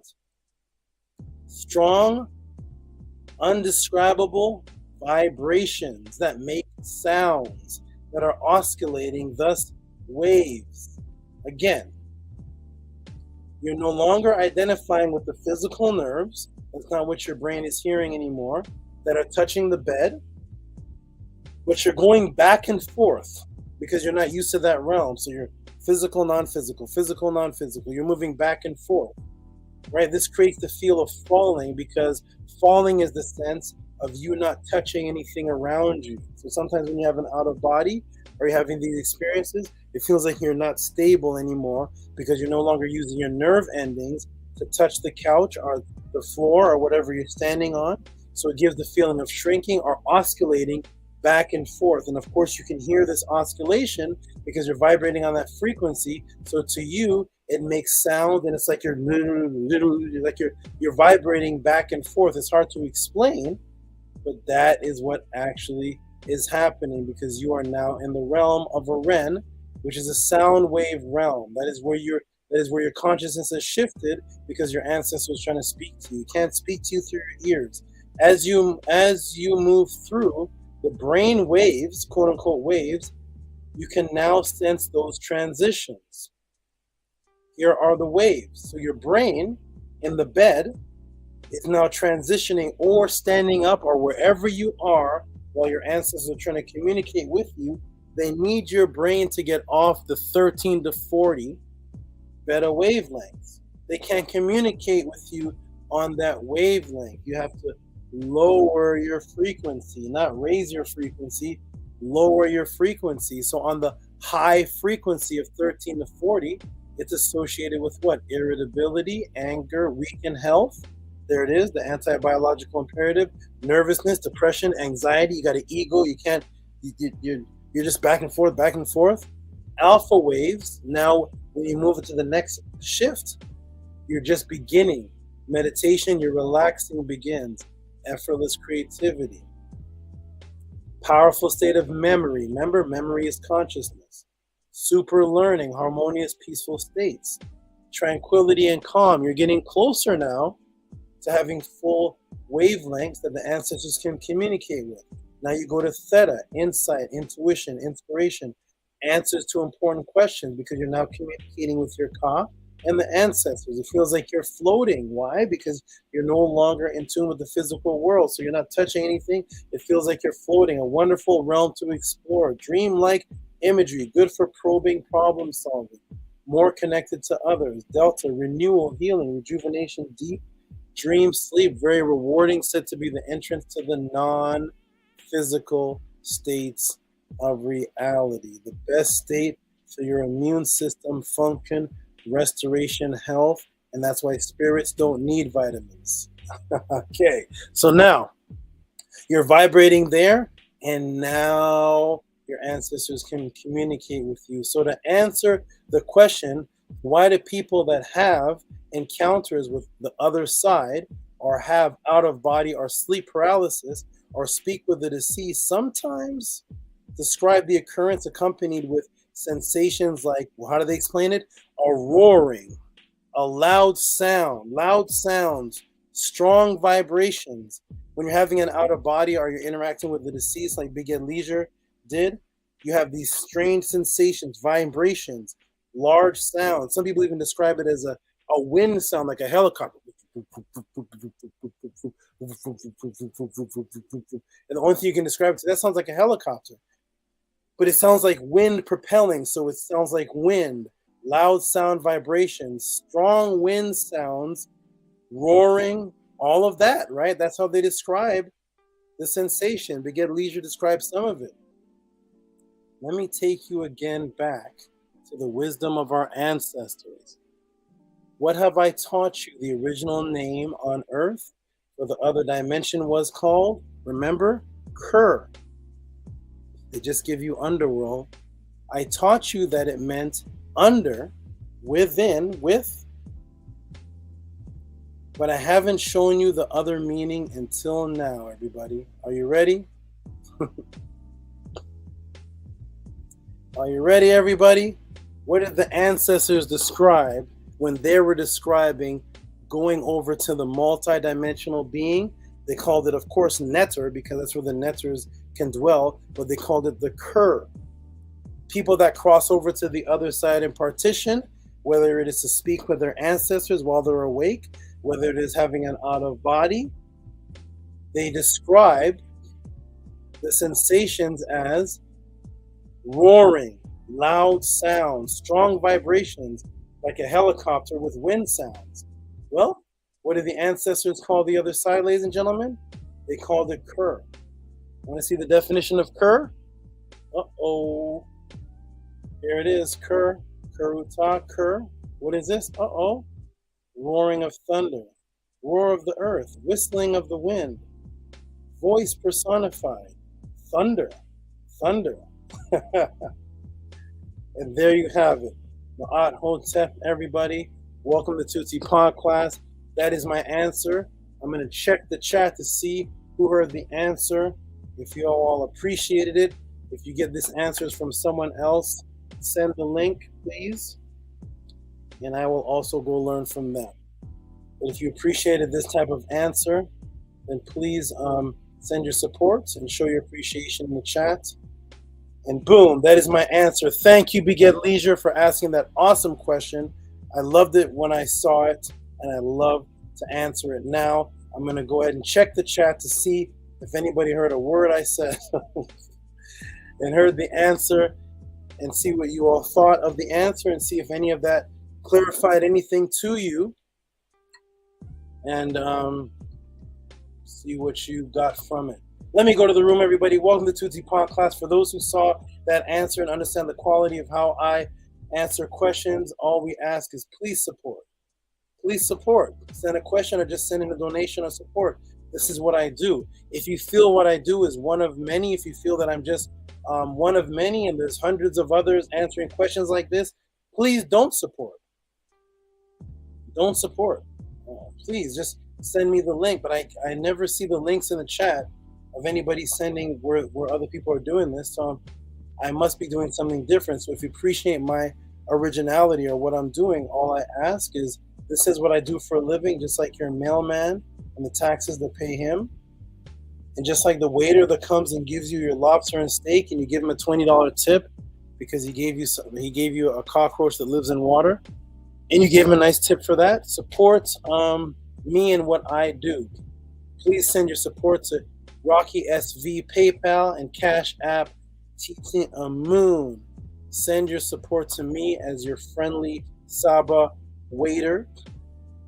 As you send your support to the waiter that's giving a plate of sugar, carbs, and water cockroaches. Boom, let me go ahead and check the chat and see what everybody thought of the answer, and if the person that asked the question appreciated it. Let me check the chat. Let me scroll down. Hold on, I'm gonna come off the screen. I'm gonna fix something here. Interesting. Very, very interesting. Okay. Boom, boom, boom. Move this down. Okay, that'll do for now. All right, let me check the chat, everybody. Good, good, good. We have a couple more to answer. Let me shout outs. Let's see who heard the answer. All right, so here we go. We see some, woo! My frequency says I'm done with cruise now. Who said that? That's hilarious. Okay, stay away from the yields. You guys are hilarious. Okay, let me check and see what you guys got out the answer. Let me see the brother who asked the question.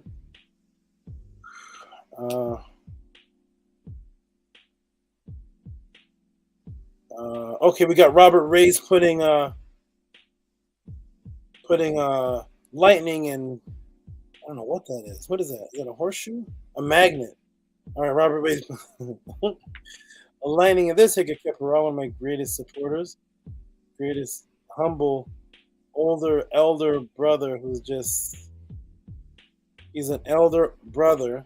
And when I teach and he comes to the screen, he looks like a happy child. I like that brother, man. I like him. He looks so happy and childlike when he comes to the screen, and that's what knowledge can do to you. It gives you back to that childhood innocence, and that's my good brother, Heka Kepara, who always looks like a happy child in a toy store when he comes to the screen. All right, so we got Robert Ray's putting putting that symbol. We got Robert Ray's putting some more symbols.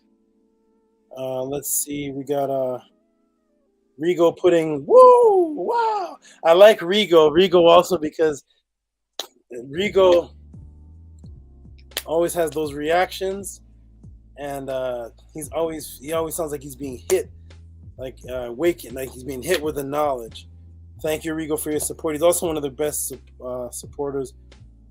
Also, Hoaxy says, yo, that was so dope, amazing breakdown. I appreciate this a lot.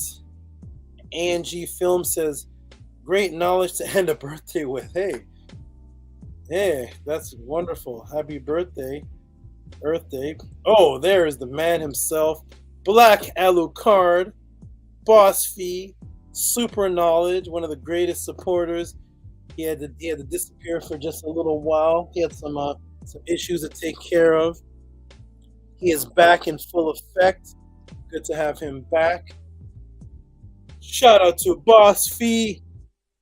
Awesome. Robert Ray's put, I don't know what that is, man. It's like little aliens. I'm not sure what that is. Shout out to Robert Ray's. Oh, man. RPM put, wow, amazing. Robert Ray's put Cur. Cash Pete put fire. Robert Ray's put, I don't cur. I don't cur. I don't cur. That is hilarious, man. You guys are fun. Shannon put fire, fire, fire, fire. And there's the man himself who asked the question, Meshach, who thanks SABA for the relaxing, soothing Ren sounds to become aware of conscious Cur. Yes, I did send, you're welcome. I did have a session with Meshach, and I did send him some tones and sounds that he used for meditation. When you have a one-on-one with me, I actually guide you through the steps of what to do. And I sent him some vibrational tones and sounds that he used that he said has helped him. And Hoaxy says, Tehuti, I'm sorry, I'm too broke to support. No, you're not, Hoaxy. No, you're not. Don't believe what they say. Don't believe what they tell you. You are not too broke to support. Don't believe them.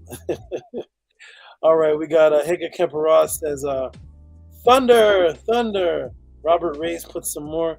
I don't know what. Oh, Thunder and Rain. That's funny.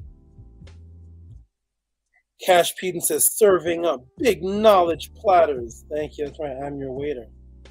Robert Ray's put funny faces. Ankia Ma'at. There she is, the great moderator. Shout out to you. And Avon Barkside says, I'm back, baby. I don't know who that is. Shout out to you, Avon. Okay, boom, boom, boom. Wonderful. That was excellent. For those who saw that answer, send your support. This is what I do. Shout out to the people that are helping. Shout out to the people that are supporting. Shout out, of course, to the one and only set of people. One and only for now, because these names can change and expand as things grow. So these are called the Ma'aterators, named so by Stranger. The Ma'aterators, named so by Stranger. There they are. Nania Set Mer, Unki and Ma'at, Hati Ma'at, and the Scribe. Shout out to them. Video effects designed by the video editor.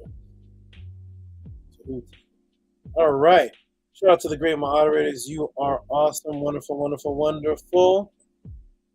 You are great. Okay, let's go, everybody. Let's get to the next question. I'm going to do a question, and then I'm going to take, what's this?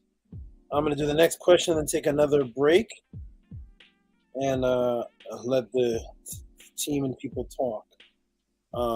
Shout out to the donators who have supported. Let me give a couple shout outs to some of the donators, which we have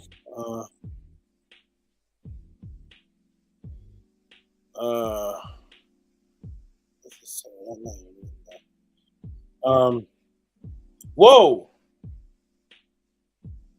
Whoa. Wait. We get leisure? Oh, November. Oh, yes. Shout out to Beget Leisure. Oh, my. Shout out to you, my good brother. That's right. I had a little session with him, I think the day before class. He sent this support that's popping up in my my email. Shout out to Beget Leisure, the monster supporter. It's actually a continuation from the question he asked, and I added on, and he sent in more support for the add-on. Before I even answer the question, this man is he is one of the greatest, man. He's one of the greatest. Shout out to you. Let me go ahead and show the support that Beget Leisure put up. This is another. Oh no, so this is the original question that I answered. That's not the one that he sent this after. Where'd it go? He sent this afterwards for add-on. It's the same topic, and I gave a little more detail on another particular situation, and he went and sent this for support. This man is so appreciative of me. Thank you, Beget Leisure. Another $50 from Beget Leisure. Thank you, my brother. Thank you, Beget Leisure. You are beyond words support, my good brother. Beyond words with your appreciation. Thank you, my good brother. Thank you.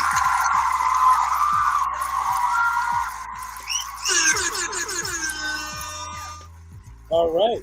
Thank you, Beget Leisure. Once again, man, for the awesome support. New people, don't be intimidated. Some of these people are giving $25, $50. I appreciate all support. Don't be intimidated when you see the big ones. That's what he can afford based on what I did for his particular life.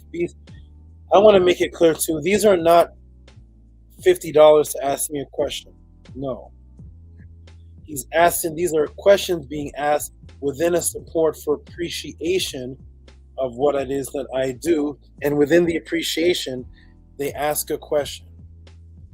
That shows that my answers are affecting them in a way that they feel that's what their appreciation is worth. So shout out to the people that are appreciating me as such. To learn from the best SABA. Thank you. Robert Reyes put Ma'at Orat. Ma'at Orators. Okay. All right. Let's get into the next one, everybody. Was that I'll do one more donation. I'll do one more. We're gonna do them all before the night's up. Bev. There's Bev. Bev asked a great question. Where is Bev? Where is the question? Bev sent in an awesome question. Where is it?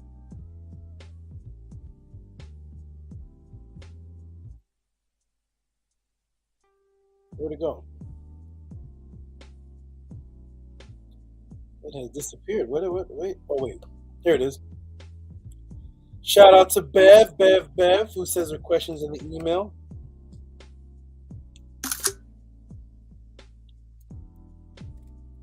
Awesome question. Interesting question. I'm surprised this has not been asked before. She even put in the email if this has not been answered yet. Shout out to Bev. I'm going to put it in here right now with her question. Where is the question? Okay. I'll put that in there too. Okay, so shout out to Bev. Let me go ahead and do a screen share and show what Miss Bev has done to support. I respect all the beautiful support. Thank you, Bev. And then after this, I'm going to answer the question. So Bev, where'd it go? Here it is. Shout out to Bev right here. 2772. Thank you, my good sister Bev, for the great support. You are awesome. Appreciate you. Thank you. She says her question is in the email. Wonderful, Bev. The question is in the email. So we're going to close this out and we're going to go to her question. And the question that she asked is,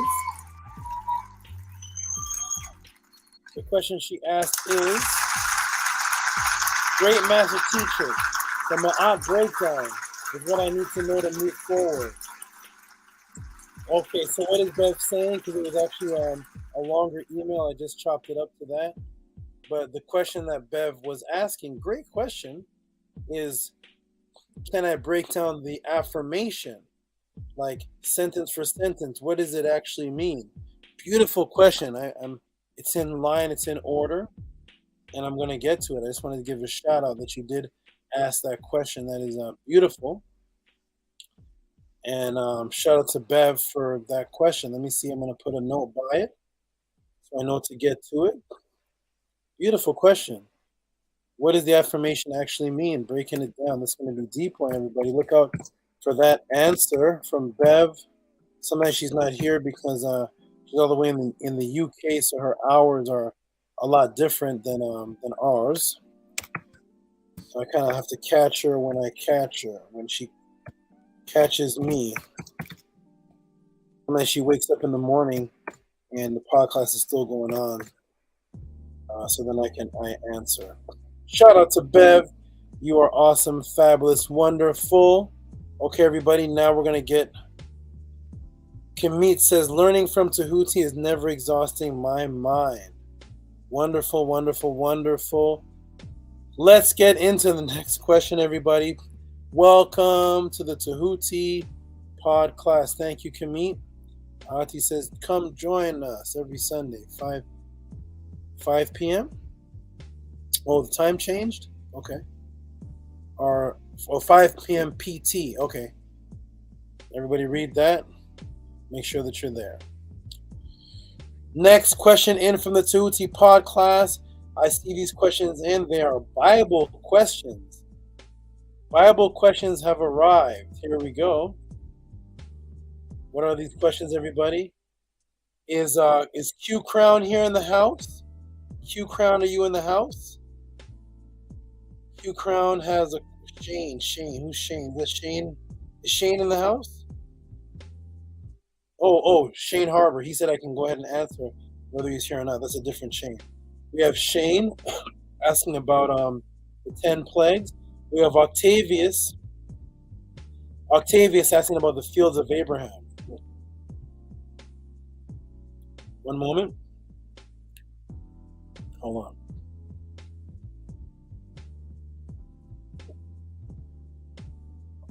Okay. One moment, everybody. Hold on. I'm going to clear my nose for a second. I'll be right back.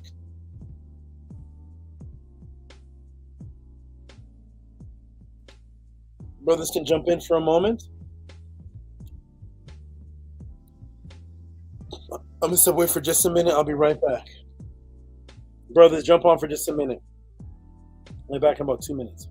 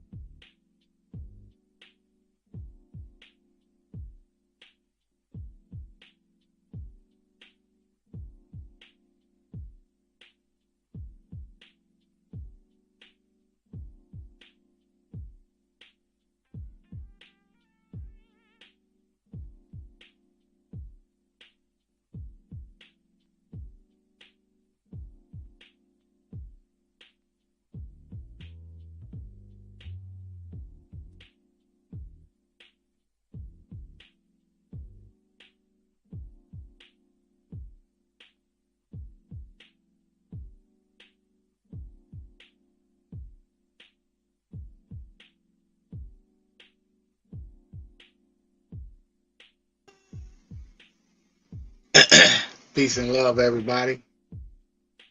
Peace and love. Yeah, like that brother put in the chat, the truth is never exhausting. Can you brothers see me? Yeah, I see me. My screen look like it's flashing. But yeah, you think about this truth that this brother is breaking down and sharing with everybody. If we are not protecting this truth, then what are we protecting? If we are not standing on the truth and we're not accepting this, we don't even know how far in the matrix we are. We don't even realize that. You know, it's like if you can't, it's like you get mad at SABA for breaking down this knowledge and just presenting the truth. Do y'all notice that he doesn't, you know, I can't remember a time where I've heard him use his opinion.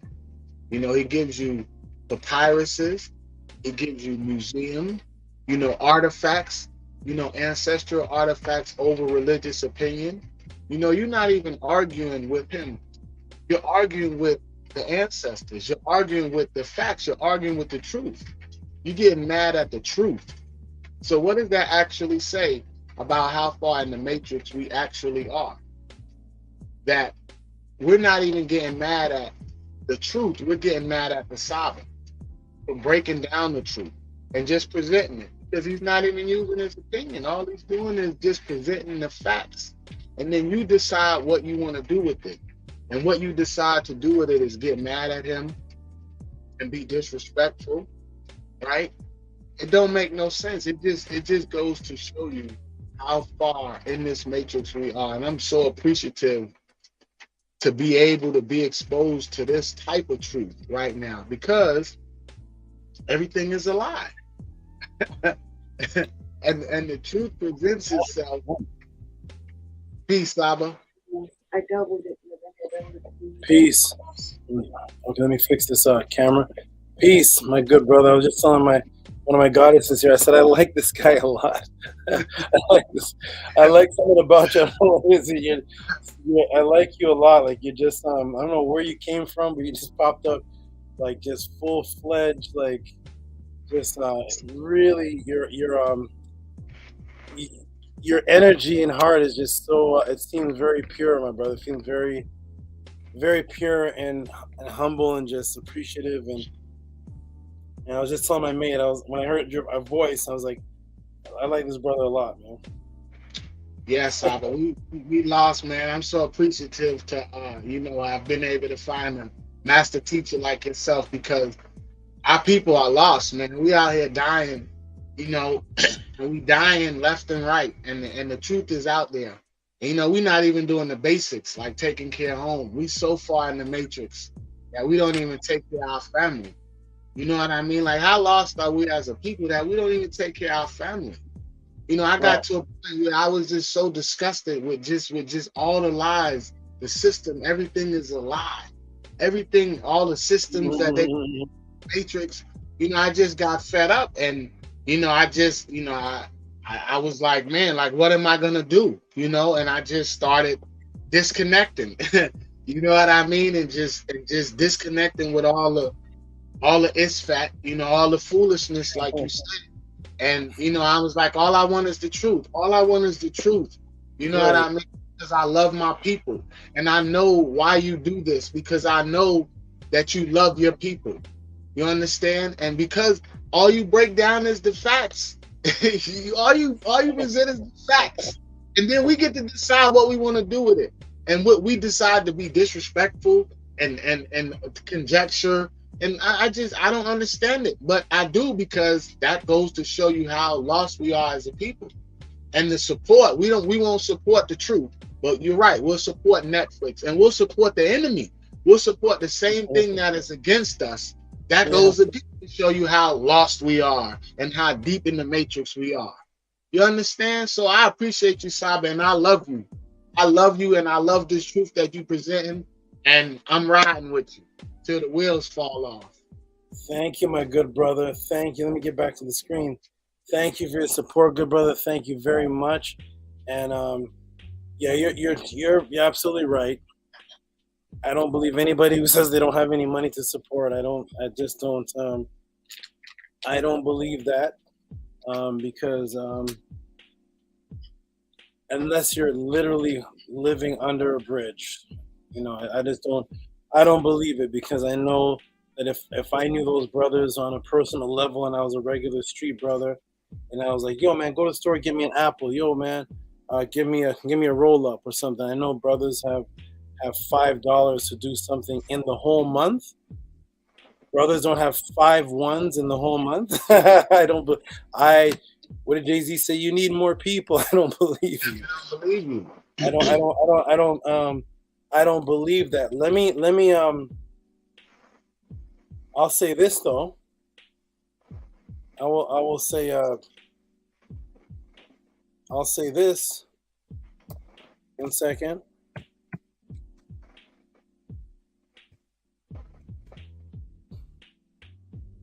That the same brothers, the same people that say that if I was not Tehuti, and I'll explain this. This is if I was not Tehuti and I was someone else. Let me go ahead and do this real quick. And I was someone else. Let's say I wasn't Tehuti. I'm not Tehuti. I'm Tasha. I'm Tasha. I'm not Tehuti anymore. Forget Tehuti. I'm Tasha. Here's Tasha. Ladies and gentlemen, meet there we go. And I look like this, and I met the same brothers on the street. And I said, and I look like that, and I said to the brothers, yo, man, I need somewhere to stay tonight. I'm looking for a good man. I just need a bag of popcorn. I have no donation. I have nothing for yeah, okay. So I don't believe none of that, because that sister right there could walk up to any of the brothers and get if she says a bag of chips, give me a bag of chips and I'm yours tonight. Watch how many bag of chips are bought. No brother is saying I have nothing. So I understand what the priority is. So I'm just gonna focus on those who support, like yourself, Tehuti most, and I appreciate those who think that I have something better to offer than Tasha. It's a shame. And go get Tasha too, and bring her to the pod class. And this is shame. People don't understand how important this information is. How important it is. They don't even value this information. That's what's such a shame. See the brothers. See that? That sister there can get wet.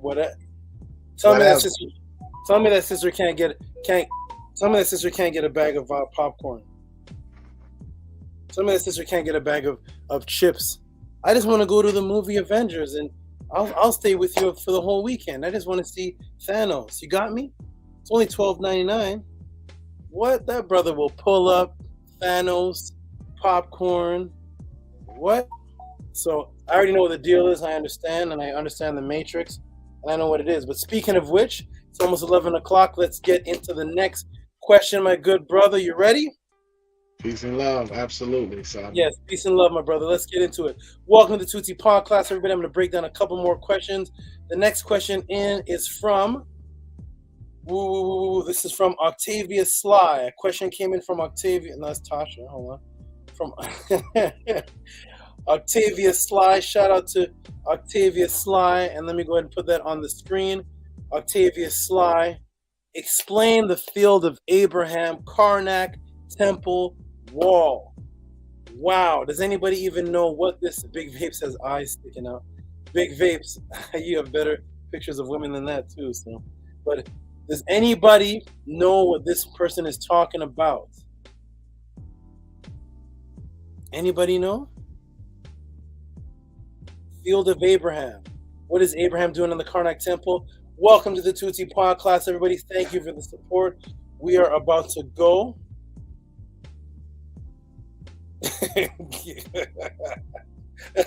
Tasha ain't getting my money. You guys, You guys are hilarious. All right. Shout out to your parents, though. The brother said parents are very sick and deteriorating. Definitely put your funds into that. Don't give it to Tasha. Shout out to everybody. Shout out to this question. This is an interesting question, everybody. Field of Abraham, Karnak, Temple Wall. What is this talking about, everybody? Have you ever heard this broken down by anyone? Well, you're going to get the breakdown here. Bible study starts now. The next couple questions are all biblical. We got sacrifice. We got this one. There's another one. Anyways, they're all, here we go. Welcome to the Tehuti podcast. We are about to get into it. What is the field of Abraham doing on the Karnak temple wall? You all already know how this is going to happen. Let's go. Just to show the new people in the room the diversity of questions that you can send me. Send me a diversity of questions. Look, we got vibrational, out-of-body questions. What was the first one again? The first question, none of these questions have anything to do with each other. My brain has to go all over the place to adapt, but that's okay. Let's get into it, everyone. Screen share. Everyone, I'm going to do a mic check. Make sure you hear me. Mic check, mic check. Oh, the first question was sugar. We got sugar, vibration, communicating with ancestors. The nets occurred. Now we have the field of Abraham. Just letting everybody know the diversity of what you can send to Tehuti, and this is done nowhere else on the planet. So come and enjoy and support for the first time done on the planet Earth. They can hear me. Here we go, everybody. Welcome to the Tehuti podcast. We are about to break it down. The question is asked about the field of Abraham. So, the quote-unquote field of Abraham. Interesting. Let's get it. Field of Abraham, a popular story in the Bible, which goes back to Genesis 23. Genesis 23. Let's get into it, everybody. Here we go. So what does Genesis 23 say? Here we go. It's going to be funny. Anytime I do Bible questions, it's going to be a little funny because with the Bible, the only sources we have are cartoons. That's all we have. No archaeology, just cartoons. So let's get into the cartoons, everybody. Welcome to the Tehuti podcast. Here we go. Sarah dies. Then Abraham purchases a field and a cave in Hebron. Genesis 23:19. And after this, Abraham buried Sarah, his wife, in the cave of the field of Machpelah before Mamre. The same is Hebron in the land of Canaan. And the field and the cave that is therein were made sure unto Abraham for a possession of a burying place by the sons of Heth. Genesis 23:20. And here's all we have of that story, a cartoon. That's right. We got the cartoon, everybody. If you're a Christian, if you're a Hebrew, this is what you have to show the children. Religious opinions over ancestral artifacts. So there is the field of Abraham. Genesis 23:19 and 20. There it is. Okay. Let's ask ourselves a question. What is the purpose of buying plots of land, preparing a body for burial, investing a tomb, putting spices on a body, wrapping it, etc.? The obvious answer is, which is universal, worldwide, is preservation. Unfortunately for Christians, Muslims, and Hebrews, of course, these tombs and burial sites and bodies of Abraham and Sarah have never been found, which defeats the whole purpose. Well, why is that? The answer is simple. So the purpose, this man buys a field. People in the Bible are buying whole fields to bury their loved ones. Fields, caves. They're putting spices on to stop from decaying. They're wrapping the body. They're doing all of this for preservation, and none of the bodies in the Bible got preserved. Here we go. So unfortunately, it's never been found, which defeats the whole purpose of the tomb and the buying of the land and everything. Okay? And why is that? Why can't we find any evidence or any bones or any tombs of people in the Bible? The answer, ladies and gentlemen, goes back to a movie that I've never seen in my life, and it is called Wakanda. Here it is. Here's the answer, everybody. Here is the answer to why there are no tombs found in the Bible. Why? Because we have two people here in this picture. Do you all recognize them? There's two men. Black Panther is a mantle that is passed down. There's no one person associated with the protector of Wakanda, as we saw in Captain America Civil War. T'Challa, played by the late Chadwick Boseman, right? Rest in peace, right? Had to watch his father, T'Chaka, die at the hands of Zemo, right? Those who saw the movie remember this. As a result, T'Challa took up the mantle of Black Panther, seeking vengeance for his father's murder. Though he did not have a ton of screen time, T'Chaka's influence carried over into Black Panther, which went on to become one of the biggest and most important films in history, right? So what do we have here? We have this man is dead, right? And so is this man. Both people in this picture are deceased. See, it says the late Chadwick Boseman, right? So the answer to, we're going to get into the fields of Abraham and how we're going to get into it all, but the reason why they can't find biblical tombs is all answered in this picture, ladies and gentlemen. We have two dead men in this picture. Here we go. Here's the answer. Both men in this movie passed, but why does only one have a burial site at the Welfare Baptist Church Cemetery nearby Belton, South Carolina, that you can visit? Because one, Chadwick Boseman, was an actual person, while T'Chaka only died in the script. Thus, all research on T'Chaka can only be found within the script. Scripture. So, T'Chaka, we'll call Ramesses. We'll call King Tut. Chadwick Boseman, we'll call King Tut. This person here we'll call Abraham. This person died in real life, so therefore you can visit his tomb, you can see the funeral, the ceremony, because he's an actual being. You cannot visit T'Chaka's tomb, you cannot see his burial site because he only died in the movie Wakanda. So therefore, only one of these two men can you visit their burial site. That is the difference between Pharaoh Ramesses and Abraham. One is an actual person, and one is just a story in a script. So if Superman or Wolverine die in the story, or one of the X-Men die, you can only visit the story by watching the movie. Once you press stop on the movie, close the Bible, you're not going to find a tomb of Wolverine. That is the answer of why we can't find this. We only find it in movie form or cartoon form, because that's the only place it ever existed. All right, let's continue, everybody, to the field of Abraham and how it leads into the temple of Karnak. Okay, so only one you can go visit their tomb because one was an actual person, while T'Chaka died in the script. Thus, all research on T'Chaka can only be found within the script. Scripture, movie, play.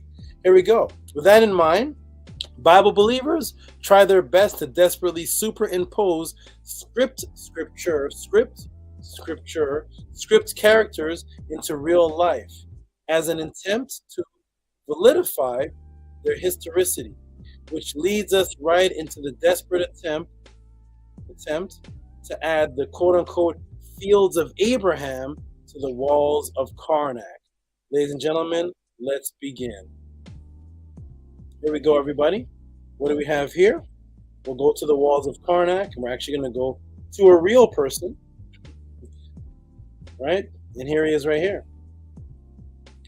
Hedjekepera, Septepenra, Shashank I, reigned 1943 to 1922 BC. Also called Shashank. A Shashank temple wall depicts a list of city-states conquered by Shashank in his Near Eastern military. Look at the greatness of the ancient pharaohs. These pharaohs, look how long they rule. Look at Bush. Look at Biden. Look at Ronald Reagan. Look at these pharaohs ruling for 50 years, 40 years, 20 years straight, fighting wars, winning wars. This is what our ancestors did when we actually had a country. Here's what they left. See the difference between this and what Abraham left? Let's go back to Abraham. Here's what Abraham left. He left a cartoon drawn in a modern day Bible. What did Shashank leave? He actually left his body and he left the temple wall, which actually dates back to the time of his existence, 943 BC. Let me shrink it down and show you the Karnak temple wall. Get a good look and you're going to see 187 victories. Oh my. As America, as a country for hundreds of years, won 50 wars, this one person has conquered 187. Here they are right here. Here's the list. And we're going to get into the translation of the Medu Netter and break down the fields of Abraham. Thank you for this question. I know you trust me to answer it, and that's exactly what I'm going to do. So here is Tepenra, Edgekepera, Shashank. Let me take you to the Karnak wall of Shashank, to the 187 names of Canaanites that he conquered, and see where this assertion of the field of Abraham begins. Now, it's actually in row 6, names 71 and 72. Let's break it down, because here they try to say that Abraham is mentioned on the Karnak temple wall. They're trying to validify Abraham's historicity. So what did I do? Right to the wall. Here we go, everybody. Welcome to the Tehuti Pod class. Here is the actual wall. I'm going to blow it up so we can actually look at it. Here it is right here, everybody. Here it is. 187 hieroglyphic conquered cities.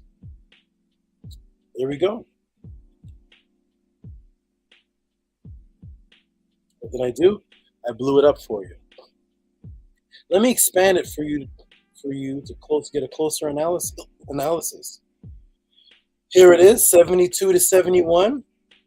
Field of Abraham, Hebron. One moment, hold on. One moment, hold on. Okay. Let me go back to the screen. Here it is. Field of Abraham, Hebron. And you get a good look. Okay, so what are we actually looking at here? Does this even say the field of Abraham? Let's get a good look. 72, 71. It says field of Abraham. Let's see if that's what it says. Here we go. We're going to blow it up.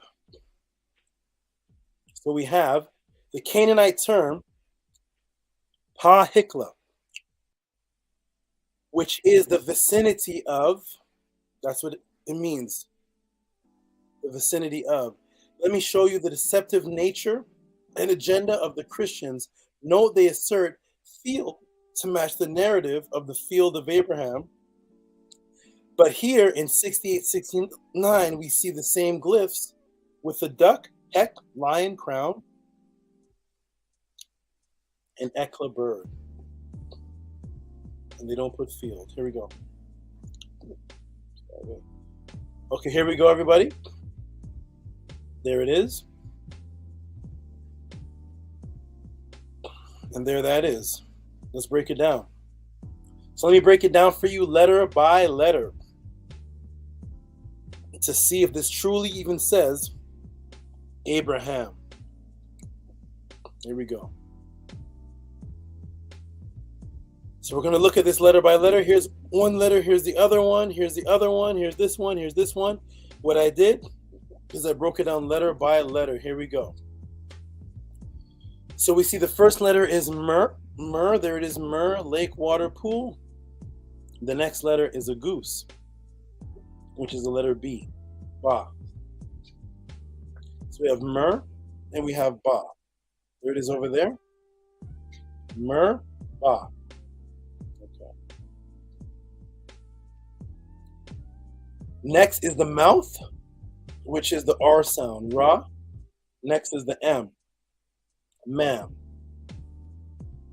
The next is the Medu, letter A, which we see right here, A. Okay?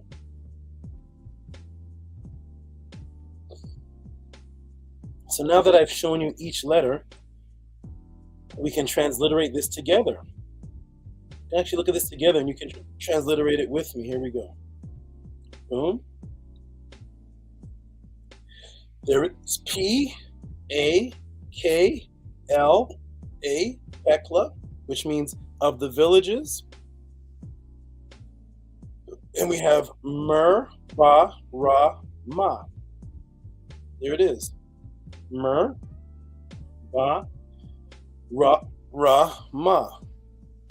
So, yes, the villages of Mer, Ba, Rama, one of the 187 areas conquered by Sheshonq, has absolutely nothing to do with the Abraham.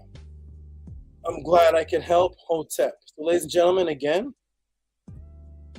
what is this? This is Christians trying to superimpose this fictitious character, trying to put his name in this field inside of these walls, when the translation of the word is Hekla, which is villages, not field. We see Hekla over here, and they don't put field. And it's just one of the many names, Merbarama. They are trying to insert Abraham because they know that people aren't going to go to the translation. So they forgot that if you go here, the first letter is Mer. It's not Abraham. Mer Barama. That they're putting as Abraham. So thank you for that question, my brother. For those Christians or Hebrews that try to use this temple wall to validate their historicity, you have failed and failed horribly. Let me take this off. So thank you, Octavius SLIGH, for asking that question. And the answer is absolutely no. There's no field of Abraham whatsoever mentioned on the temples of Sheshonq. Thank you for that. I'm going to get the brothers to come in the room. I got to take a break before I answer the next question. Jump in, brother, please. Jump in, Ahati. Jump in, everybody, really quick, because I got to step out. Hotep, Obi-Wan Kenobi. Brothers, get ready to jump in. I got to step out for just a moment. Shanibo Shane put defunct once again. Thank you. Jump in, my good brothers. Who is ready? Who has my back? Jump in so I can step off. Brothers got to be ready. Sisters too. Let me stop the screen. So go ahead and jump in, brothers and sisters that are on the team, supporters. And I can step away, do something real quick, and answer the next question, which is another biblical question. Where is everybody? The next question is a fun one, which is the 10 plagues of the Bible. Okay, jump in, people. Should always be ready. There's the link again. If you didn't see it the first time, jump on in. Thank you, Arcad. You're nice and quick. There you go. I don't know what happened to the other team members. They're not moving fast, Arcad. What's happening? Peace and love. It's 2 a.m. where I'm at. I don't know what time it is where you at. But like that brother say, this information don't get exhausting. It's valuable. Okay, So, you take it on, Arcad. I'm going to step away. I'll be back, okay? Take it on. When I hear the beep, I'll let the other brothers in, okay? yes. Peace and love. Hotep Ma'at, everybody. How many people I got in the chat? Still got 91 people in the chat. Peace and love. I want to tell everybody to join us as my favorite saying is Sundays, 5 p.m. for our Stepping Out of the Matrix book study with the beautiful brothers. The good brother will be breaking down SABA's book.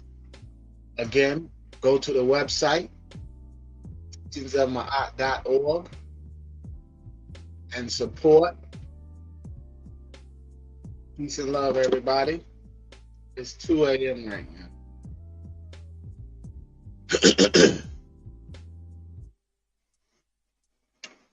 Yeah, man. I'm just tired of our people out there dying, man. And it's breaking my heart that we losing our lives for senseless reasons. And you know, it's a plot against us, and it's sad. And you know, it breaks my heart because I participated in it for a long time. And for many years I struggled with, you know, trying to figure it out, you know, and just, you know, try to be better. And you know, having children, you know, it kind of it kind of light the fire, you know, having children and then looking at the next generation, and then, you know, starting to realize that the things that we're teaching them, and then looking at, you know, what they're up against and what we're up against, being in this matrix, you know, it's just it's sad, man. It really is sad. And it's, you know, to the point where it's like, if we can't appreciate the truth once it's presented to us, right, it almost is like we will never win the war, you know. And that's what's so sad, because having a family, it's like, you know, when he showed that picture of that woman, we'll support her, but we won't protect her. We'll disrespect her. You know what I mean? And that's sad too. You know, that's even worse, because our mothers, our sisters, our daughters are out there, and they're just as lost as we are. And they can't teach us. We can't teach them. We just walking around in circles. We don't know what to believe. Everything is upside down, twisted. You know, peace and love, Ahati. You know what I mean? It's like I'm choked up, because, you know, I try not to follow the news, but I consider myself a young netter. And you know, when I hear our young brothers out there losing their life sisters, man, it's like, you know, it's man, I'm tired of it. You know what I mean? I'm tired of it. And it's like, I know that we, you know, it's like I used to say this to myself. I used to be like, you know, we smarter than these people make us out to be. You know what I mean? Like, it's like we don't have to keep falling into the same trap over and over and over again. You know what I mean? It's like it's almost like it's not even hidden. The trap is there. You know what I mean? The systems are crooked.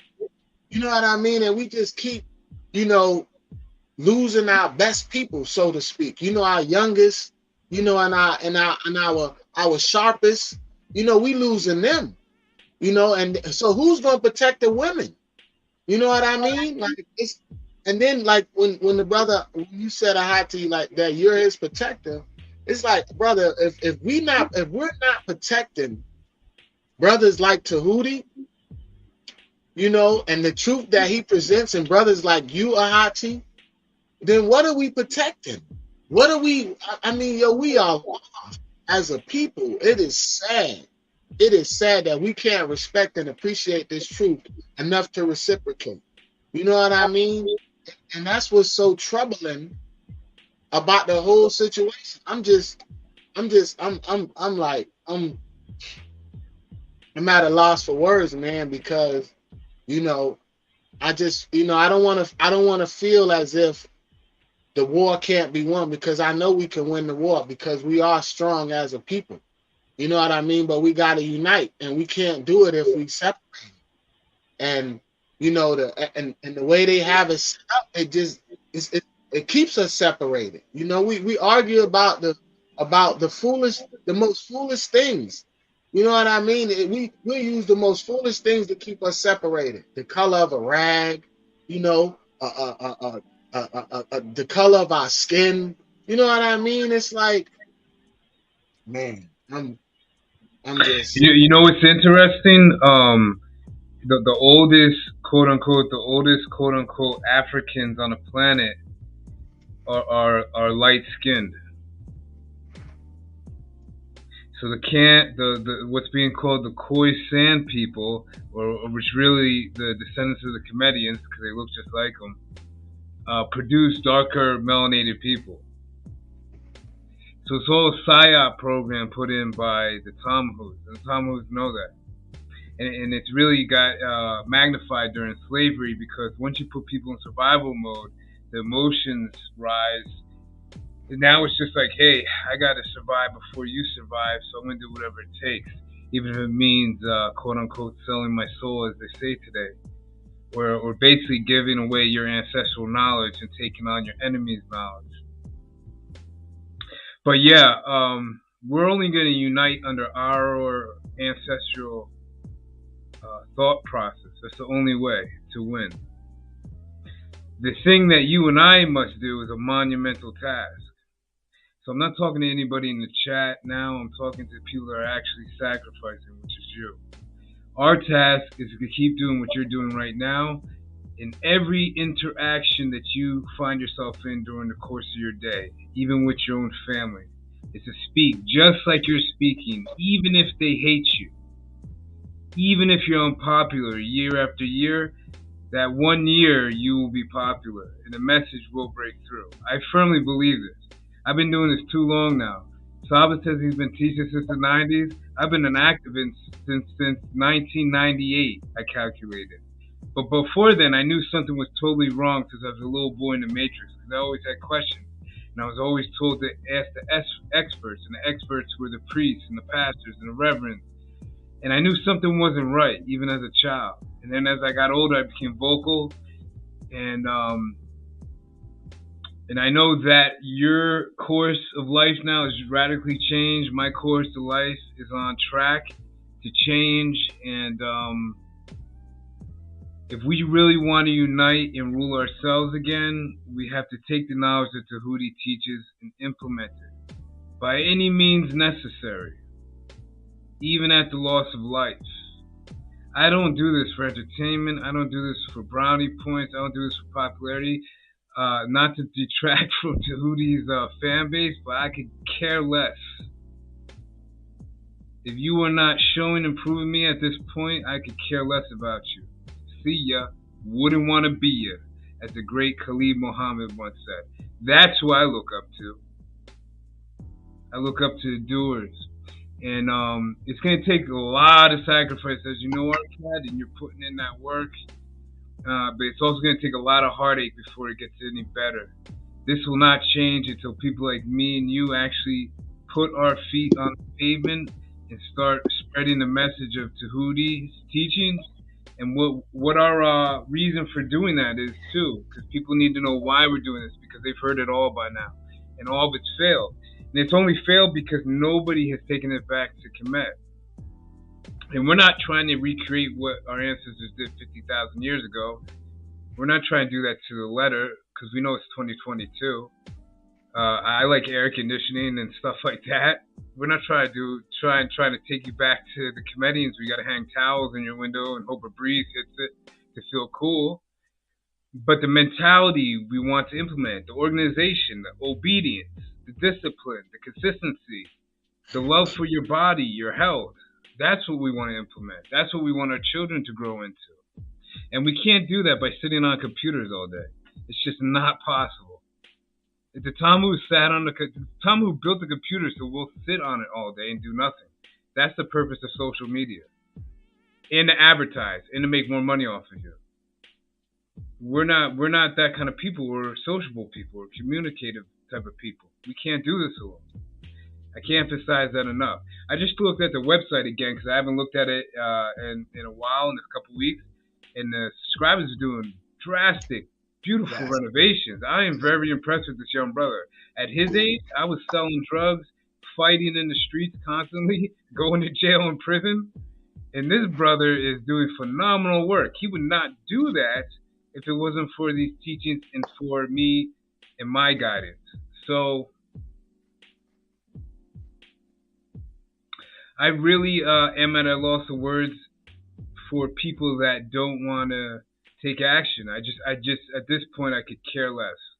I don't want to hear what you have to say. Like SABA said, like if you cannot scrap together $5, listen, you can go on welfare right now in any state, even Texas. And Texas is very hard to get on welfare, but even Texas, get you a little EBT card, get you a little cash payment of $200 or whatever it is in your state, and you can take $5 from that and support SABA. You can do something. There's something you could panhandle for $5 and get that money and pass it over.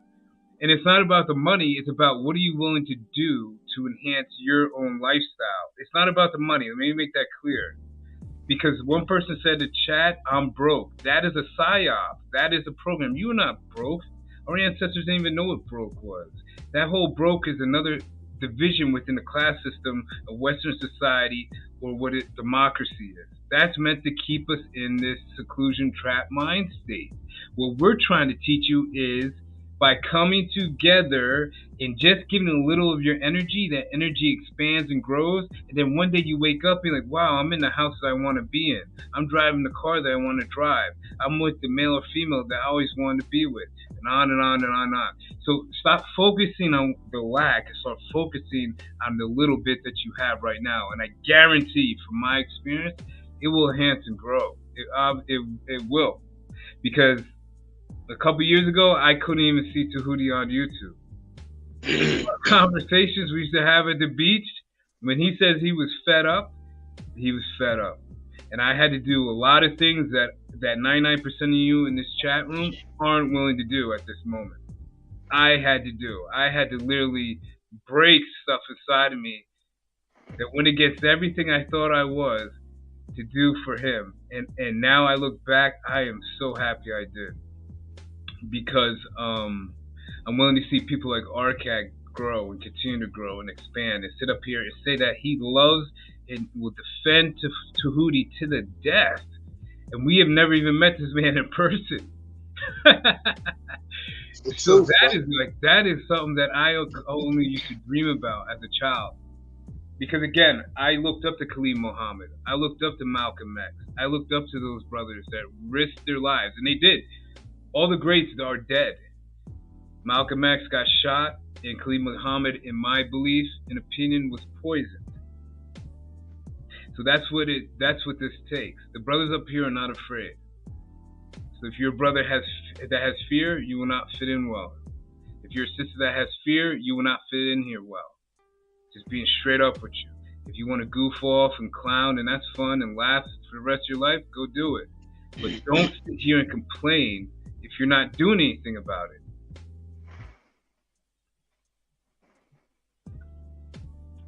And we love to do that because it's easier than to get in the trenches and go into Crip neighborhoods and blood territory and have them chase you out of there with shotguns behind your back.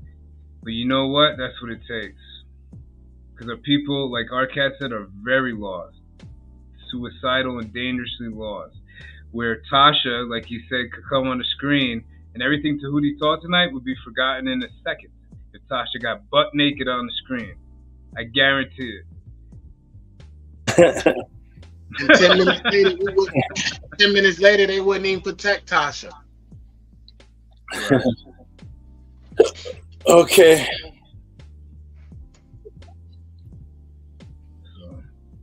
Well, you have two brothers here, my great brother, that are going to protect you to our death. And that is saying more than anything, any money I think could give you.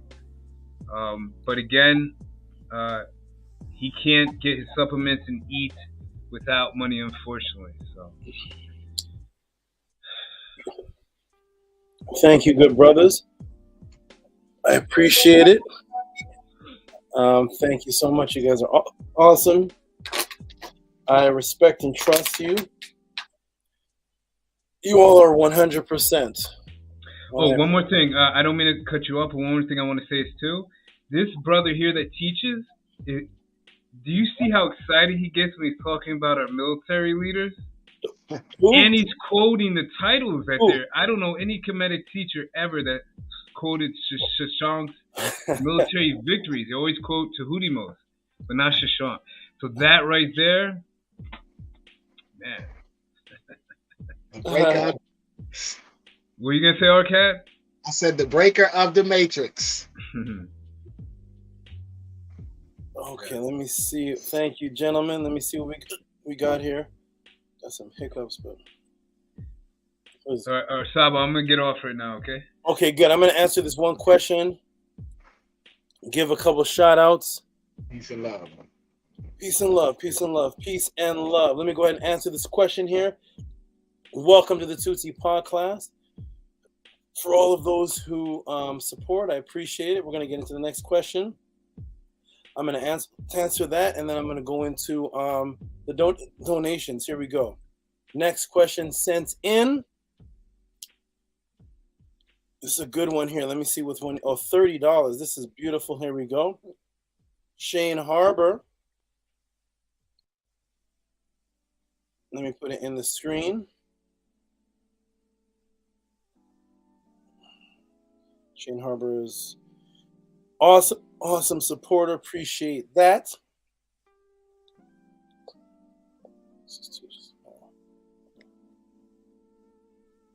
Can you all see me and hear me? Press a 1. If you can see me and hear me, press a 1. Can you all see me and hear me? Press a 1. Press a 1 if everybody's here can see me and hear me. Let's get into the next question. Shout out to Shane Harbor. Okay, there we go. We got Hoaxy RPM. Shenbo Shane, Robert, Arcad, wonderful RPM, wonderful. Here we go. Next question coming in. Next question, and probably last question to answer, is coming in from Shane Harbor. Has a question from his mom. Very, very important. We have to be able to relate this information to our parents, grandparents. They have to, and our friends. Thank you. Oh, this is you, Shane? Oh, wait, really? This is you? Oh, beautiful, Shane. I know you from before I met you then. Thank you, my good brother. I'm familiar with you already before you came on. I remember Shane Harbor used to send donations to the pod class. That was you all this time? You sent donations, I believe, before you introduced yourself. Is that you? I remember this name, Shane Harbor. Okay, shout out to you, my good brother. So Shane Harbor. Oh, you've been supporting for a little while in the background. Nice. Very, very nice. Okay, I'm going to go ahead and answer this question. Is the 10 plagues to answer for the brother's mom, and of course for him too. What is the reality of the 10 plagues? Let's break it down. And welcome to the Tehuti podcast. We're here to break it down. Shane Harbor. Well, this is a lot. This is a lot. It's going to be fun. Fun Bible one to end it off. Let me go ahead and put it in the room. Shane Harbor. All right. Here we go, everybody. Ready? Let's get into the Tehuti pod class. Here's how I answer questions. The question is on the 10 plagues. So here we go. This is for you, Shane, and all Hebrew Israelites and Christians out there that need the guidance, that need to know the truth. Let's go. Here we go. The most impactful, world-changing pieces of racist propaganda that has infected the entire world's population is the story that a distinctive race of people were slaves to another race of people, and the creator of the universe intervened by psychically controlling one race to not heed the warnings, so ultimately plagues could attack one of the races, newborn innocent babies, and can be murdered to create a holy day for the other race, holidays based on genocide. This is yet another PSYOPs project that I will expose. Remember the creation of the Hebrews? Remember the story of the Hebrews? In Kemet, being enslaved was not a religious conflict, but a racial one. Think on that for a moment. Let's get into it, everybody. Welcome to Tehuti Pod class. One moment, hold on.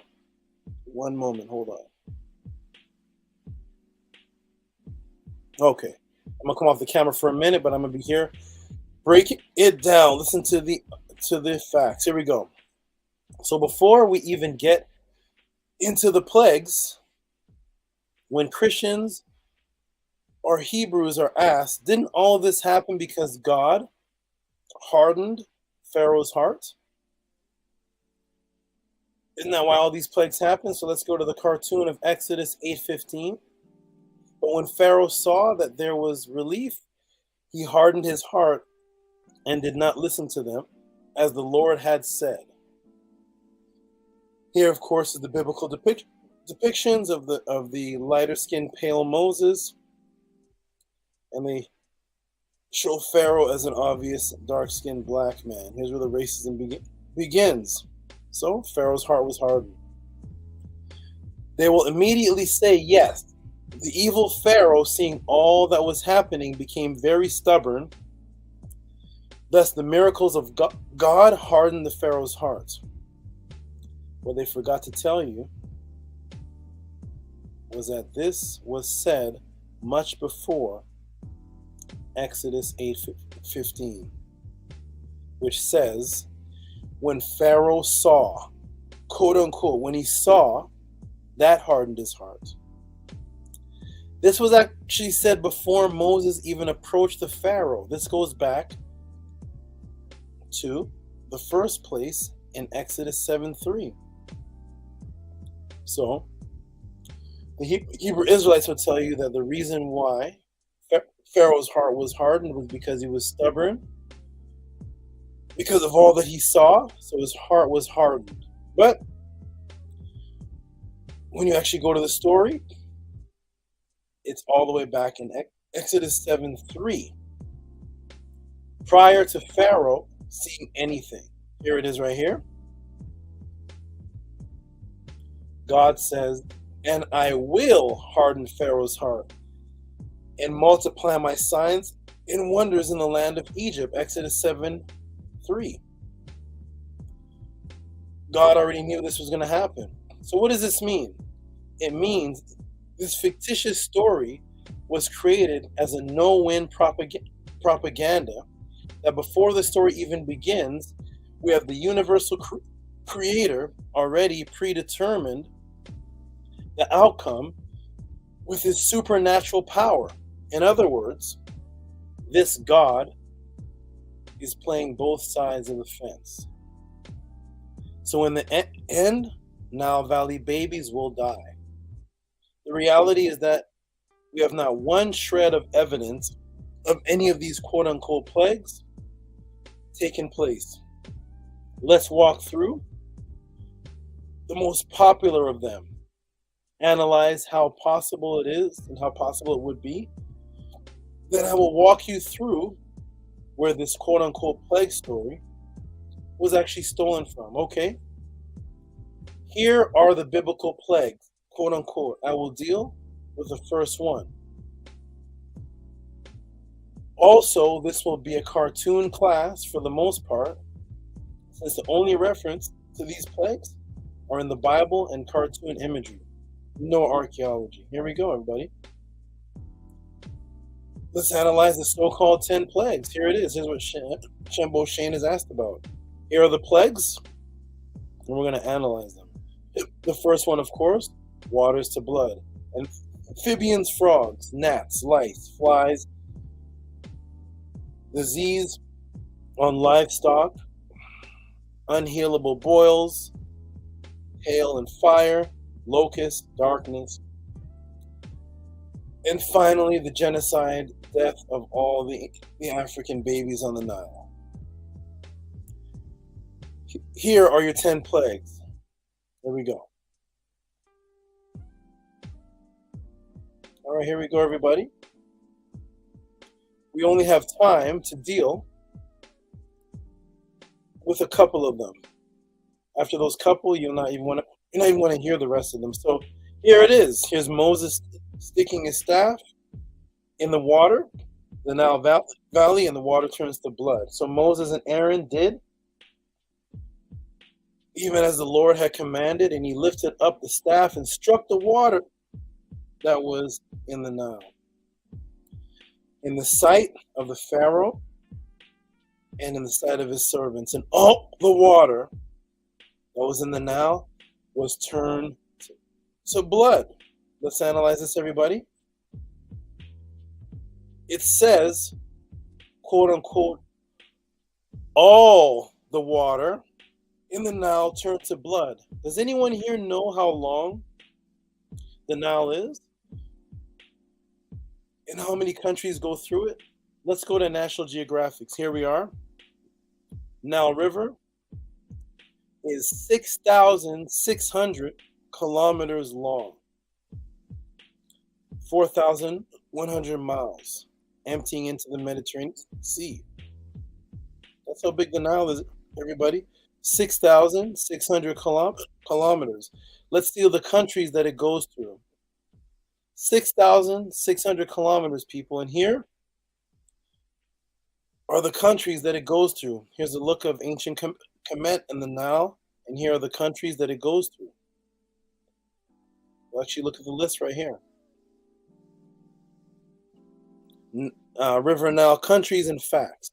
The River Nile takes its name from the Greek Nilus. We'll go right to the countries. Class, as an international river, the Nile flows through 9 countries. Egypt, Tanzania, Rwanda, Uganda, Burundi, Kenya, Ethiopia, Sudan, Zaire. That's 6,600 kilometers. 6,600 kilometers of civilization that depended on the Nile for a water source. Agriculture, feeding crops, feeding livestock, all affected. Not one record of this for 6,600 kilometers. So now that I established just by taking one of the quote-unquote plagues, it is completely ridiculous. The question is, where did the plague story come from? Where did the story originate? Let me introduce you to the Kemetic Iparu Papyrus. Here's where they store the story from, everybody. Let me take you to the Dutch National Museum. Here we go. Iparu Papyrus that is located in the Dutch National Museum of Antiquities in Leiden, Netherlands. 1850 BC. Here it is. This is the Iparu Papyrus. Here it is. Let's break it down.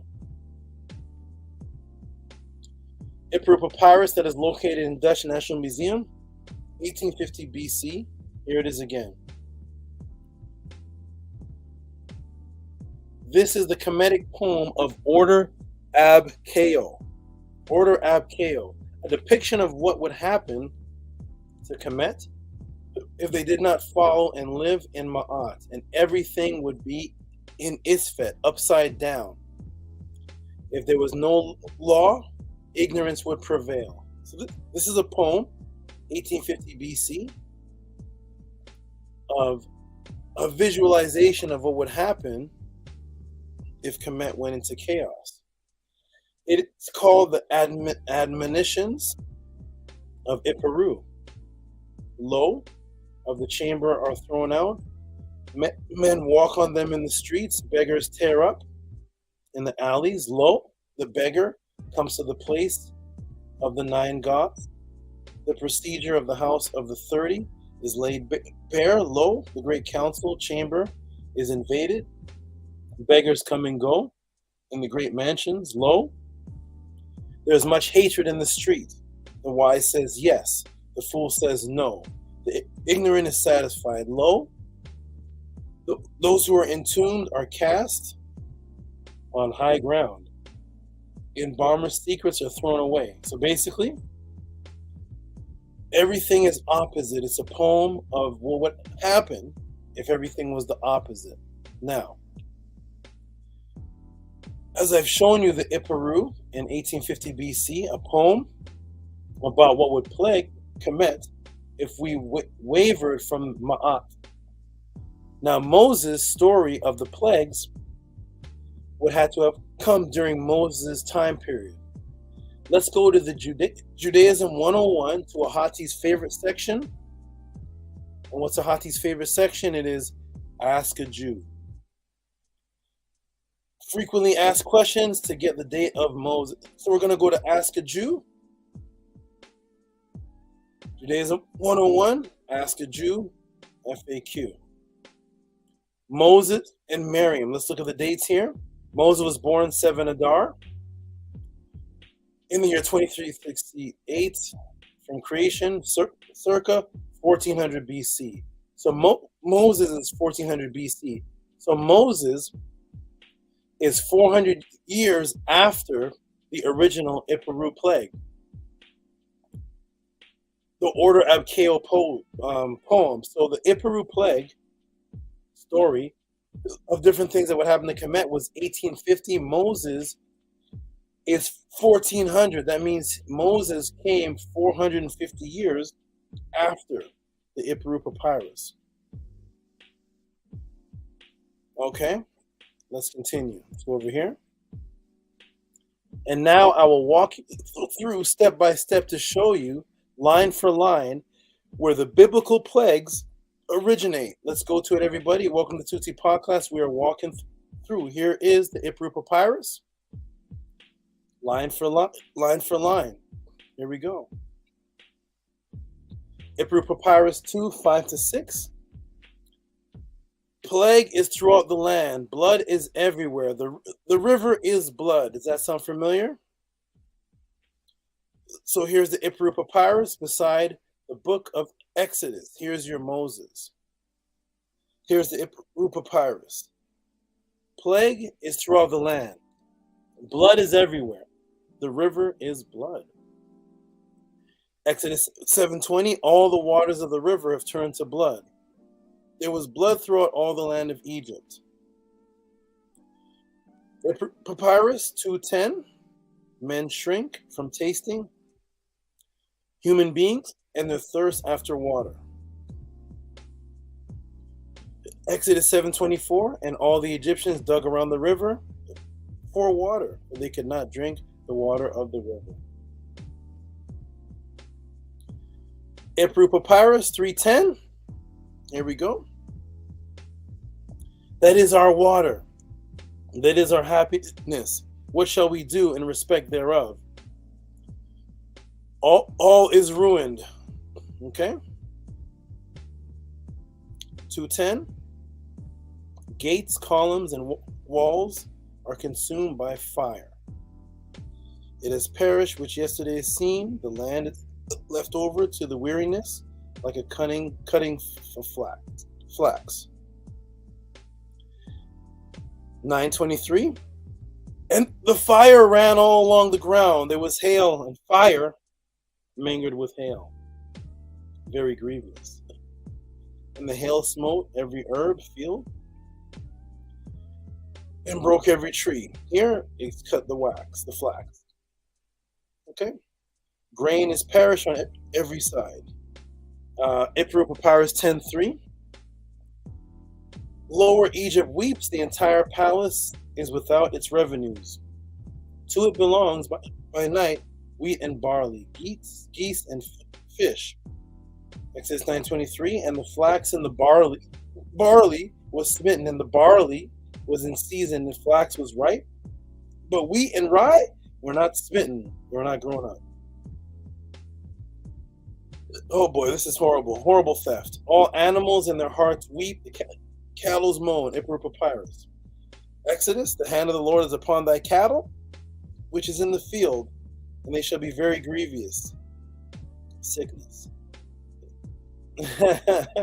Behold, the cattle are left astray.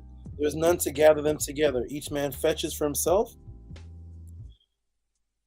those that are branded with his name. And of course, and that did not fear the word of the Lord left the servants, the cattle of the field. The thick of the darkness was in the land of Egypt. Ipru Papyrus, the land of Egypt was without light. He who places brother in the ground is everywhere. It is groaning throughout the land, mingled in lamentations. Exodus. And it came to pass that at midnight the Lord smote all the firstborn of Egypt, and the firstborn Pharaoh sat on his throne. Firstborn captives was in prison, and there was not a house where there was not one dead. For the children of princes were cast out into the streets. Behold, the fire mounted up on high, its burning goes forth against the enemies of the land. By the pillar of the cloud to lead them by way of night, and the pillar of fire to give them light to go by day. And they requested for the Egyptians silver, gold, articles, clothing, and God made the Egyptians favor them and granted their request. The Israelites thus drained Egypt of its wealth. And Ipru Papyrus, gold, lapis lazuli, silver, malachite, bronze, has fastened on the neck of the female slave. So what is the concept? In the Ipru Papyrus, the slaves got all the gold. The Hebrew Israelites and the Christian teaches that they were slaves in Egypt, and they were the ones that got all the gold and silver. This is bad, people. This is very, very bad. And I'm glad I can expose this to you. We're exposing the so-called plagues. Here we go. Okay?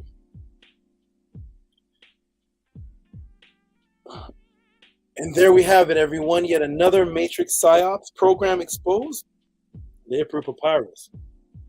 From 1850 BC, stolen to create your biblical 10 plagues in order to justify the killing and torture of anyone that is not of their race and religion, leading into the millions that have died at the hands of religion and justified slavery in the name of God, while painting an evil picture of your Kemetic Nile Valley forefathers and mothers. Wake up out of the Matrix. I'm not done. Now we're going to have some comedy. Gotta have comedy. If I'm talking about the Bible, I'm definitely going to have comedy. Okay, here we go. Everybody can hear me clear? Press a 1 if you can hear me. 111. Press a 1 if you can hear me. 111. Check, check, check, check.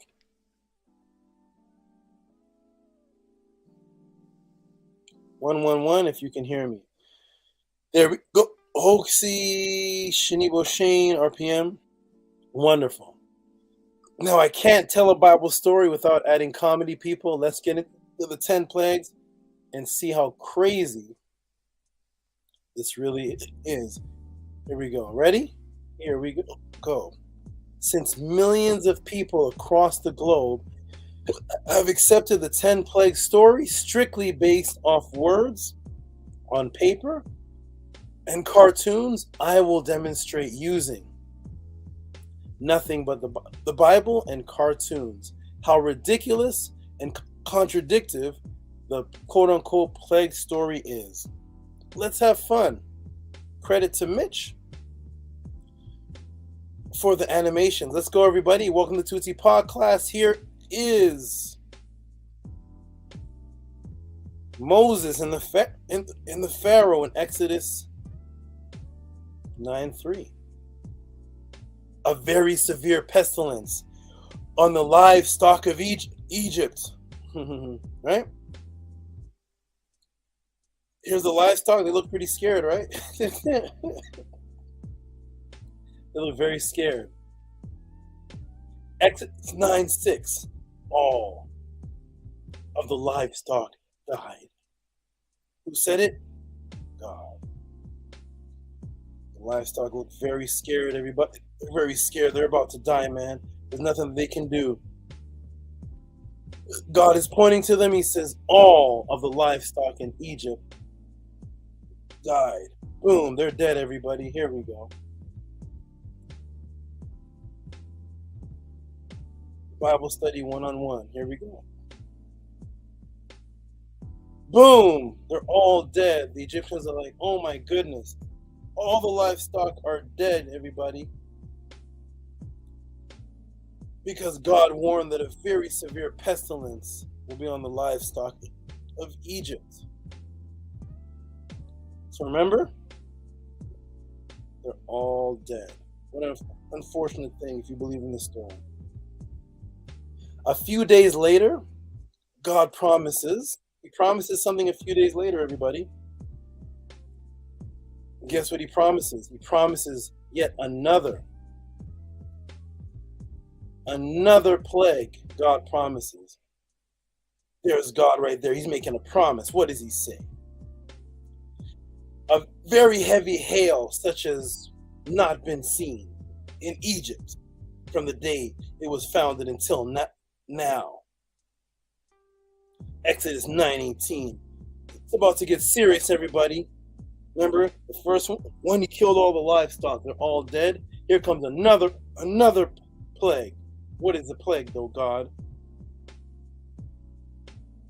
God tells Moses, go warn the Pharaoh, Moses.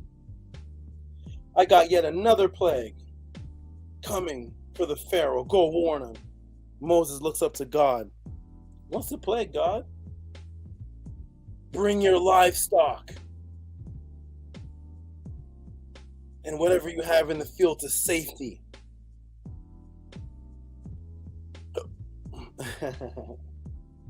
You know, everybody, we had to be really crazy, really out of our brain, psychopathic, to believe this Bible and not see this.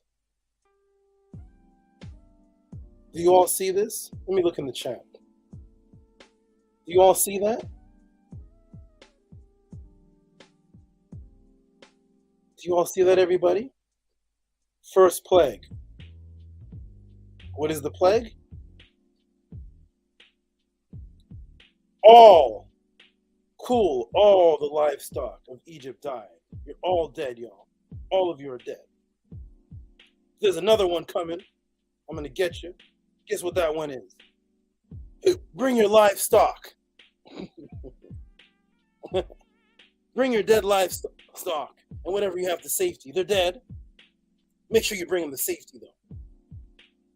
This is really sick. The livestock, huh? We're all dead already, man. We're all dead already. How can you bring us to safety? There's another plague coming, everybody. Don't worry. God has another one coming for the evil Egyptians. Every person and beast that is found in the field, when hail comes, they will die. Hello. We all died already, man. Remember the Remember the pestilence? A little later, God goes on and makes another threat. He makes another threat, everybody. This is going to be the worst plague of all. This is the worst one. What's the worst one? Exodus 11. All the firstborn in the land of Egypt shall die.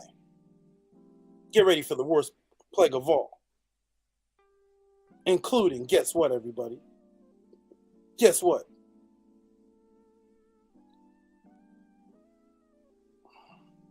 And all the firstborn of the cattle.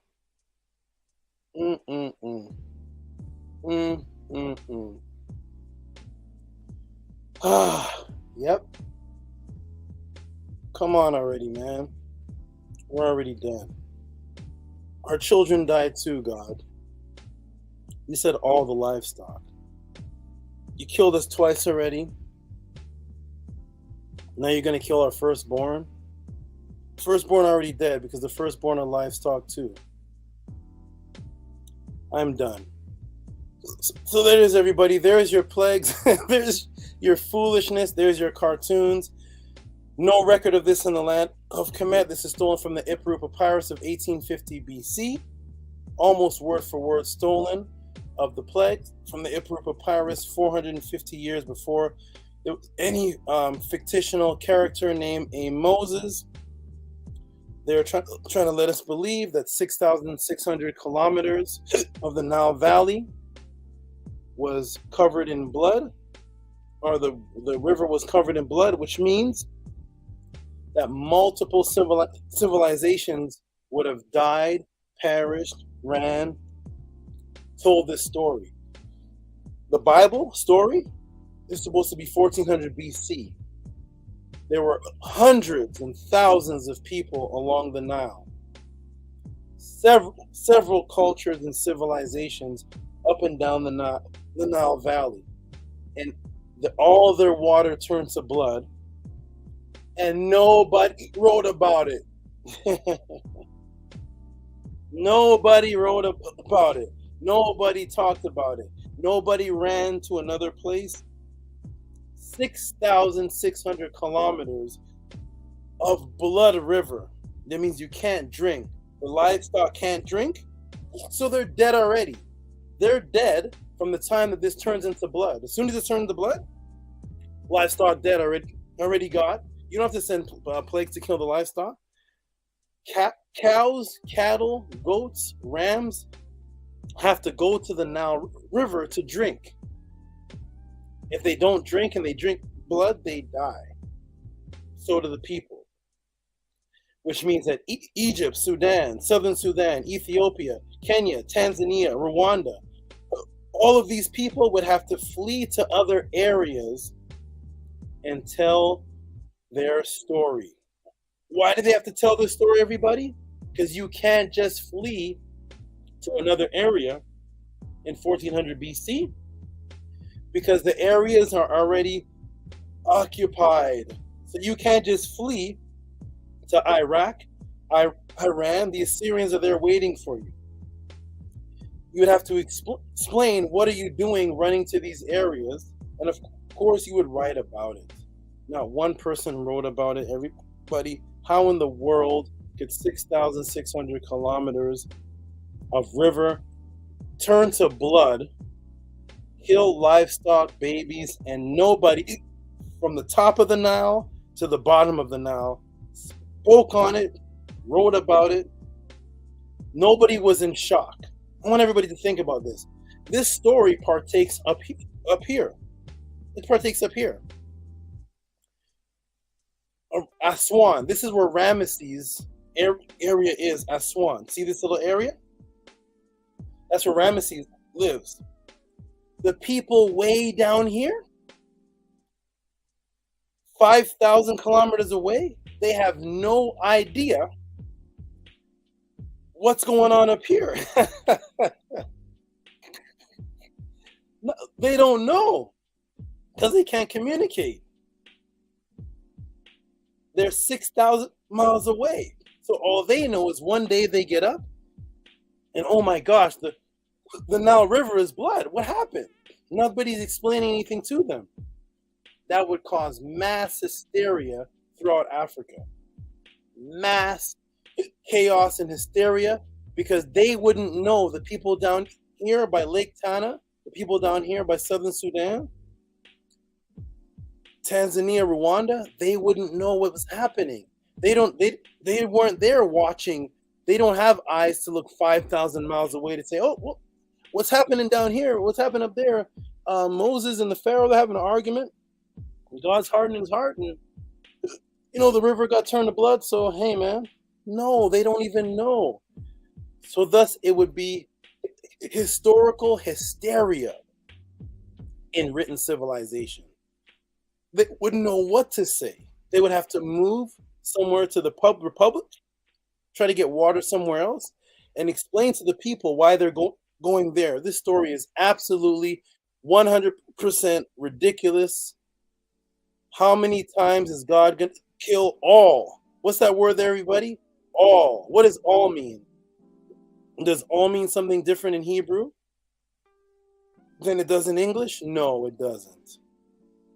All the livestock died in Exodus 9:6. Therefore, you can't promise another plague and say, listen, bring your livestock to safety. Hey, they're already dead, man. The babies are dead. The mothers are dead. You cannot bring them to safety when they're already dead. You can't tell the beasts of the field, which is the livestock, that we're going to put hail on you. You're already dead, man. You can't bring the firstborn of the cattle when they're already dead, man. Gosh. You have to be a psychopath, honestly. We were. We all believed in this Bible. We were psychopathic. To read this verse for verse, a couple verses right after each other, and we never said, what is going on here? This doesn't make any sense whatsoever, but boom, that is your answer, Shimbo Shane. Show your mother this part of the podcast. Let her see the ridiculousness, the foolishness. Ask her if it makes sense for livestock to die 3 to 4 times after all the livestock already died. All. I love that word, all. All means the same thing in every language. Universal word. All. So you can't kill me again, God. We already died. Can't kill my children. Already died. Can't bring me to safety. I'm dead already. I can't be safe. So this is complete foolishness. Thank you for that question, my good brother, ex-Hebrew Israelite Shimbo Shane. I'm glad you asked it. Let me check the chat to see what the people thought of the answer before we close down. Exposed. Exposed. There it is. The craziness. There it is, everybody. So there's the answer to that. It means absolutely nothing. It makes absolutely no sense. The story is crazy. Anybody that tries to justify the story is just it's sad.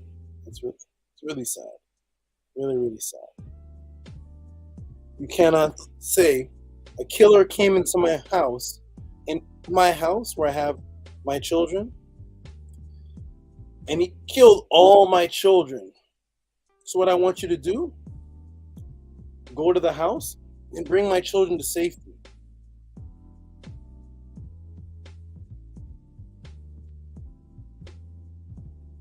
Okay. So anyways, there's the answer, my brother. People are laughing. I think even Jeremiah Judah is in here saying it's funny, laughing. Everybody's laughing because this story is nothing but a laugh. Shimbo Shane says, excellent. He brought them back to life to kill them again. like Rakim on The Punisher. Craziness. Right, you only survived 3 days without water. Let me tell you this also. Not only do you only survive 3 days without water, after a cow or an animal doesn't get water, before it dies, it's going to act crazy. It's going to go crazy. Nobody wrote about this, huh? Well, there you go, ladies and gentlemen. There is the answer. Kamua says, "You're the truth, Tehuti." RPM says, "Loved it." Vinny Blacklap says, "All in all, thank you guys. I'm glad you enjoyed it." That is the answer. We're going to go ahead and read some of the donations and close out this beautiful podcast. I have another answer, but there's no time. And Q Crown's not even here. It was for a blood sacrifice. Compassion is a tough thing. All right, here we go, everybody. Let's go ahead and read the donations and the support to the Tehuti podcast and close it out. Shout out to good brother Anthony Drain.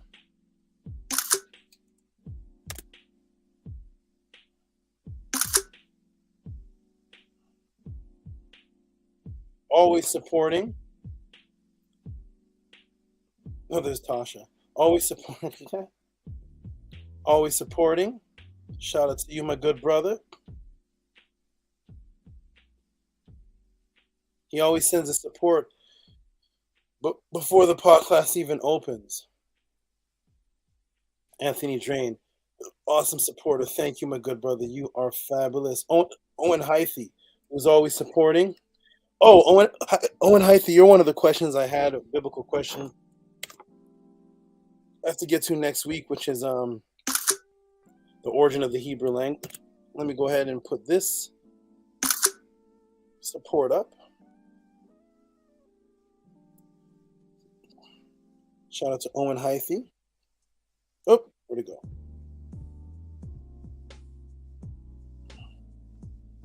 When I close out today, I actually want to close out with the brothers and the sisters on the screen. It's been like a family podcast, and I want to close out with people on the screen. Support High Priest.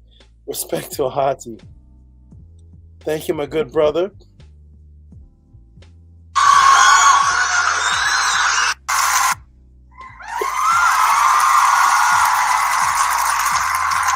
Shout out to Ascari. Support High Priest. Respect to Ahati. Respect to Ahati. Next up on the donations is Hika Kepara. Oh, wait a minute. Hika Kepara says he said he's not feeling too well. We'll catch up on the class in the replay. Thank you, Hika Kepara. I hope you feel better, my good brother. Nito Campbell. Who is the mysterious Nito Campbell? Who is Nito Campbell? Does anyone know? Shout out to Nito Campbell, always sending donations in numbers of 9. Let me go ahead and show that. Who is the mysterious one? Nito Campbell. Who are you, my good brother? Who are you? Who are you? You're awesome. Shout out my good brother, Nito Awesome Campbell.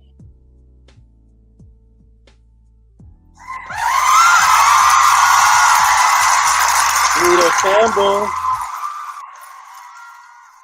Shout out to you, my good brother, for the awesome support. Supporting the Tehuti podcast, as always. He also sends in his support before the class starts. Thank you. Nini Ook, you're welcome, my good brother.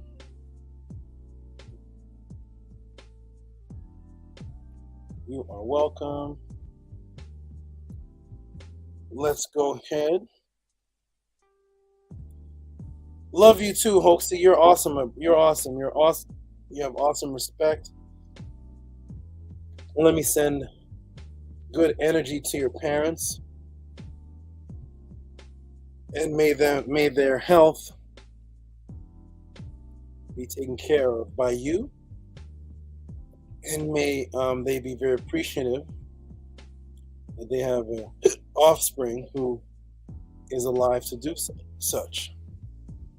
Shout out. Next one here. Oh my goodness, here we go with the monsters. Man, Tehuti, and he's always usually sleep before I get to his donation. Yeah. Shout out to Tehuti, you are. Shout out to Tehuti Mos. You are an awesome supporter. Much respect to you for supporting the Tehuti Pod Clap. Thank you, my good brother.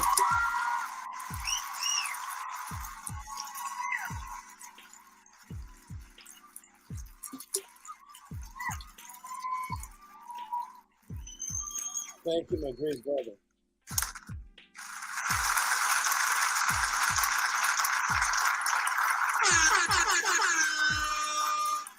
$99 from Tehuti Mos. What did he say? He just said $99. I know what he's thinking.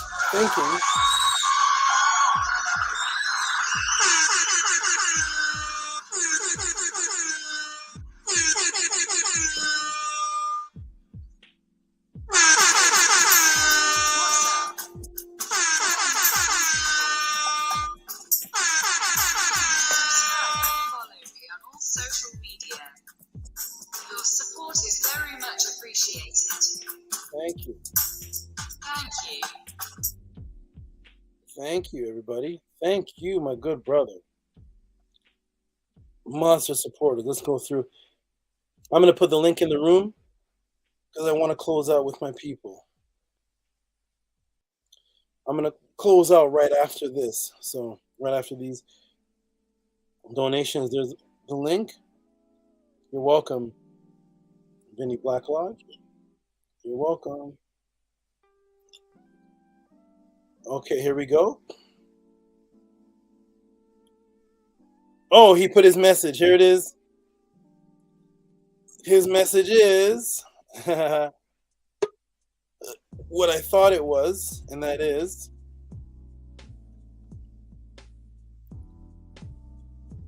my motivation is your preservation. Thank you. Thank you, my good brother. He is awesome. Okay.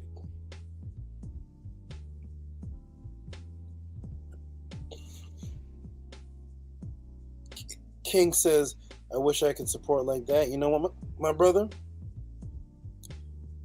I'll say this. And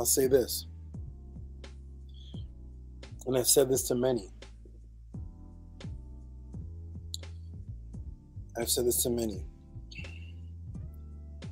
A homeless person giving me his cup with $18 in it means the same as a wealthier person sending me a Lamborghini. They both may equal the same thing in their realms. As a matter of fact, if that homeless person stayed out all day and only made $18 and gave it to me, it's actually worth more than Elon Musk giving me a Lamborghini. So I don't look at the quantity. Look at what is it that you can support for you. $15 may be harder for you to get than Tehuti Mos get 100. All of it equals out. I've told my goddesses, this asking sometimes what I want for my birthday. I tell him, give me a rock. Give me a rock with a drawing on it from you. All right. Let me fix the camera.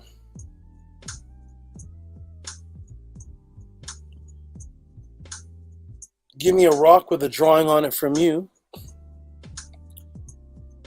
And that will mean as much to me as you buying a motorcycle.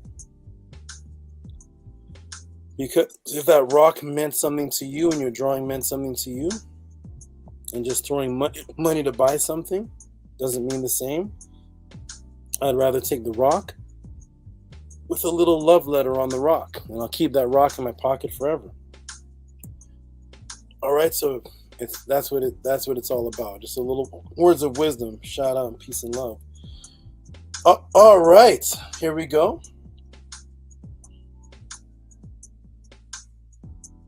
Here we go. Next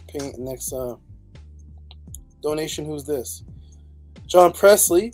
I don't even know who that is, but shout out. I'm not familiar with that name, but shout out to John Presley for your support.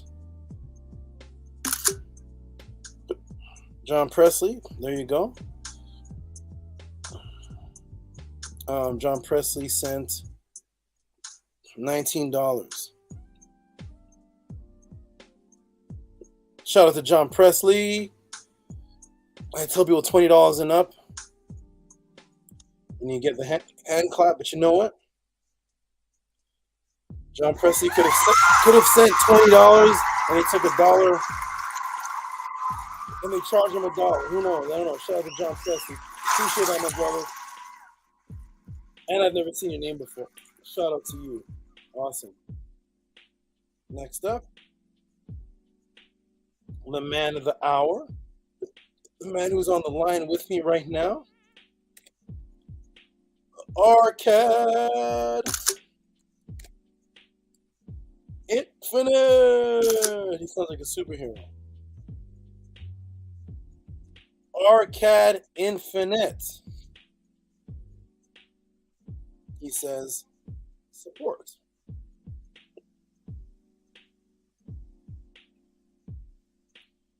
Let me put him on the screen.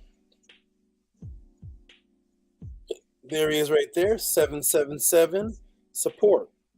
Very consistent, brothers.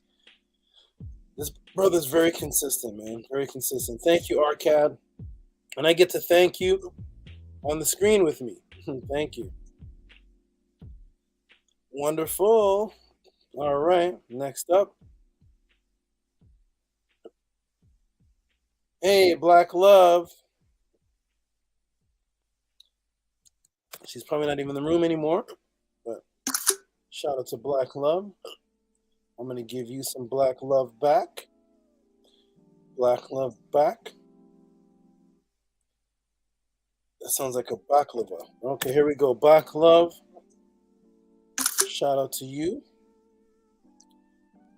And she says giving $11. Oh, let me put on the screen. $11.11, 1111, sacred numbers. Thank you for last week's show. Your answer about the long triangle and best were so off the chain. Thank you so much. Thank you, Black Love.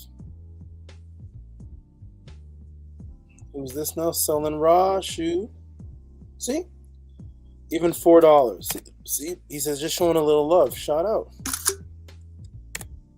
Everybody has $4, right? So shout out to Southern Rashu. Appreciate my good brother.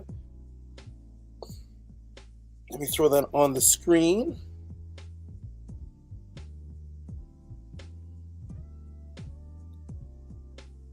Shout out to Southern Rashu. I like that name. Thank you for, what did he say? He said, just showing a little support. Thank you, my brother. Thank you. Thank you. Okay. I only have those two for now. I'm being motivated to I have a lot. I just haven't printed them. So, y'all are motivating me to print them. Strange.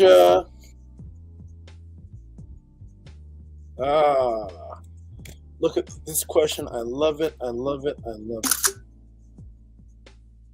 I love it. I love it. I love it. Shout out to Stranger.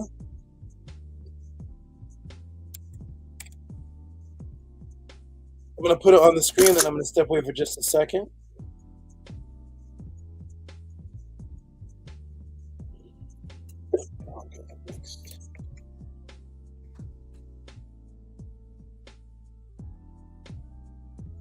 Wow, with a big donation. Nice. Thank you, my brother.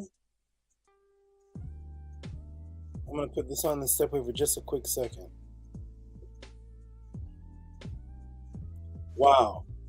$40 from Strange. The name of the moderators.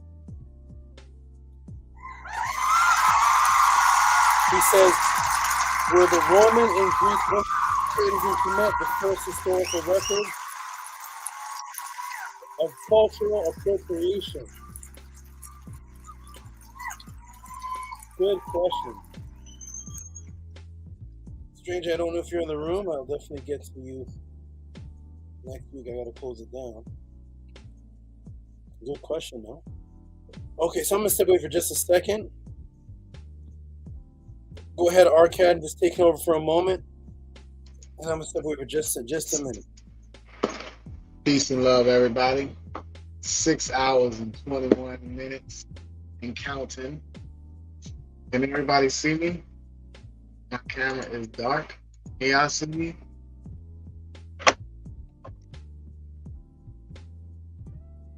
My camera is dark. I can see myself on the phone. But 6 hours and 21 minutes. It's 3:24 over here where I'm at on the East Coast. And, you know, I was feeling a little under the weather too, but the information is so important to me that I ran around today, my 12-hour shift. I ran around today and, you know, helped a lot of people out and, you know, performed my task, you know, and I wasn't feeling my best, but I still did that. So, you know, I made a commitment to myself that I was going to get home and I was going to stay up for the whole class. Usually you know, I doze in and out, you know. If you guys remember when I first used to get on, I used to be laying down and my goddess was like, get up, like sit down in a chair, you know, like, you know, if this is the truth you standing on, then sit up straight, you know what I'm saying? And, you know, I just want to shout out to Tehuti and just let him know how appreciative I am of this truth, man. You know, as long as you keep presenting this truth, you know, it's just, you know, it's just so incredible that people don't appreciate it and they don't understand. You know, it's fascinating to me. You know what I mean? He wanted to know where I came from.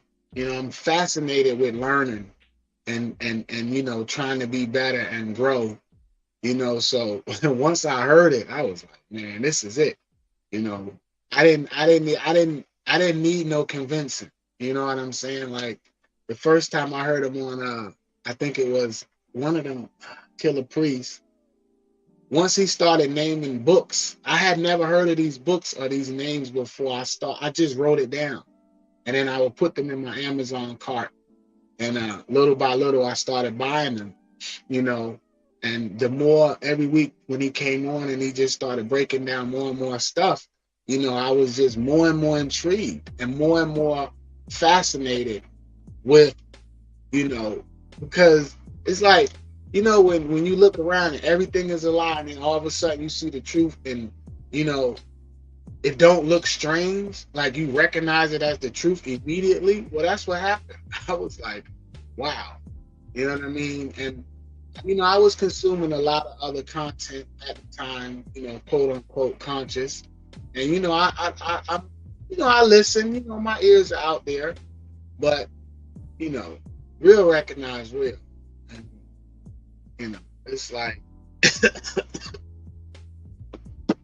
once you are exposed to this, it really does change you. And I definitely look forward to, you know, going out and meeting SABA in person and, you know, experiencing that and having that memory, that second as he talked about. You know, I'm definitely looking forward to that because, you know, just coming on coming on the internet for me was something that I wasn't even trying to do at all. This is why sometimes I be at a loss for words because this ain't really my thing. I wasn't looking for that. I just want to learn, you know, and grow and expand. And you know, and I want to take care of my people. I want to take care of my family, you know, and I want to you know, completely get out of this matrix. You know what I'm saying? Because I recognize this truth and I recognize that we are in the matrix. You know what I mean? And it's being broken down by SABA week after week after week. It's being broken down, and I'm excited. And it is 3:30, and I'm wide awake. You know what I mean? I'm about to go take me a little tincture of some like the brother talked about, you know, holistic medicine. I'm about to go take a little tincture and lay down and then wake up and replay the class and you know, it's, I don't know, I'm so honored and I'm at a loss for words, man. It's like I've been looking my whole life for the truth. You know what I mean? You just living your life. I didn't know I was looking for the truth my whole life. I was just living, you know? But of course I was living in ignorance, you know, and participating in all of the foolishness. You know, and then you grow and you mature and you learn. He said, what was I doing in 1993 when I was knee deep in ignorance? I was lost, brother. I was lost. Oh In my goodness. 1993, oh my goodness. Oh man, lost completely. And honestly, I was gonna live to 94, if I'm being honest. And then I didn't think I was gonna live to 95. I was just stuck in the matrix. It was just, you know, I was just spinning the wheel. You know, and man, I'm so thankful for you, SABA. I'm so thankful for this truth, you know, and pointing us in the right direction, you know, and it's no comparison. It is absolutely no comparison as far as teaching is out there. No disrespect to these other brothers because we could win as a team. And like I said, I look forward to the unity one day, but it's no comparison, SABA. So peace and love, and I'm gonna let you do your thing. And you stay on Arcad. Okay. I'm gonna close. After I do this, I want to close with the team on, with the people on. Okay.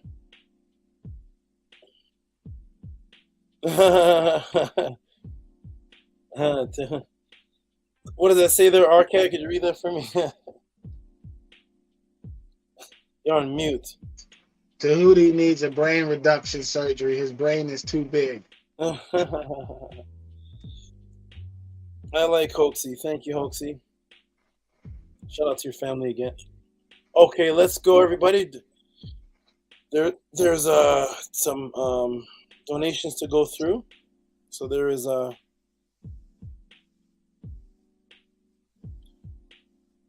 Stephen McClank. I don't know who that is, but much respect to whoever you are. Thanks for the support. He throws in the sacred 1111. And let's see.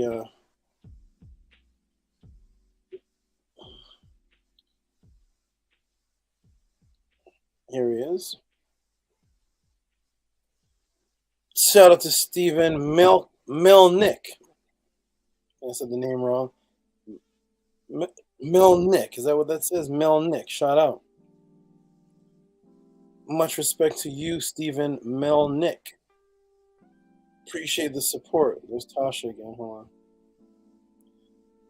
Appreciate the support, good brother. Thank you. Awesome. Here is Me and Mommy pops up at the end. Me and Mommy, what are you doing here at the end? We're about to close, Me and Mommy. We're about to close. Rewind the class and watch it. When it's done, you will definitely enjoy it. Shabbat Shalom. Okay. My brother T-Bull. T-Bull. He supplies me with my with the latest rap battles. All this time, he didn't know that it was me. Long story, I've been dealing with T-Bull for years. Shout out to the good brother T-Bull. If you want to get some rap battles, contact him for the latest. Shout out to T-Bull, good brother. Thank you, my good brother, for the support. T-Bull is awesome. Known him for, I think since 2018. Shout out to T-Bull, man. Shout out to T-Bull. Okay, good. You're at the beginning. Okay, nice. Next up is there is a lot of new names I'm seeing. Thank you, new people. Who's this? Who's this sister? I don't know the name. Kania Cole. Shout out to Kania Cole. Let me put her up on the screen. Shout out to Nikki. Let me see the name right. I'm a little tired. Let me say it right. Shout out to, here it is. Shout out to Kania Cole. Shout out to Kania Cole. Thank you for the support. Good sister. Appreciate you. Never seen you before. Thank you for the support. And you definitely blow Tasha out the water.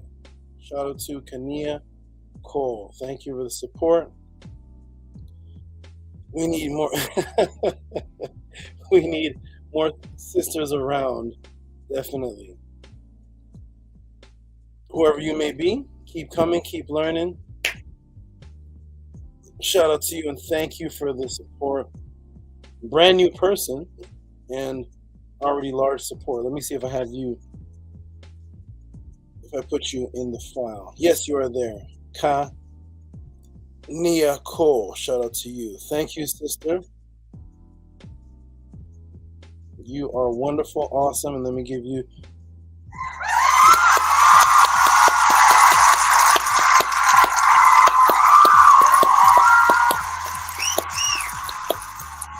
Thank you, sister. We have to build this up. We need the sister energy to build this up. Thank you. Appreciate it. Okay. I see you, me and mommy. Okay, let's see. Next up is T-Bull again says, shout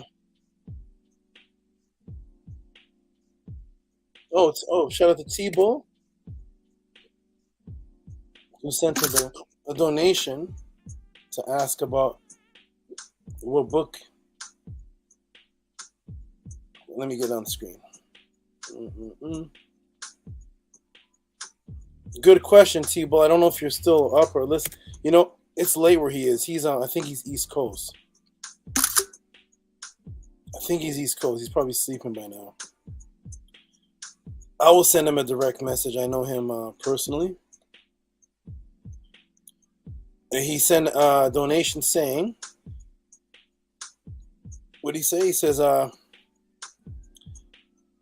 I'm new to these studies. What book should I read first? I'm going to tell him Melanin Dark Consciousness. What else should I tell him? Where is it? Right. Stepping out of the Yeah. Hoaxy, you're in Alberta, Canada? Ooh, wee. Spread the word there. I know there's nobody teaching this in Alberta, Canada. Spread the word.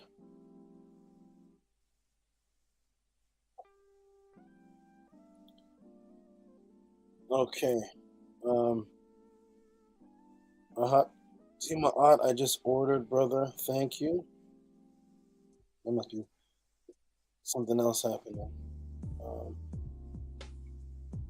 Shout out to... Oh! Okay. Shout out to T-Ball. I'll give you the information, my good brother. I have a brother here. Looks like he just stepping out of the Matrix. Okay, you just ordered 7 of the Matrix. So I will actually see that in the donations and shout you out before the class is over. Okay.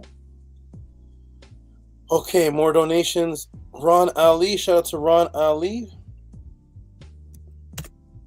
Oh no. Oh, wrong button. Definitely getting tired.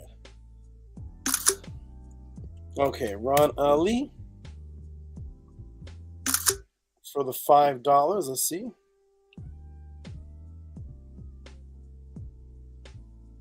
T-Bull. Ron Ali. Tasha. Come on. Octavius SLIGH. And present. Here we go. Ron Ali, shout out to for the $5. Appreciate your support, good brother. Donation has been very good today. Thank you all. There's more, and I appreciate everybody's supporting me while I'm still here. Thank you for that. Next up is okay.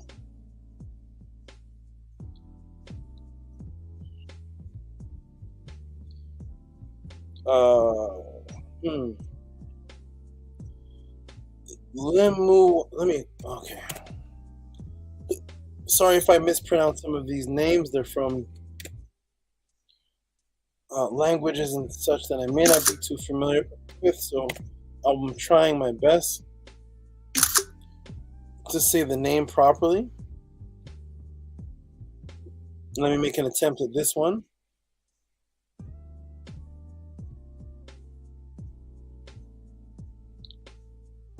This is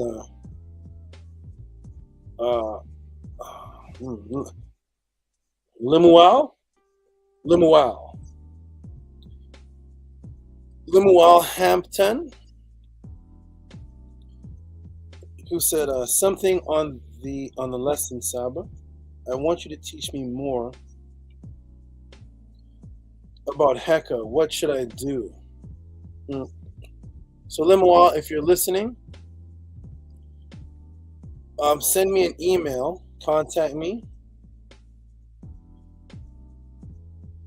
Oh, you just ordered Journey of the Soul. Okay. Okay. Wait. Let me do it one thing at a time. Lemuel Hampton, send me an email or send me a message directly to Tehuti Brown at Facebook. You can email me here. And we'll tell you what you need to do to start any type of one-on-one lessons with me. Shout out to you. Thank you.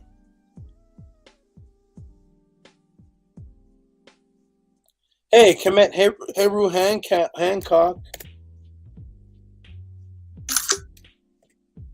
Very appreciative brother.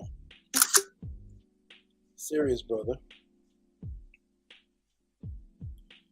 Okay, what do we got here? We got Heru Hancock. Let me get this off the screen. A lot of donations tonight. Thank you all. Thank you very much, really. Kemet Heru Hancock. Let me say the name right. Kemet Heru Hancock says, he says, thanks for giving so much information. Thank you, my good brother. Thank you. Appreciate that. And Nini Ook, you're welcome. You're very welcome. Thank you for the appreciation. There's a lot of a good amount of donations tonight here, Arcad. Edward. Starting to appreciate the information, Saba. Yes. Yes. Oh, Edward. Edward sent a donation for the last pod class. 1028. Yeah. Edward. Big Vapes. Big Vapes always dates his donations, so I know which one they're for, which pod class they're for. Pretty organized way of doing it. It actually makes some things easy for me. Thank you. Especially when you send it in the week. So shout out to Big Vape. So he says for the pod class. $5. Appreciate that. Thank you, thank you, thank you. Okay, next up is Rigo, where are you? Rigo, where are you, brother? Rigo. Oh my goodness. Somebody finally asked, Arcad. Somebody finally asked. Where's Arcad? Somebody finally asked this question. Where are you, Rigo? Where are you, Rigo? Oh my goodness, let me sit up. Somebody finally asked this question. My book is called Stepping Out of the Matrix.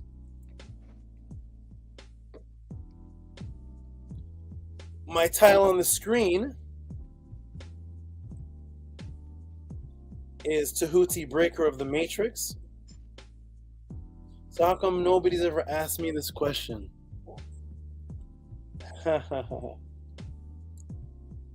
Nobody's asked me this question.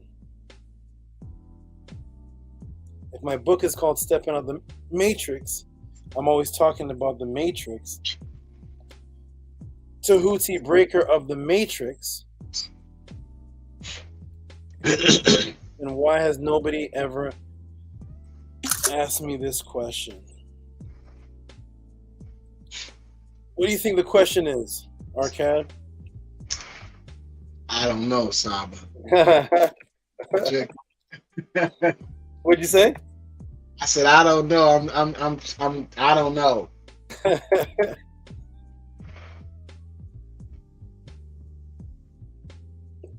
Oh, the obvious question.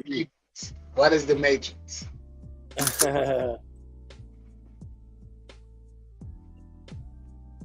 The question, everybody. If I'm here, I have a book called Stepping Out of the Matrix. I'm Tehuti, Breaker of the Matrix. I'm bending spoons and forks.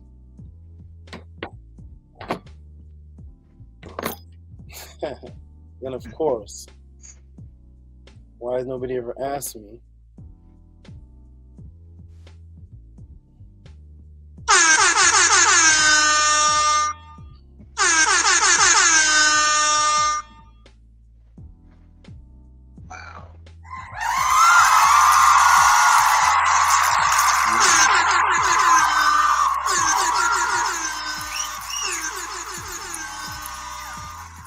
hope the world is ready. Beautiful definition. And I can only imagine. Oh my goodness, the suspense. Thank you for asking that question. Rigo with the monster. Oh my. Peace, Tehuti. Could you break down the Matrix movie? Uh-oh. Arcad, look behind me. I see it. I don't think they ready. Why has nobody ever asked me this? Huh? Rigo. I have the Matrix movie behind me. As my background, I'm called Breaker of the Matrix. I call myself Morpheus in the class sometimes. My book is called Step of the Matrix. I'm bending spoons and forks. Of course, someone one day finally asked me, can you break down the Matrix movie?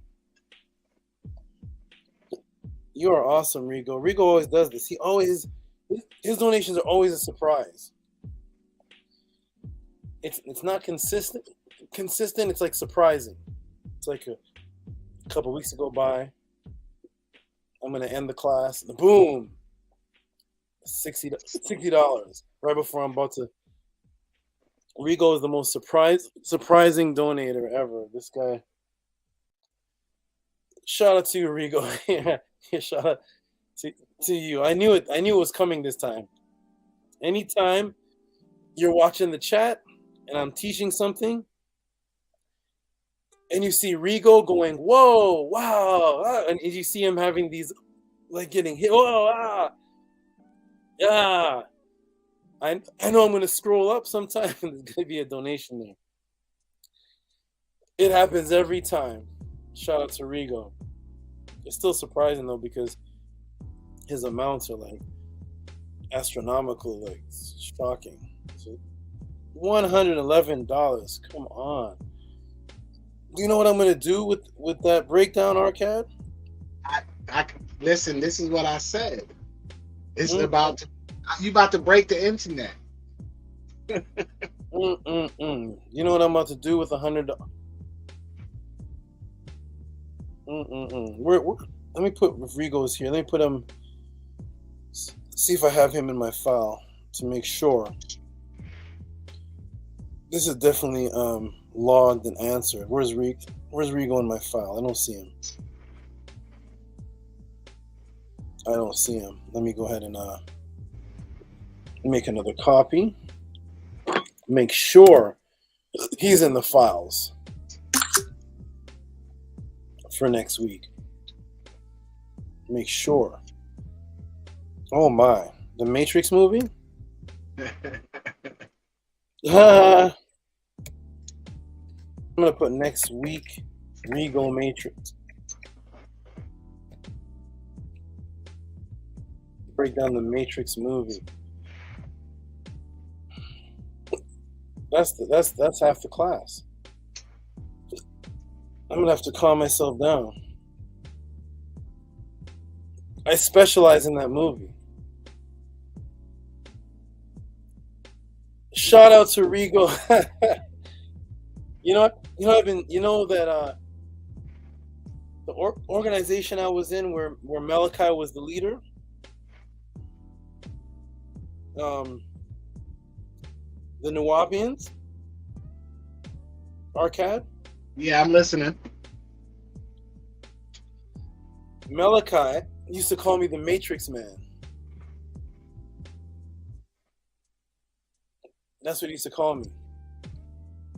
The Matrix Man in 1998. I don't even know if the movie was out yet. The Matrix. He called me the Matrix Man because I used to teach from a book called The Matrix. It is 5 volumes and each one is the size of a phone book. and it's not in any stores. We'll get to that one day. That was the book they were mad that I was teaching from, the Matrix book. Way before there was a Matrix movie, I was walking around with a Matrix book. All right, so let's go off of that. It's gonna be fire. Yeah, Rigo says, yeah, I thought you'd have broken this down by now, right? Nobody asked me, man. How's the time? That's gonna be fun. That's my forte. Hey, RPM sent a donation. Shout out to RPM. Shout out to RPM. Good looking brother. Like I said, it's the attitude behind the donation. Whatever you can support, whatever you can afford. RPM has a great attitude, and he supports what he can at the moment. I appreciate it all. He sends up $5 is peace and love. Thank you, my brother. You know what? I see that as Arcade. You ever met up with one of your homeboys back in the day, and just to show you respect, that you give them you meet up with them, you give them like this, but when he lets go, there's money in your hand. You ever had that? Yeah. It's just like respect of something you did, and you like a 20. Like good looking. Right. Those are the 1993 days. Yeah. Just showing love. What'd you say? I said just showing love. Yeah, that's what RPM just reminded me of. It's like he just slapped my hand and there's a 5 in it. Hey, there you go. Good energy. Yeah, he's a good brother. I see him in other rooms and people know where to show respect on. Okay, next. Well, there's more. Shane Harbor again. Shane Harbor, man. Great supporter, man. This brother here.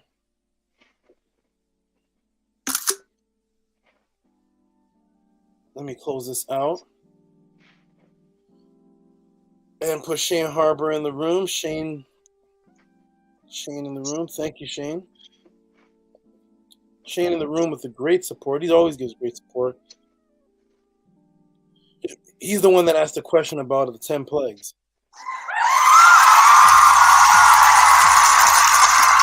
Shout out to Shane Harbor. Much respect.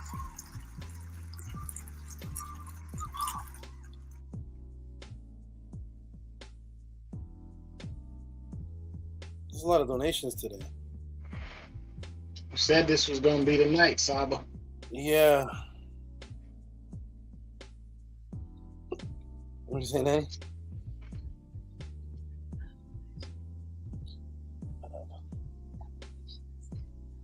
Oh, yes, he did.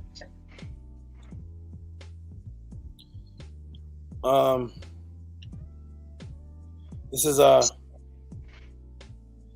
oh, look at this, who's remember Bro Who in the beginning who said he didn't have any money? You remember the first guy that said he didn't have any money to support?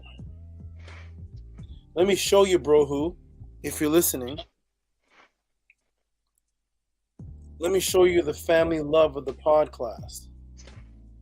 Shane Harbor said, support from Shinbo. Shout out to you, my good brother. Yes. Remember Bro Who? Look what happened.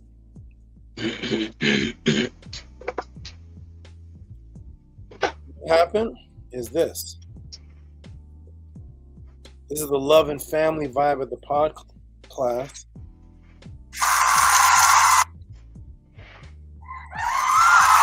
That Robert Williams donates $6.72 and says $4 for Brother Bro Who. The rest is for the excellent answer. You see the love, Bro Who?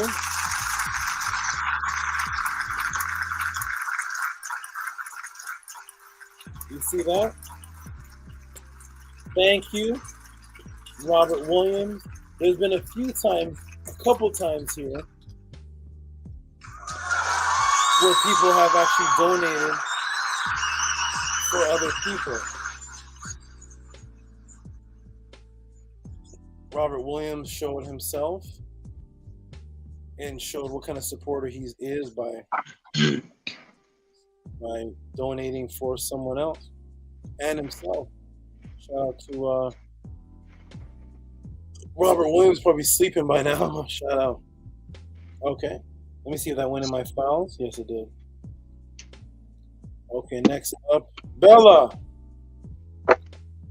Bella's an interesting young lady, so dedicated and loyal. And I'm breaking some things down to her. She's so dedicated to commit.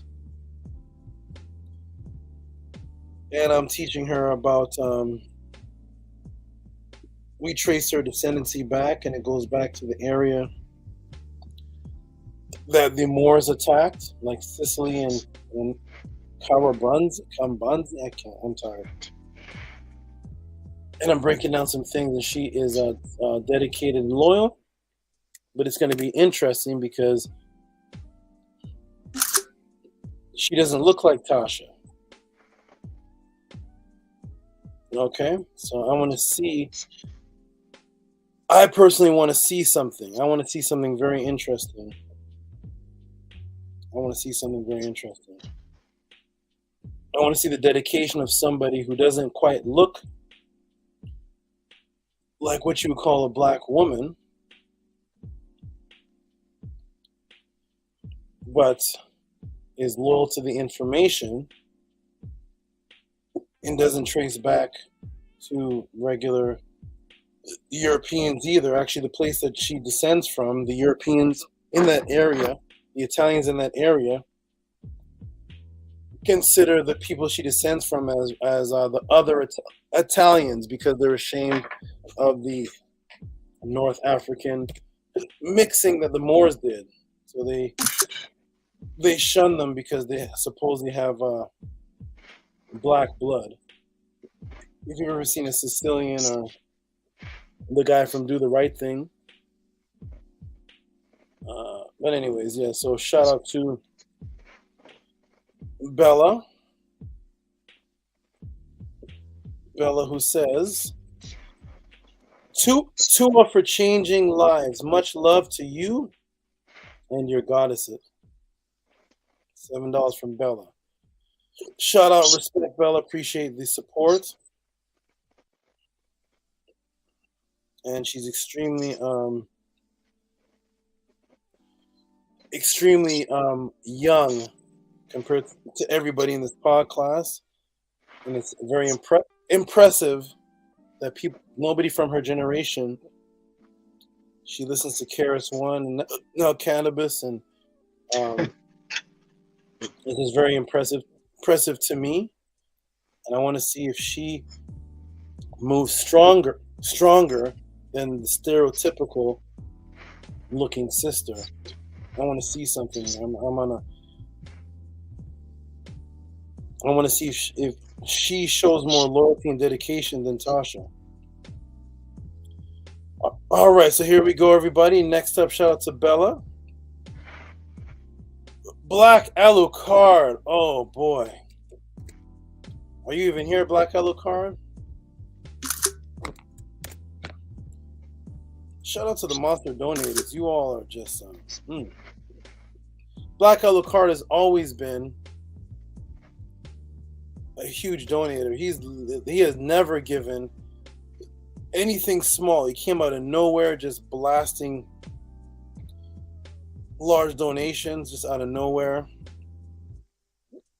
and he consistently stayed doing that. Here is the one and only the dedicated, the loyal, Black Alucard.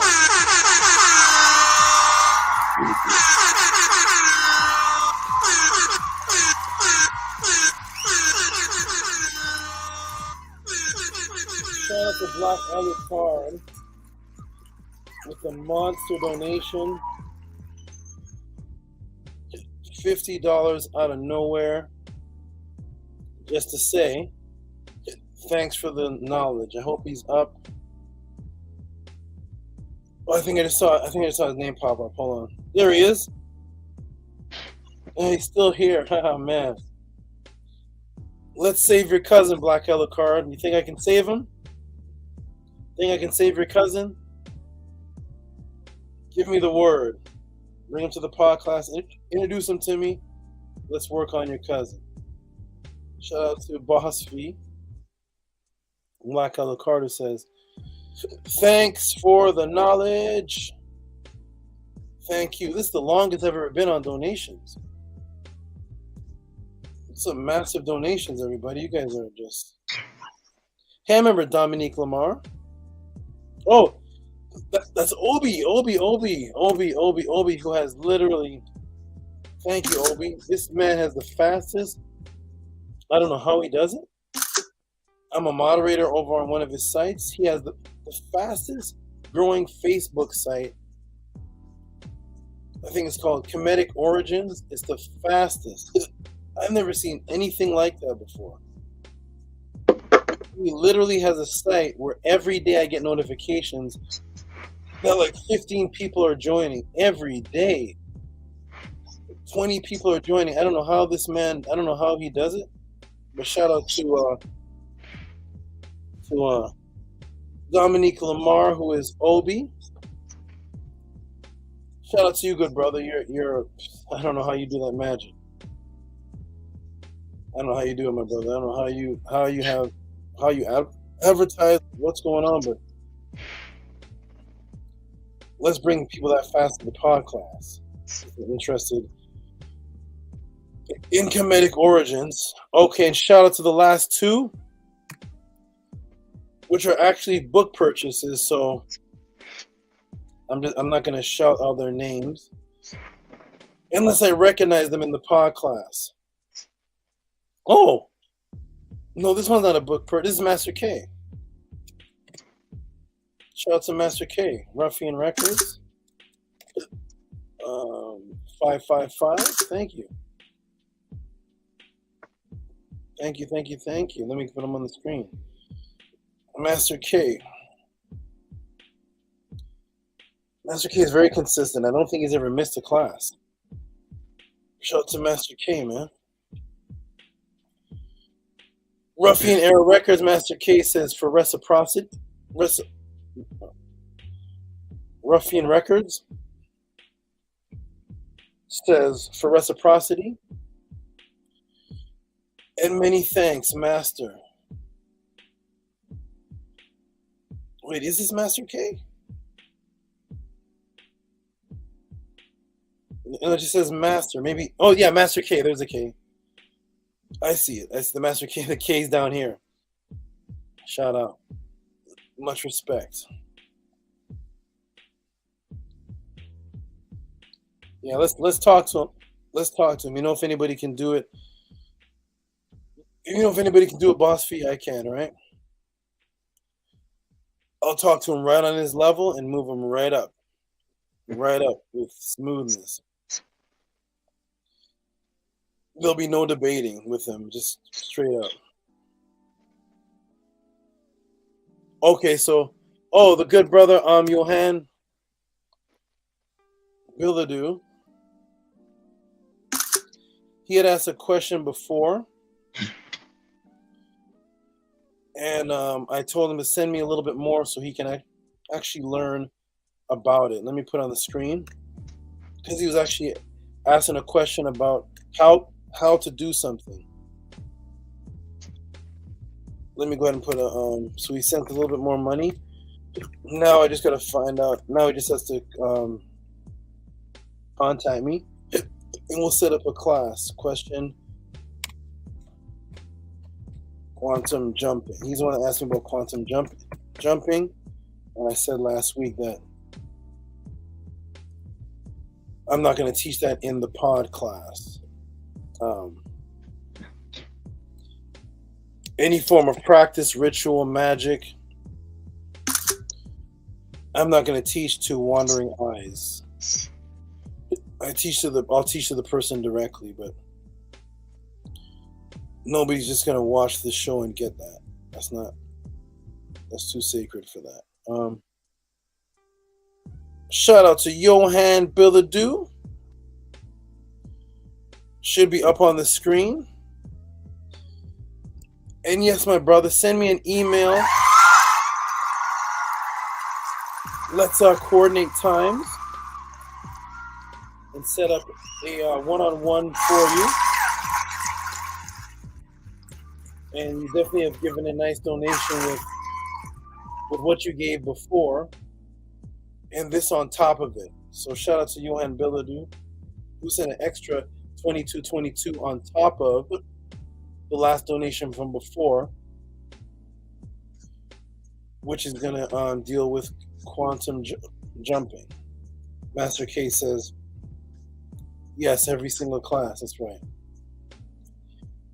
And you've been at all the you've been at the Sunday classes too, right? Wonderful. Okay, everybody, that is it. Let me refresh. You know who I didn't see today? Raphael Gary. I hope he's okay. Shout out to Raphael Gary. I didn't see him today, but okay. Let's go ahead and close up the class. Let me close up all these icons and buttons. Let me get rid of Tasha and get rid of the cockroach video. And there we go. Peace, Hoaxy. We're going to go ahead and do the affirmation. For all those who are watching this, if you respect and appreciate what I do as you're watching it through the week, that is my support. Cash App TTM Moon. PayPal at RockUSB. Support if you appreciate what I do. If you really see the quality and level of what I'm doing and how I break down things using ancestral artifacts over religious opinion, all we ask, an AI moderator, is saying please support. That's it, please support. Speaking of AI moderators, we have the real moderators in real life, and they are none other than Nanya Setmer, Unki Ma'at, Ahati Ma'at, and the Scribe. Shout out to the trusted ones who have my back, who help this run smoothly, and are doing their best to help others break out of the matrix. Much respect to you, La Cucarachas. Shout out to you. Shout out to the moderators. Okay, everybody. It's been a wonderful, interesting class, hasn't it, Arcad? Very unique class. Definitely. And I'm looking forward to next week's class. Oh, my goodness. The Matrix movie? Everybody watching the show, you can get my book, Melanin Dark Consciousness, or Stepping Out of the Matrix. You can contact me directly to get them, or you can go to the website teachingsofma'at.org, teachingsofma'at.org, and you can get them either which way. I like when people get them directly from me because they usually throw me an extra tip. Scribe set up on the website. He said he set up on the website that you can do extra tips on the website for the books, but I have yet to see that actually manifest. So, however anybody wants to do it, support any way you want. Appreciate it. Okay. We're going to close out with the affirmation. My name is Tehuti Amenhotep Ra. This is Neith. That's Arcad Infinite.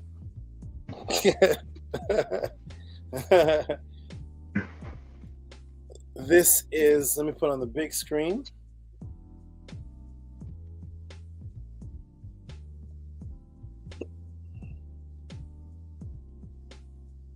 This is Nakash.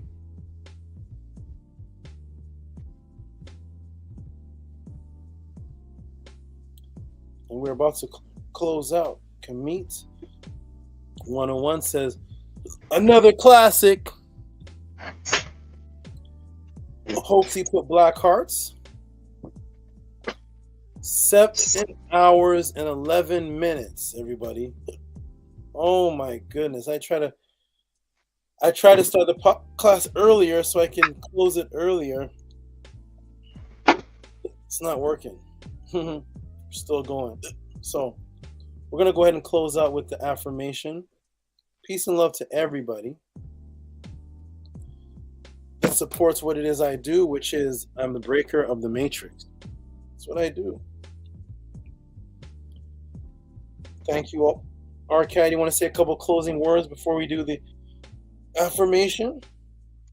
Nah, just peace and love to everybody in the chat, and peace and love to you, SABA. It was a wonderful class as always, and I'm looking forward to next week's breakdown of the Matrix movie. This is going to be monumental.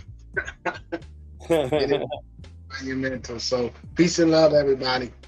It's 4 a.m. 4 a.m. Oh my goodness. Does your wife think you're crazy yet? Yeah, I think that's why we together. You here up till 4 a.m. I think that's why we together. She used to ask me, why you stay up so late? She'll wake up in the morning and why you up so late? Man, I can't miss out on this. You don't understand. This truth I've been searching for my whole life, man. I've been searching for this. Creep in the bed at 5 in the morning. 5 in the morning, the sun's rising. You're creeping in. Yep. That's awesome, my brother. That's awesome. You know what? There's brothers that go to the club. You probably remember. Yeah. What time did we get home from the club? The club. Yep. 4 in the morning. Yep. Sometimes we don't come home. Yep. We go to bed at 8 in the morning. So now. What a waste of time. What a waste of time. So now we're staying up to get knowledge. Okay, so thank you for your respect, my good brother. We're going to go ahead and say the affirmation. Thank you, everybody who participated, to keep the movement of the most unique podcast in teachings on the internet. We will start the affirmation on the count of 3.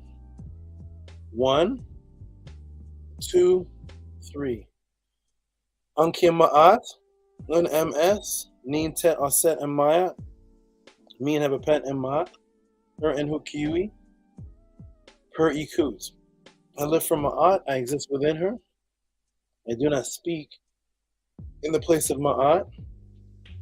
Every day, I advance towards ma'at.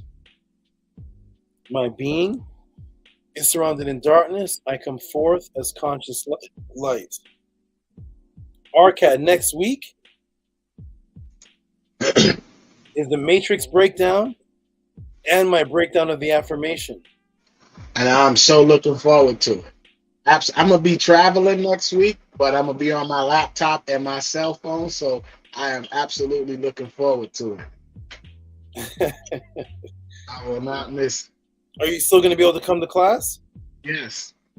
Yes, I won't have a pretty background, but I'll be there. Okay. All right, everybody. Peace and love. It's Friday. Join Sunday. Who's the speaker this Sunday? Arcad. AJ. Wonderful, wonderful, wonderful. AJ, you're gonna do good, brother. Keep your head up. Stay strong. We love you. That's a good brother, and I look forward to his breakdowns. And I know that he's gonna have a lot of enthusiasm. He always does. So stay strong, brother. Peace and love, everybody. Shout out to Cannabis Spa. Shout out to Jody. Shout out to RPM. Shout out to Hoaxy. Shout out to Camille. Shout out to Rigo. Let me get this name. I want to say this name properly. Let me give this name the respect. Kama'u Haki Allah. Shout out to you. Shout out to Mean Mama.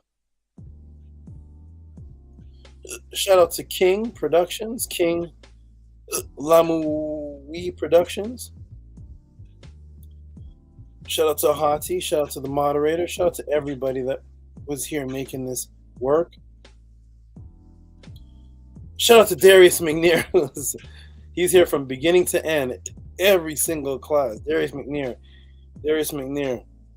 If I go to sleep and wake up tomorrow and Sonetta comes on and I go watch it, Darius McNair. This man lives for these shows. Great show. If the flood don't get you, the 10 plagues will fix you. Oh my goodness. Cannabis Spa. Peace and love. All right, everybody, we're closing out. Peace and love, everyone.